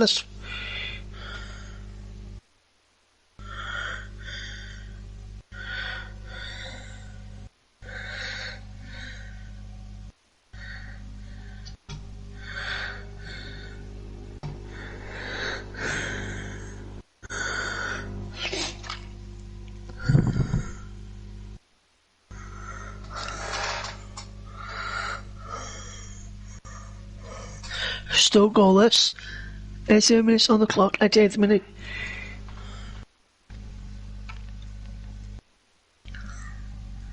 Ben Roma is on for Pablo Fornals. In the 88th minute.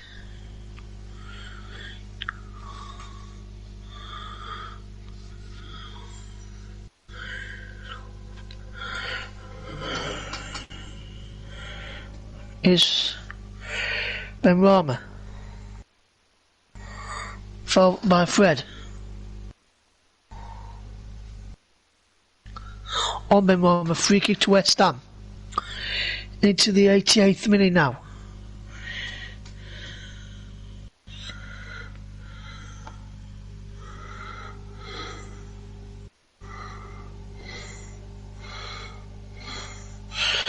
Manchester United 0, West Ham United 0. We get a late goal here to win this game from either of these two sides. Are we destined to have a 0-0 and go to extra time in this FA Cup match? Manchester United against West Ham. As Martial, crossfield pass for Wan-Bissaka.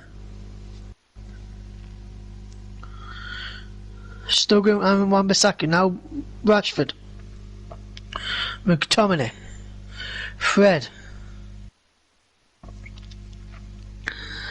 And now Martial for Telles into the penalty area, saved by Fabianski. 4-2 close to him in the end.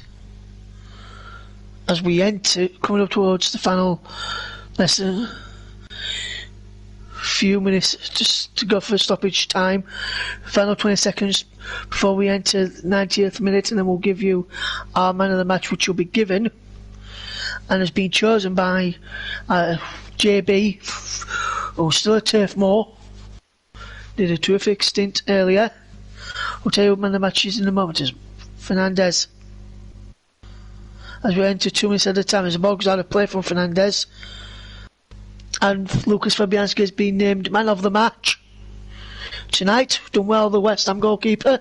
Looks like we could be heading for an extra 30 minutes of stoppage time this evening. Of additional time, should I say, extra time, in fact. 30 minutes extra time coming up, unless we find a winner in the 90 seconds that we've got remaining. Manchester United 0, West Ham United 0. Looks like it could be another 0-0 for me, unless we see a late goal. And West Ham with Soychek. Benrahma, Johnson on the overlap. Deflects. Going through a corner. West Ham. I heard cries of handball in there.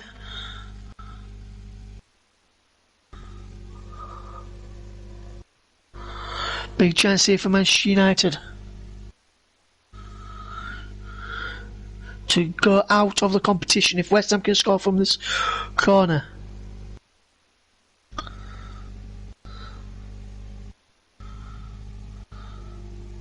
Craig Pawson checking fan ball against Wan-Bissaka here. Let's have a look from our view. Don't look like it is. Come off his chest. Corner. Noble. Wan-Bissaka clears it off the line, and Mount Rashford can break for Manchester United.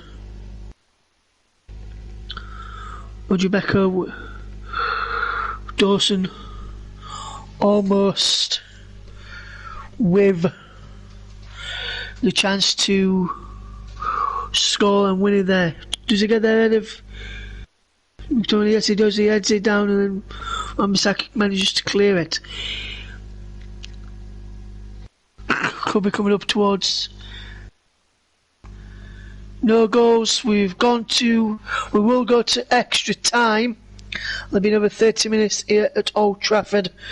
We will go through to the quarter-finals. We'll be Manchester United or West Ham. Join me back in a couple of moments as it's full time. Manchester United 0, West Ham United 0. We will go to extra time, JB. Well, there we go. It's not exactly been a great game, has it? And I feel for us a little bit there. He's got down to. He's gone up. He's travelled by train here in the snow and everything, and unfortunately we haven't got a goal to show for our efforts. Mind you, I've just seen a replay of that ball hitting Wan-Bissaka, and I've got to say that was, on another day, that could have been construed as a penalty. And West Ham did have a couple of chances. They had one cleared off the line towards the end there, but at the moment we're still not near knowing who will be going through to the next round. We do know, however, Burnley are out, and I've said what I need to say on that issue at the moment, but West Ham are still hanging on in there, and I've given it a good go. United have brought on all the big guns now, as one would expect this to be. I'm still freezing cold here at Turf Moor, so we're going to be on the air now for another at least 45 minutes, half an hour, another 45, 50 minutes. So I knew one of these games would go to extra time. But I didn't really think it was going to be this one. Really, I honestly thought this could end after 90 minutes. But let's look back at some of the action. This was the chance right at the end there. And it was Craig Dawson with a header. Wan-Bissaka got back there just on the nick of time. I don't think it was going in the back of the net. But I think David Moyes will be a lot more happier with things at the moment than Ole Gunnar Solskjaer. I mean, he's really giving it some there, as I can see there on the monitor with the team talk. There was some chances for Manchester United, obviously. Ball played in there, and Marcus Rashford with a big chance there, but credit to Fabianski. That's why he's one man of the match, just with saves of this brilliance. We saw the one in the first half where he saved point blank. It was a magnificent save. This one I think is even better. Look at the way he comes out and narrows the angle there, and then pulls off the miracle of the lot. So great save there, and that's the reason why we're at 0-0 at the moment. We're goalless at the moment. Ole Gunnar Solskjaer seems as cool as a cucumber there. This is the other save where Lindelof's header was tipped onto the post. If that goes in, it's a totally different ball game at that point. But West Ham are holding firm.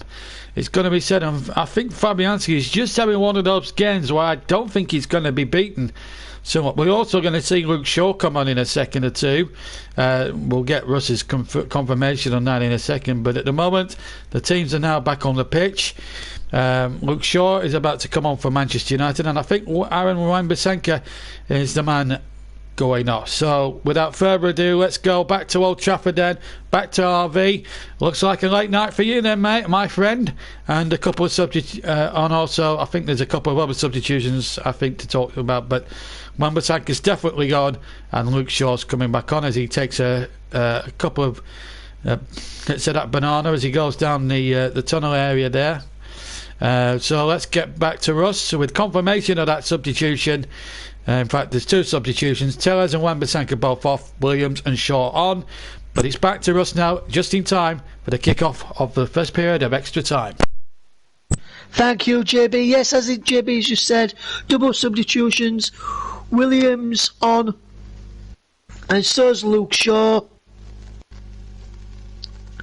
And off is Tellez and Wan-Bissaka. So we'll have to.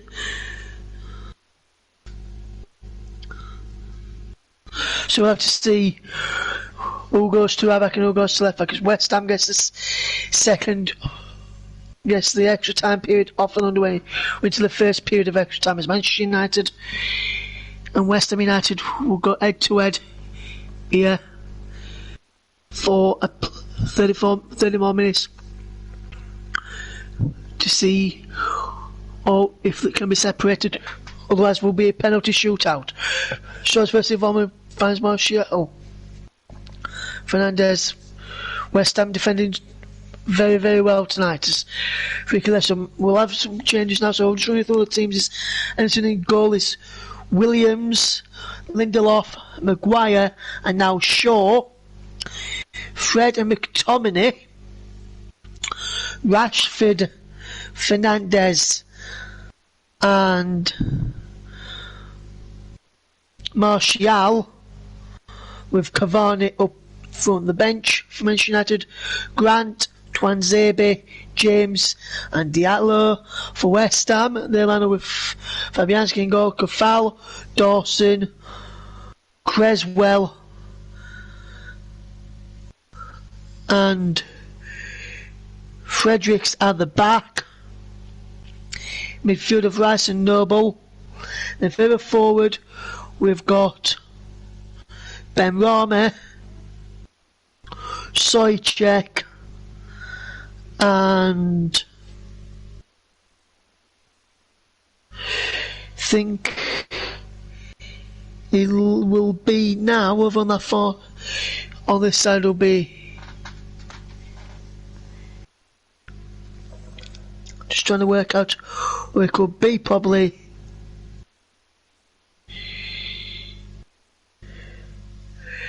Kufal maybe foot on the right hand side, Soychuk in the middle, and Ben Rama on the left, and then Ojubeka up top now for West Ham, I would imagine.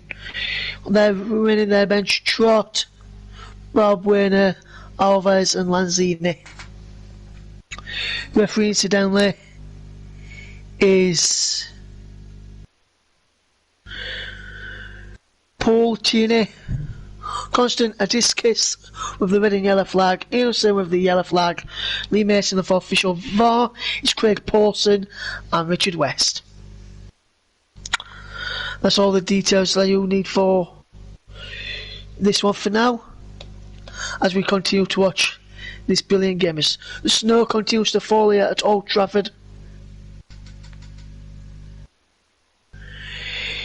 Will Manchester United or West Ham get a late winner in extra time, or will we go all the way to penalty shootouts? And Johnson runs the ball out of play, and Fernandez to Maguire. Manchester United 0, West Ham United 0. 29 touches for Man United in the West Ham box to West Ham's 13 in the Man United box. And Martial wins a corner of Fredericks. Looks like it'd be back three now of Kafal, Dawson and Creswell, with Fredericks and Johnson as wing backs.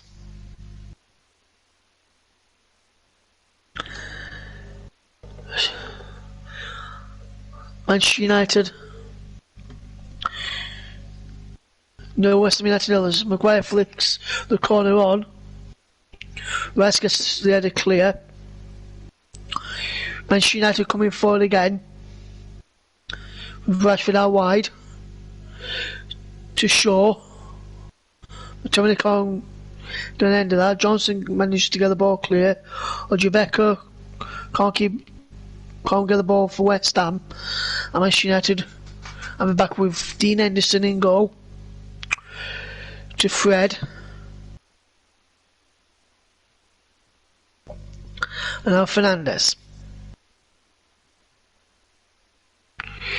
Love the ball out wide for Shaw. Marshall with the cross in, headed clear. And as far as Fernandez back up foul. Now Fred. Now McTominay back to Fred. All wide he goes for Rashford. Down the line he goes from Rashford, away from two. And then runs out of width and concedes a goal kick.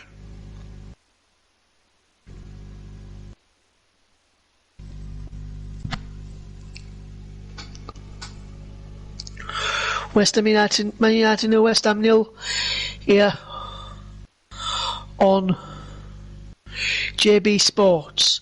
A late night for us here on JB Sports, and it looks like it could be late night for me for getting back home as well. Manchester United 0, West Ham United 0. 5 minutes into extra time gone. Manchester United with Lindelof on possession. Flicked forward.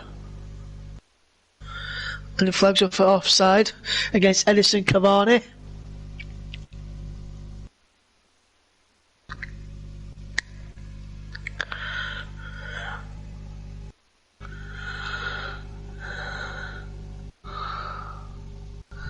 Amad Diallo there. So from Atalanta.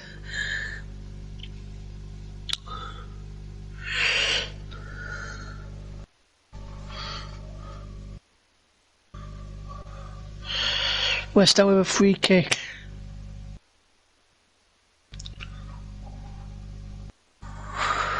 Cresswell Lissy forward.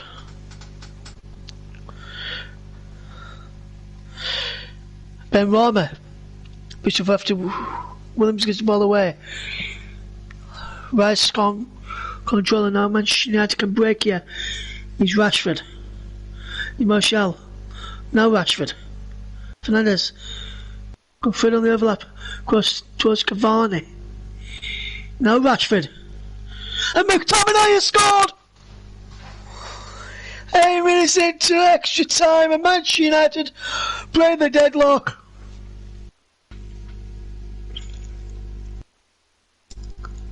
Seventh goal of the season.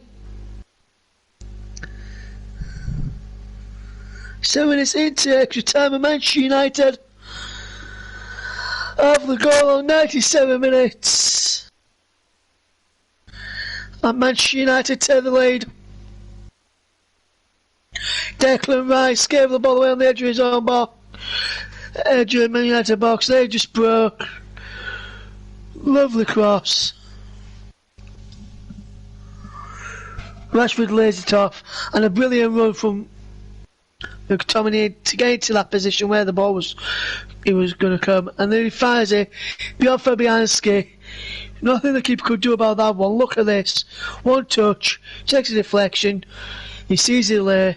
Fabianski couldn't do much about that. Takes a deflection, and a fantastic finish from Scott McTominay, and Manchester United lead by a goal to nil in the scenario at Old Trafford.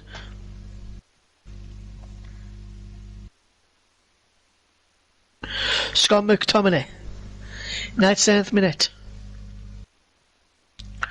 Ben Rama, still going Ben Rama.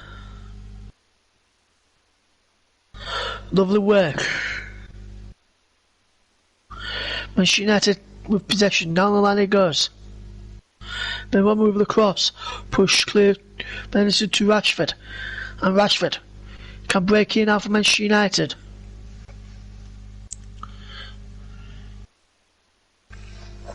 Inside. Lovely work, McTominay. Crossfield pass. And does really, really well. Shaw. Fernandez. Shaw. Fernandez. The goal scorer McTominay.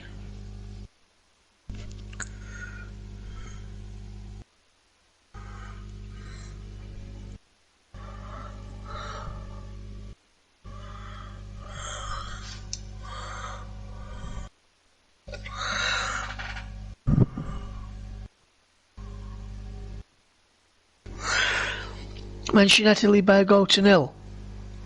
McTominay's goal on that 7 minutes.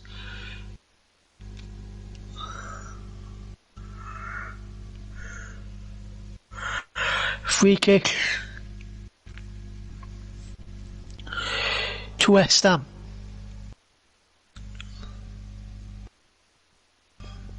No ball is over the top.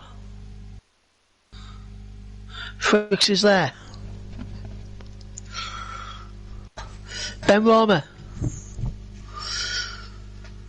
I'll try to pick out Stoichek. Almost picked him out as well. But Manchester United lead by a goal to nil.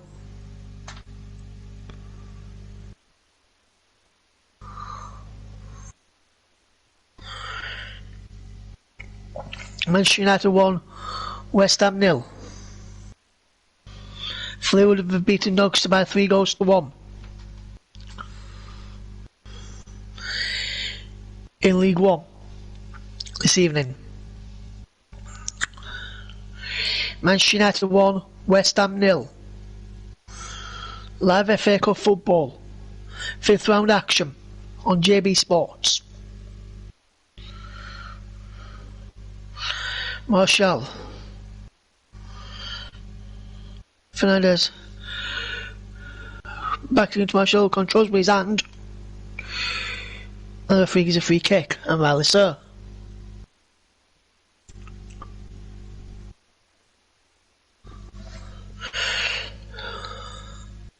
Correct call there.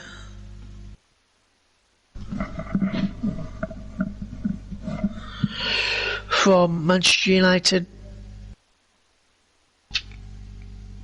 If they are to go through now, they need to sell this remaining few moments of extra time. We've played over 101 minutes, almost 102 minutes gone at Old Trafford. Manchester United 1, West Ham United 0.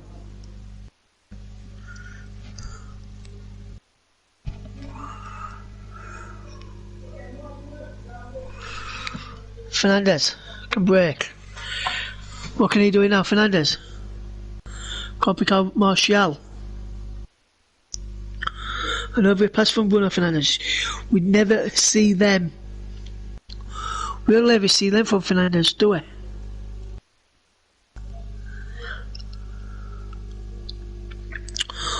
$103 minutes on the clock. Manchester United 1, West Ham United 0. With the 12 minutes of extra time and 12 minutes and 39, 40, 41, 42, 43, 44, 45 if you want to sync up with your TVs.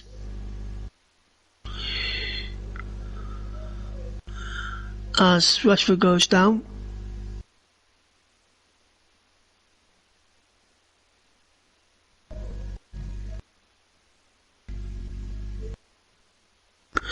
Let's have a look at this. Nudge from Benoit, then he just falls awkwardly as well.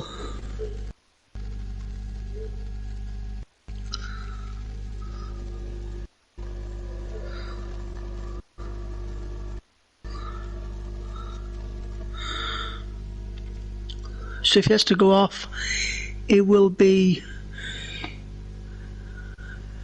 not having to play with 10 men. Used all their allotted 5 substitutes.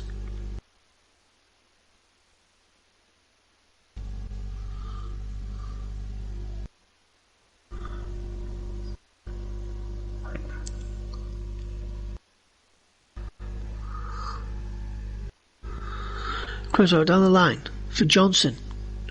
Lovely turn from Johnson. A lovely ball from Johnson to Fredericks. Behind Kufal. No Rice. Noble. Cavani's on him. Back to Rice. Now Dawson. Now Cresswell. Now Noble. Now Cresswell. Soyacek. Dawson. Kufal.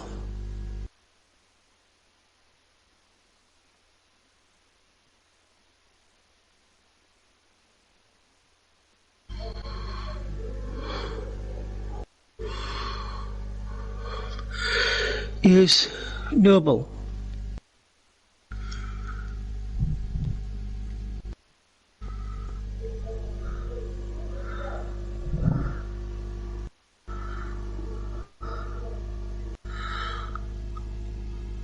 Maguire puts it out for a throw. We're to a minute of stoppage time in this first period of extra time, where there'll be a quick turnaround. Manchester United leading by a goal to 0.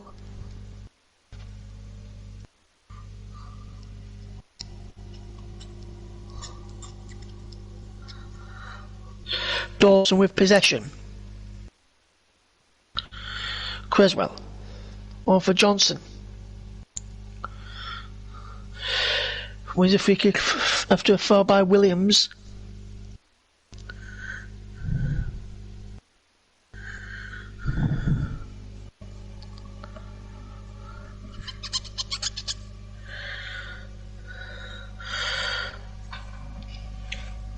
Lovely ball in towards the penalty from Cresswell. Edison claims. Snow still falling. Whistle to lips from referee Paul Tierney, and there's the first period of extra time. And we've had the goal. Scott McTominay with the goal. With his 7th of the season on 97 minutes. Manchester United lead by a goal to 0. Will they hold on and get through to FA Cup quarter-finals with 50 minutes away to find out? 50 minutes to go, JB. Manchester United lead by a goal to 0. Yes, welcome back to Turf Ball. Thanks for us. We've got a goal in the game at Old Trafford, and Scott McTominay is the guy. Thankfully, we provided it. I just gone put a little bit of full-time refreshment here, and but there we see the goal again, and it's McTominay here. The ball breaks to him right by the penalty spot, and what a good caress finish there. Set up there by Rashford. He hits it well on with a toe poke. Babianski, who up until then had played absolutely out of his skin, had no chance at all. Now Manchester United about to join Bournemouth, and it kills me to say that, in the last 8 of the FA Cup. Not Manchester United, Bournemouth, because Bournemouth smashed and grabbed a 2-0 victory over a very poor Burnley this evening. We're still waiting, in fact, to get an interview with Sean Dyche, and we will try, and if we find one before the end of the programme, we will bring it to you before we finish a bit later on, just after 10 o'clock. So just to keep you abreast of what we're going to have coming up. No cup football tomorrow night, so we're not going to be able to, because it's Trevor's channel. Don't forget to give Trevor's channel a try tomorrow. We've got some virtual FA Cup. I'm in the virtual world at Liverpool versus Arsenal. Chris Whiteman is going to be doing Bournemouth against, of all teams, against Aston Villa. Russ, who you've just heard, is going to be at Ellen Road for Leeds against Newcastle, I think, and then Trev will be going west, young man, for the game between Bristol City and Manchester United. That's in the virtual world. And then we've got 2 real live FA Cup ties coming up for you on Thursday. Russ will be at Wolves against Southampton, and we're off to Russ's land, myself hopefully, and CW, on Thursday for the 8 o'clock kickoff. Barnsley against Chelsea, live from Oakwell. So the programme will be presented from Oakwell. We'll be going to Wolves for that old Premier League tie between Wolves and Southampton, and then Barnsley and Chelsea will be underway for at 8 o'clock. There are our next 2 live commentary games. The second half is underway, so let me hand you back to Russ for the next 15 minutes. Thank you, JB. As Harry Maguire picks up possession for Manchester United. No changes for either side at the moment. I think they've used their lot of 5 both teams now. Manchester United with a free kick after a foul by Fredericks on Shaw. McTominay for Fred. Ball forward towards Martial, who can't pick up his. Fernandes trying to close down the foul there, and he does excellent there. Does Bruno Fernandes to win his side. Together blocking, and only to concede his side a throw. Good did well to win his side a throw from Martial, as if from that throw. Lindelof, Maguire, and now Fred from Martial.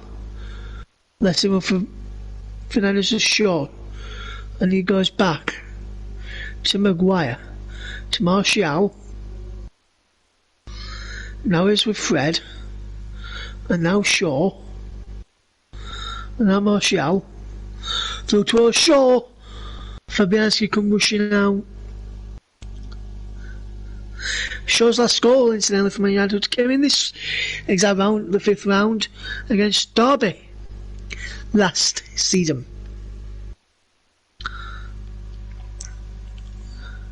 As Fabianski kicks the ball forward for West Ham United, headed away by Maguire. And Manchester United still lead by a goal to now. West Ham trailing.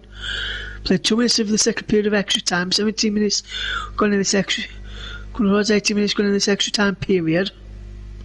Manchester United 1, West Ham United 0. As Kofal keeps hold of possession from West Ham. Now Fredericks goes inside of Shaw and plays inside to Dawson, who takes away from Fernandes. And now Creswell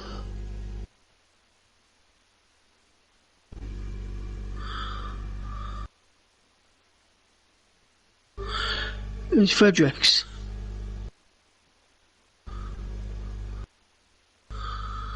Fredericks to Kafal. Back into Fredericks. Still going Fredericks. Ben Rama. Lovely forward from Ben Rama. Can West Ham get an equaliser to send us to penalties, or will we have seen the only goal of the game which came in 7 minutes through the substitute Scott McTominay? Ben Rama again. Try to pick our rise. And Lindelof picks it off and brings it forward, still going. He's got Rashford in support.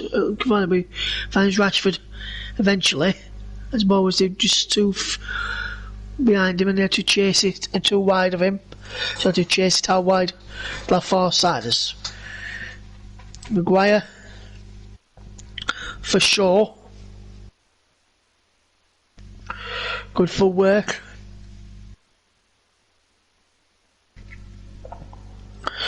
But it runs through to Fabianski. Now West Ham will come away with Creswell.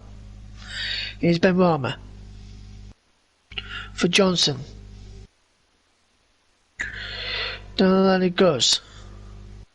Johnson again. Johnson is fouled. Lanzini is about to come on. West Ham's got one final change.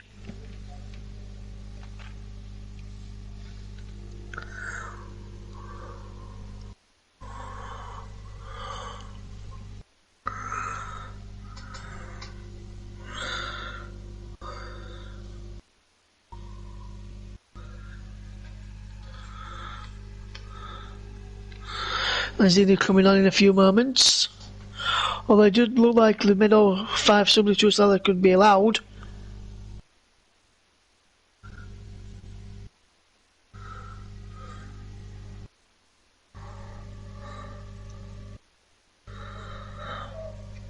But I did hear while ago that the op substitution at half time was a concussion sub, so may it be that's not going to count towards one of the 5 substitutes. As Ben Rama comes for now for West Ham, I'll have for Fredericks. Ben Rama. Fredericks. Rebecca couldn't get an end of that. Fernandez back to Shaw. Now Martial.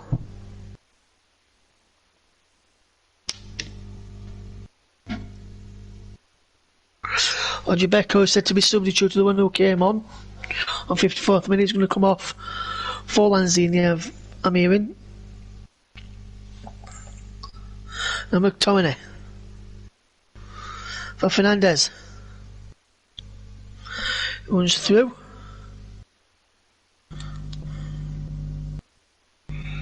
West Ham make a change. Odebeck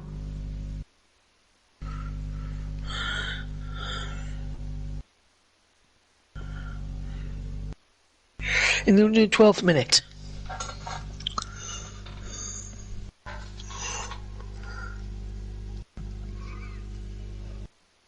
Lanzini has come on.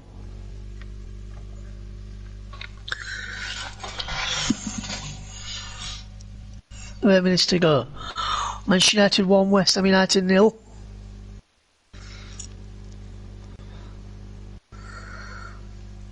Ball forward looking for Lanzini, who's against Maguire. Maguire does well to hold him off.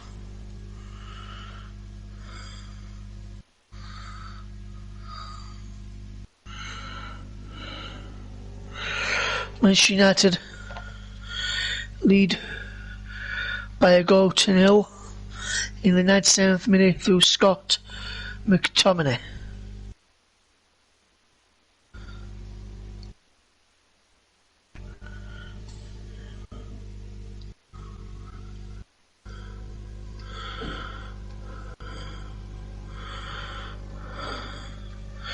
As Manchester United will come forward now with Fred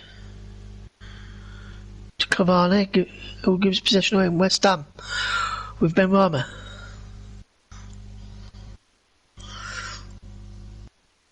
Ben Rama again. Fredericks for Soychek. Fredericks again. Across now to Johnson.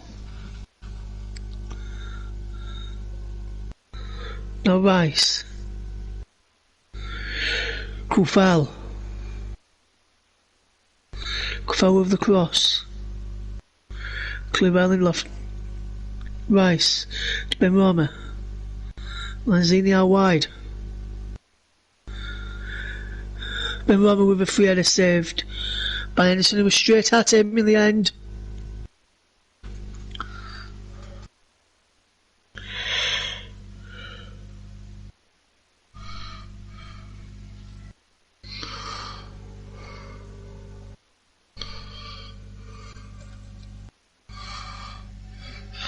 And that's a brilliant cross from Johnson.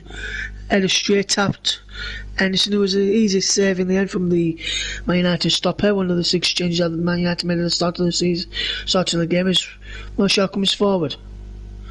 Martial still going. Cavani. It's Bruno Fernandes. Shot blocked. Michael Fallon. Man United get the ball. Can't get a second goal. Ben Rama. Sojcik was offside.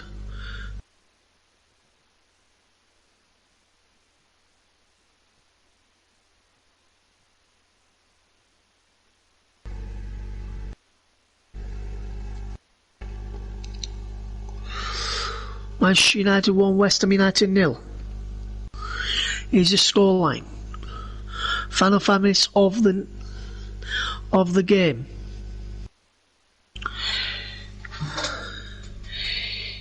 I believe if I've got the maths spot on.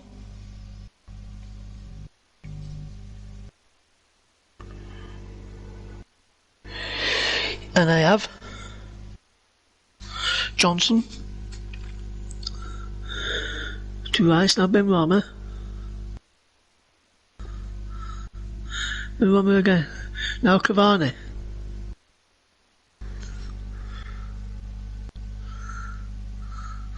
Throw to Manchester United.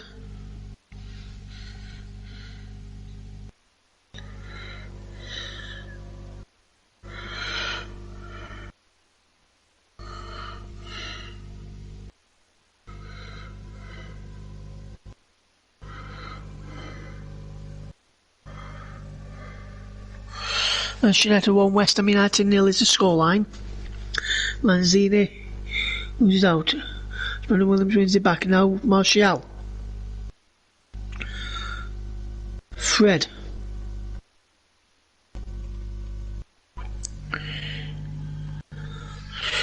Manchester United leading by a goal to 0 as McTominay comes forward. Martial gets it. Martial! Saved by Fabianski. And Fabianski gives possession moving for West Ham as Johnson now with the ball into Ben Rama. Now Creswell.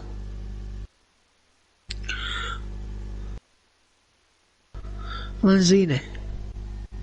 Ben Rama slips, but still now keeps possession away from Fred. And now Johnson. Ben Rama. Noble. Lanzini. Away from Lanzini. Now Noble again, and now Creswell. Johnson.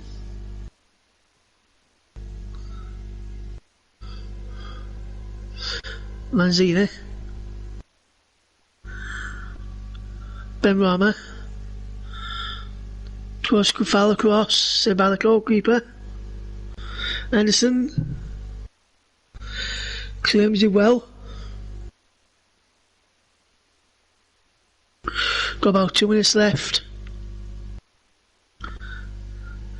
And man of the match has gone to Lucas Fabianski. The TV one here tonight has gone for Aaron Maguire.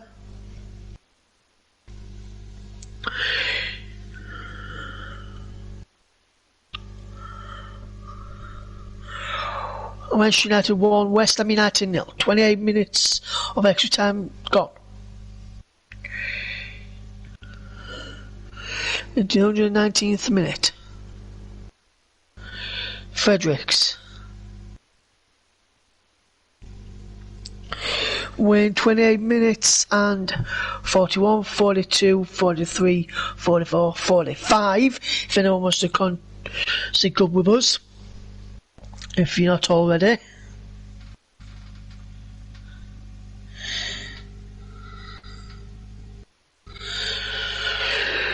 Away goes on from David Moyes to get a victory as a visiting manager here at Old Trafford.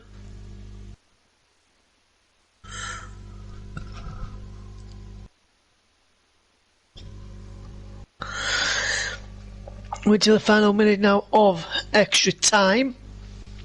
McTominay's goal on that 7th minute looks to be the difference. And the ball's hit out of play. For a throw. Grafal takes it to Creswell. Fabianski hits it forward up towards halfway. And Loft wins it back.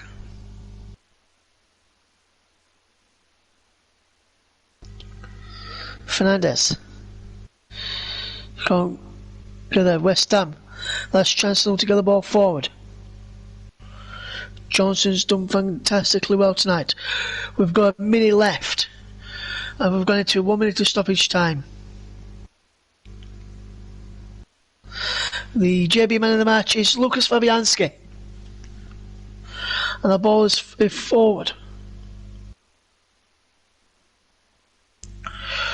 Rice for Ben Rama. And Williams does well to win it back on Rashford. Just runs for that corner.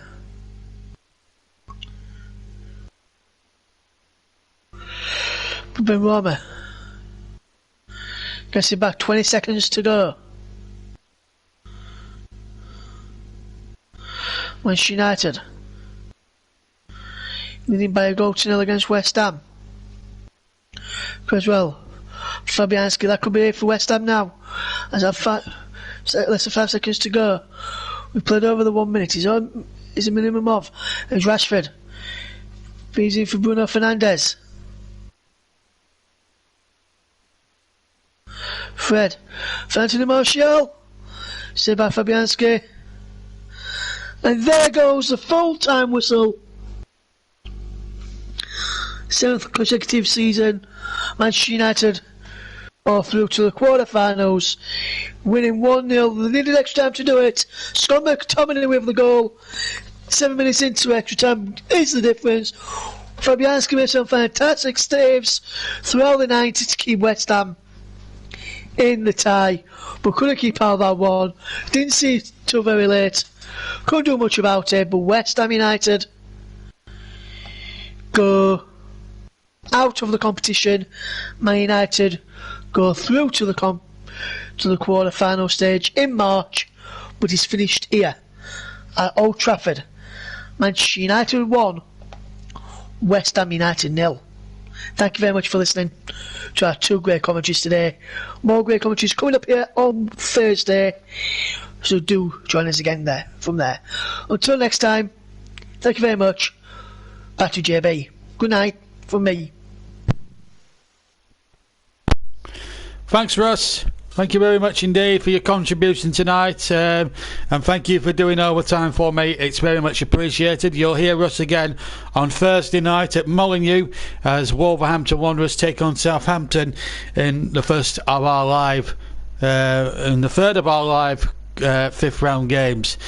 We do have an interview to play with Sean Dyche in a minute, but we're hoping to let's get some reaction from Old Trafford in just a second, because I'm sure we'll try and find the winner, the goal scorer Scott McTominay, in just a second or two. It's taken a while to get some sound clips for the game here at Turf Moor, but while we wait, we'll see if we can get some reaction from here at Old Trafford first. I think we can. Kelly Summers is down there and she's speaking with Harry Maguire. What are your thoughts on the performance? I thought the performance was good. I felt like we could have been a little bit more especially the first half. We should have come in at half time. I felt like they had a little spell just after half time, but we dealt with that a lot better than what we did at the weekend against Everton for sure. So no, it was good. We dug in. I felt like we got the win that we deserved in the end, and obviously in the end that's what we came in to do. Yeah, what does that say about the mentality of this team after what happened on Sunday, especially? Yeah, well, Sunday was tough. Saturday night, sorry, it was very tough. We were so disappointed, obviously, to concede in the last kick, and we felt like we deserved the points, and the way that we conceded as well, it was disappointing. So, no, it shows a great spirit, great mentality to come back, perform, get our heads back up, and we know it's a long season. There's games every 3 days, so it's the best thing when you're disappointed and you don't win a game of football. To have a game in 2-3 days' time, it's perfect. So tonight was perfect. The game's come so soon, and the lads put on a good performance and a good win. And like I said, it's important to go through. Well, congratulations, you are the man of the match. Thank you. Well, he wasn't our man of the match. That honour went to Fabianski, so Maguire gets the man of the match from the television people. But as regards our man of the match, I actually called it at full time, incidentally. But Fabianski was the man of the match, and we called that was far back as full time. But the winning goal, Scott McTominay, a great finish there. It's got to be said, a terrific performance, really, and a terrific moment for him, I should say. No, it wasn't. To be honest, I think it wasn't a great game. You've got to credit Russ for the commentary, because it must be very difficult. I know full well what it's like to commentate on dull 0-0s, and I had one at Brighton earlier this season, but to get a goal in extra time, it's brilliant. And before that goal went in, I was trying to rack my brains the last time we actually covered a penalty shootout on this channel, and the funny thing is, I was looking back through the archive and actually thinking, I think the last one we actually covered on the channel was Millwall versus Brighton back in 2019. But anyway, that's all the reaction we're going to get from Old Trafford, because the television boys are finished. But we do have a little bit of reaction to come from our earlier tie between Bournemouth and Burnley, and that finished 2-0 to Bournemouth, and it ended up with me being very passionate in the commentary. Now, I got a quote from Sean Dyche. This is what I want. This is what he's got to. This is what he had to say here at Turf Moor after the 2-0 defeat. And then after I've played that interview, I'm going to sign off with those words as well, and then you can tell what I think. But anyway, here was Sean Dyche. I'm not sure what I can call it, but here is his interview. Not sure if it's an excuse, to be honest with you, but here is his view on Burnley's 2-0 defeat earlier tonight.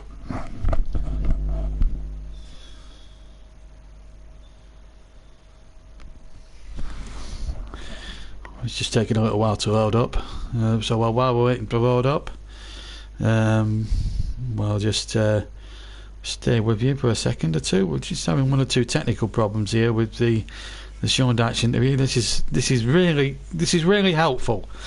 This is really helpful, Burnley Football Club. You know, we've got this through, and then all of a sudden we've got we're having real technical difficulties, but. Let me tell you that the performance tonight from the Clarets was, let's say the least, was unsatisfactory. It's probably one of the worst Burnley games I've ever had to commentate on, and I've done several of them over the last sort of 5.5 years doing them. We have covered a lot of Burnley games in that time, and I don't think I've never seen such a powder puff performance than what I saw earlier tonight. I'm still convinced that the goal may have been a touch offside, a shade offside on the first goal. I'm certainly convinced it wasn't a penalty, certainly for their second goal.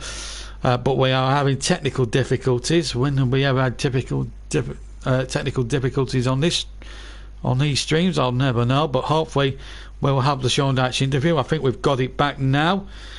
So let's play the fun. Let's see what Sean Dyche had to say after Burnley's disgusting 2-0 defeat. We've got the outcome. What are your thoughts?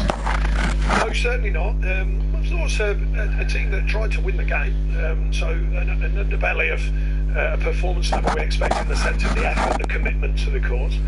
Lacking the real key moments, to be fair, apart from the a great chance in the second half, which could well have changed the game and the feel of the game. But yeah, no lack of energy towards it, but some moments of quality were lacking, and 2 soft goals, and you can't do that.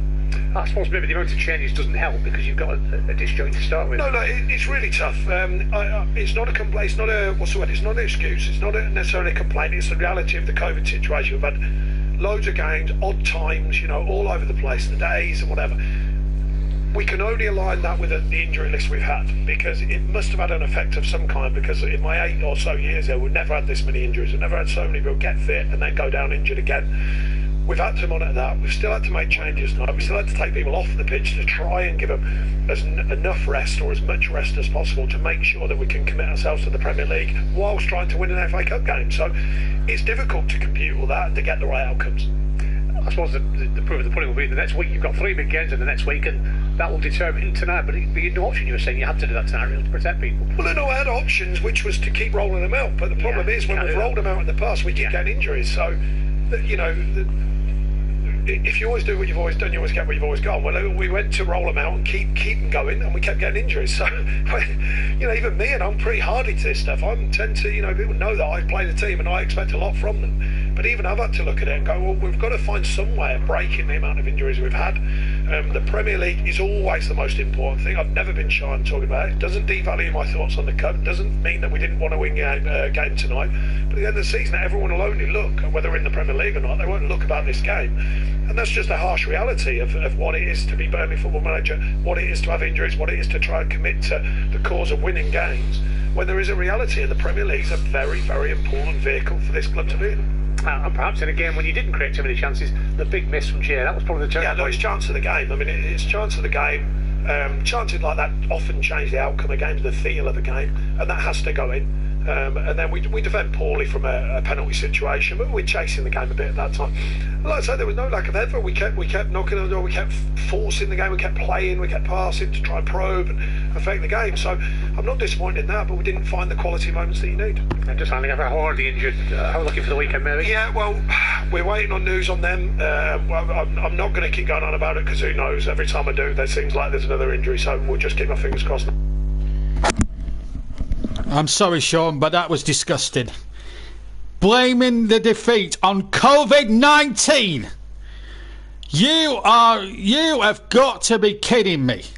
That is the worst excuse you could have even given for a shocking powder puff display. How dare you? And don't even start on the injuries.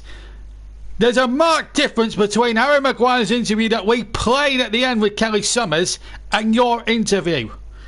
They are ready to take on the challenge of 3 games a week. You are clearly not. It's a case of dive speak with you. Now, I don't care what you think. I don't care the harsh realities you have as Burnley manager. But as Burnley fans, we expect better from the team. The lack of summer investment, the lack of January investment has come home to roost. That's the reality.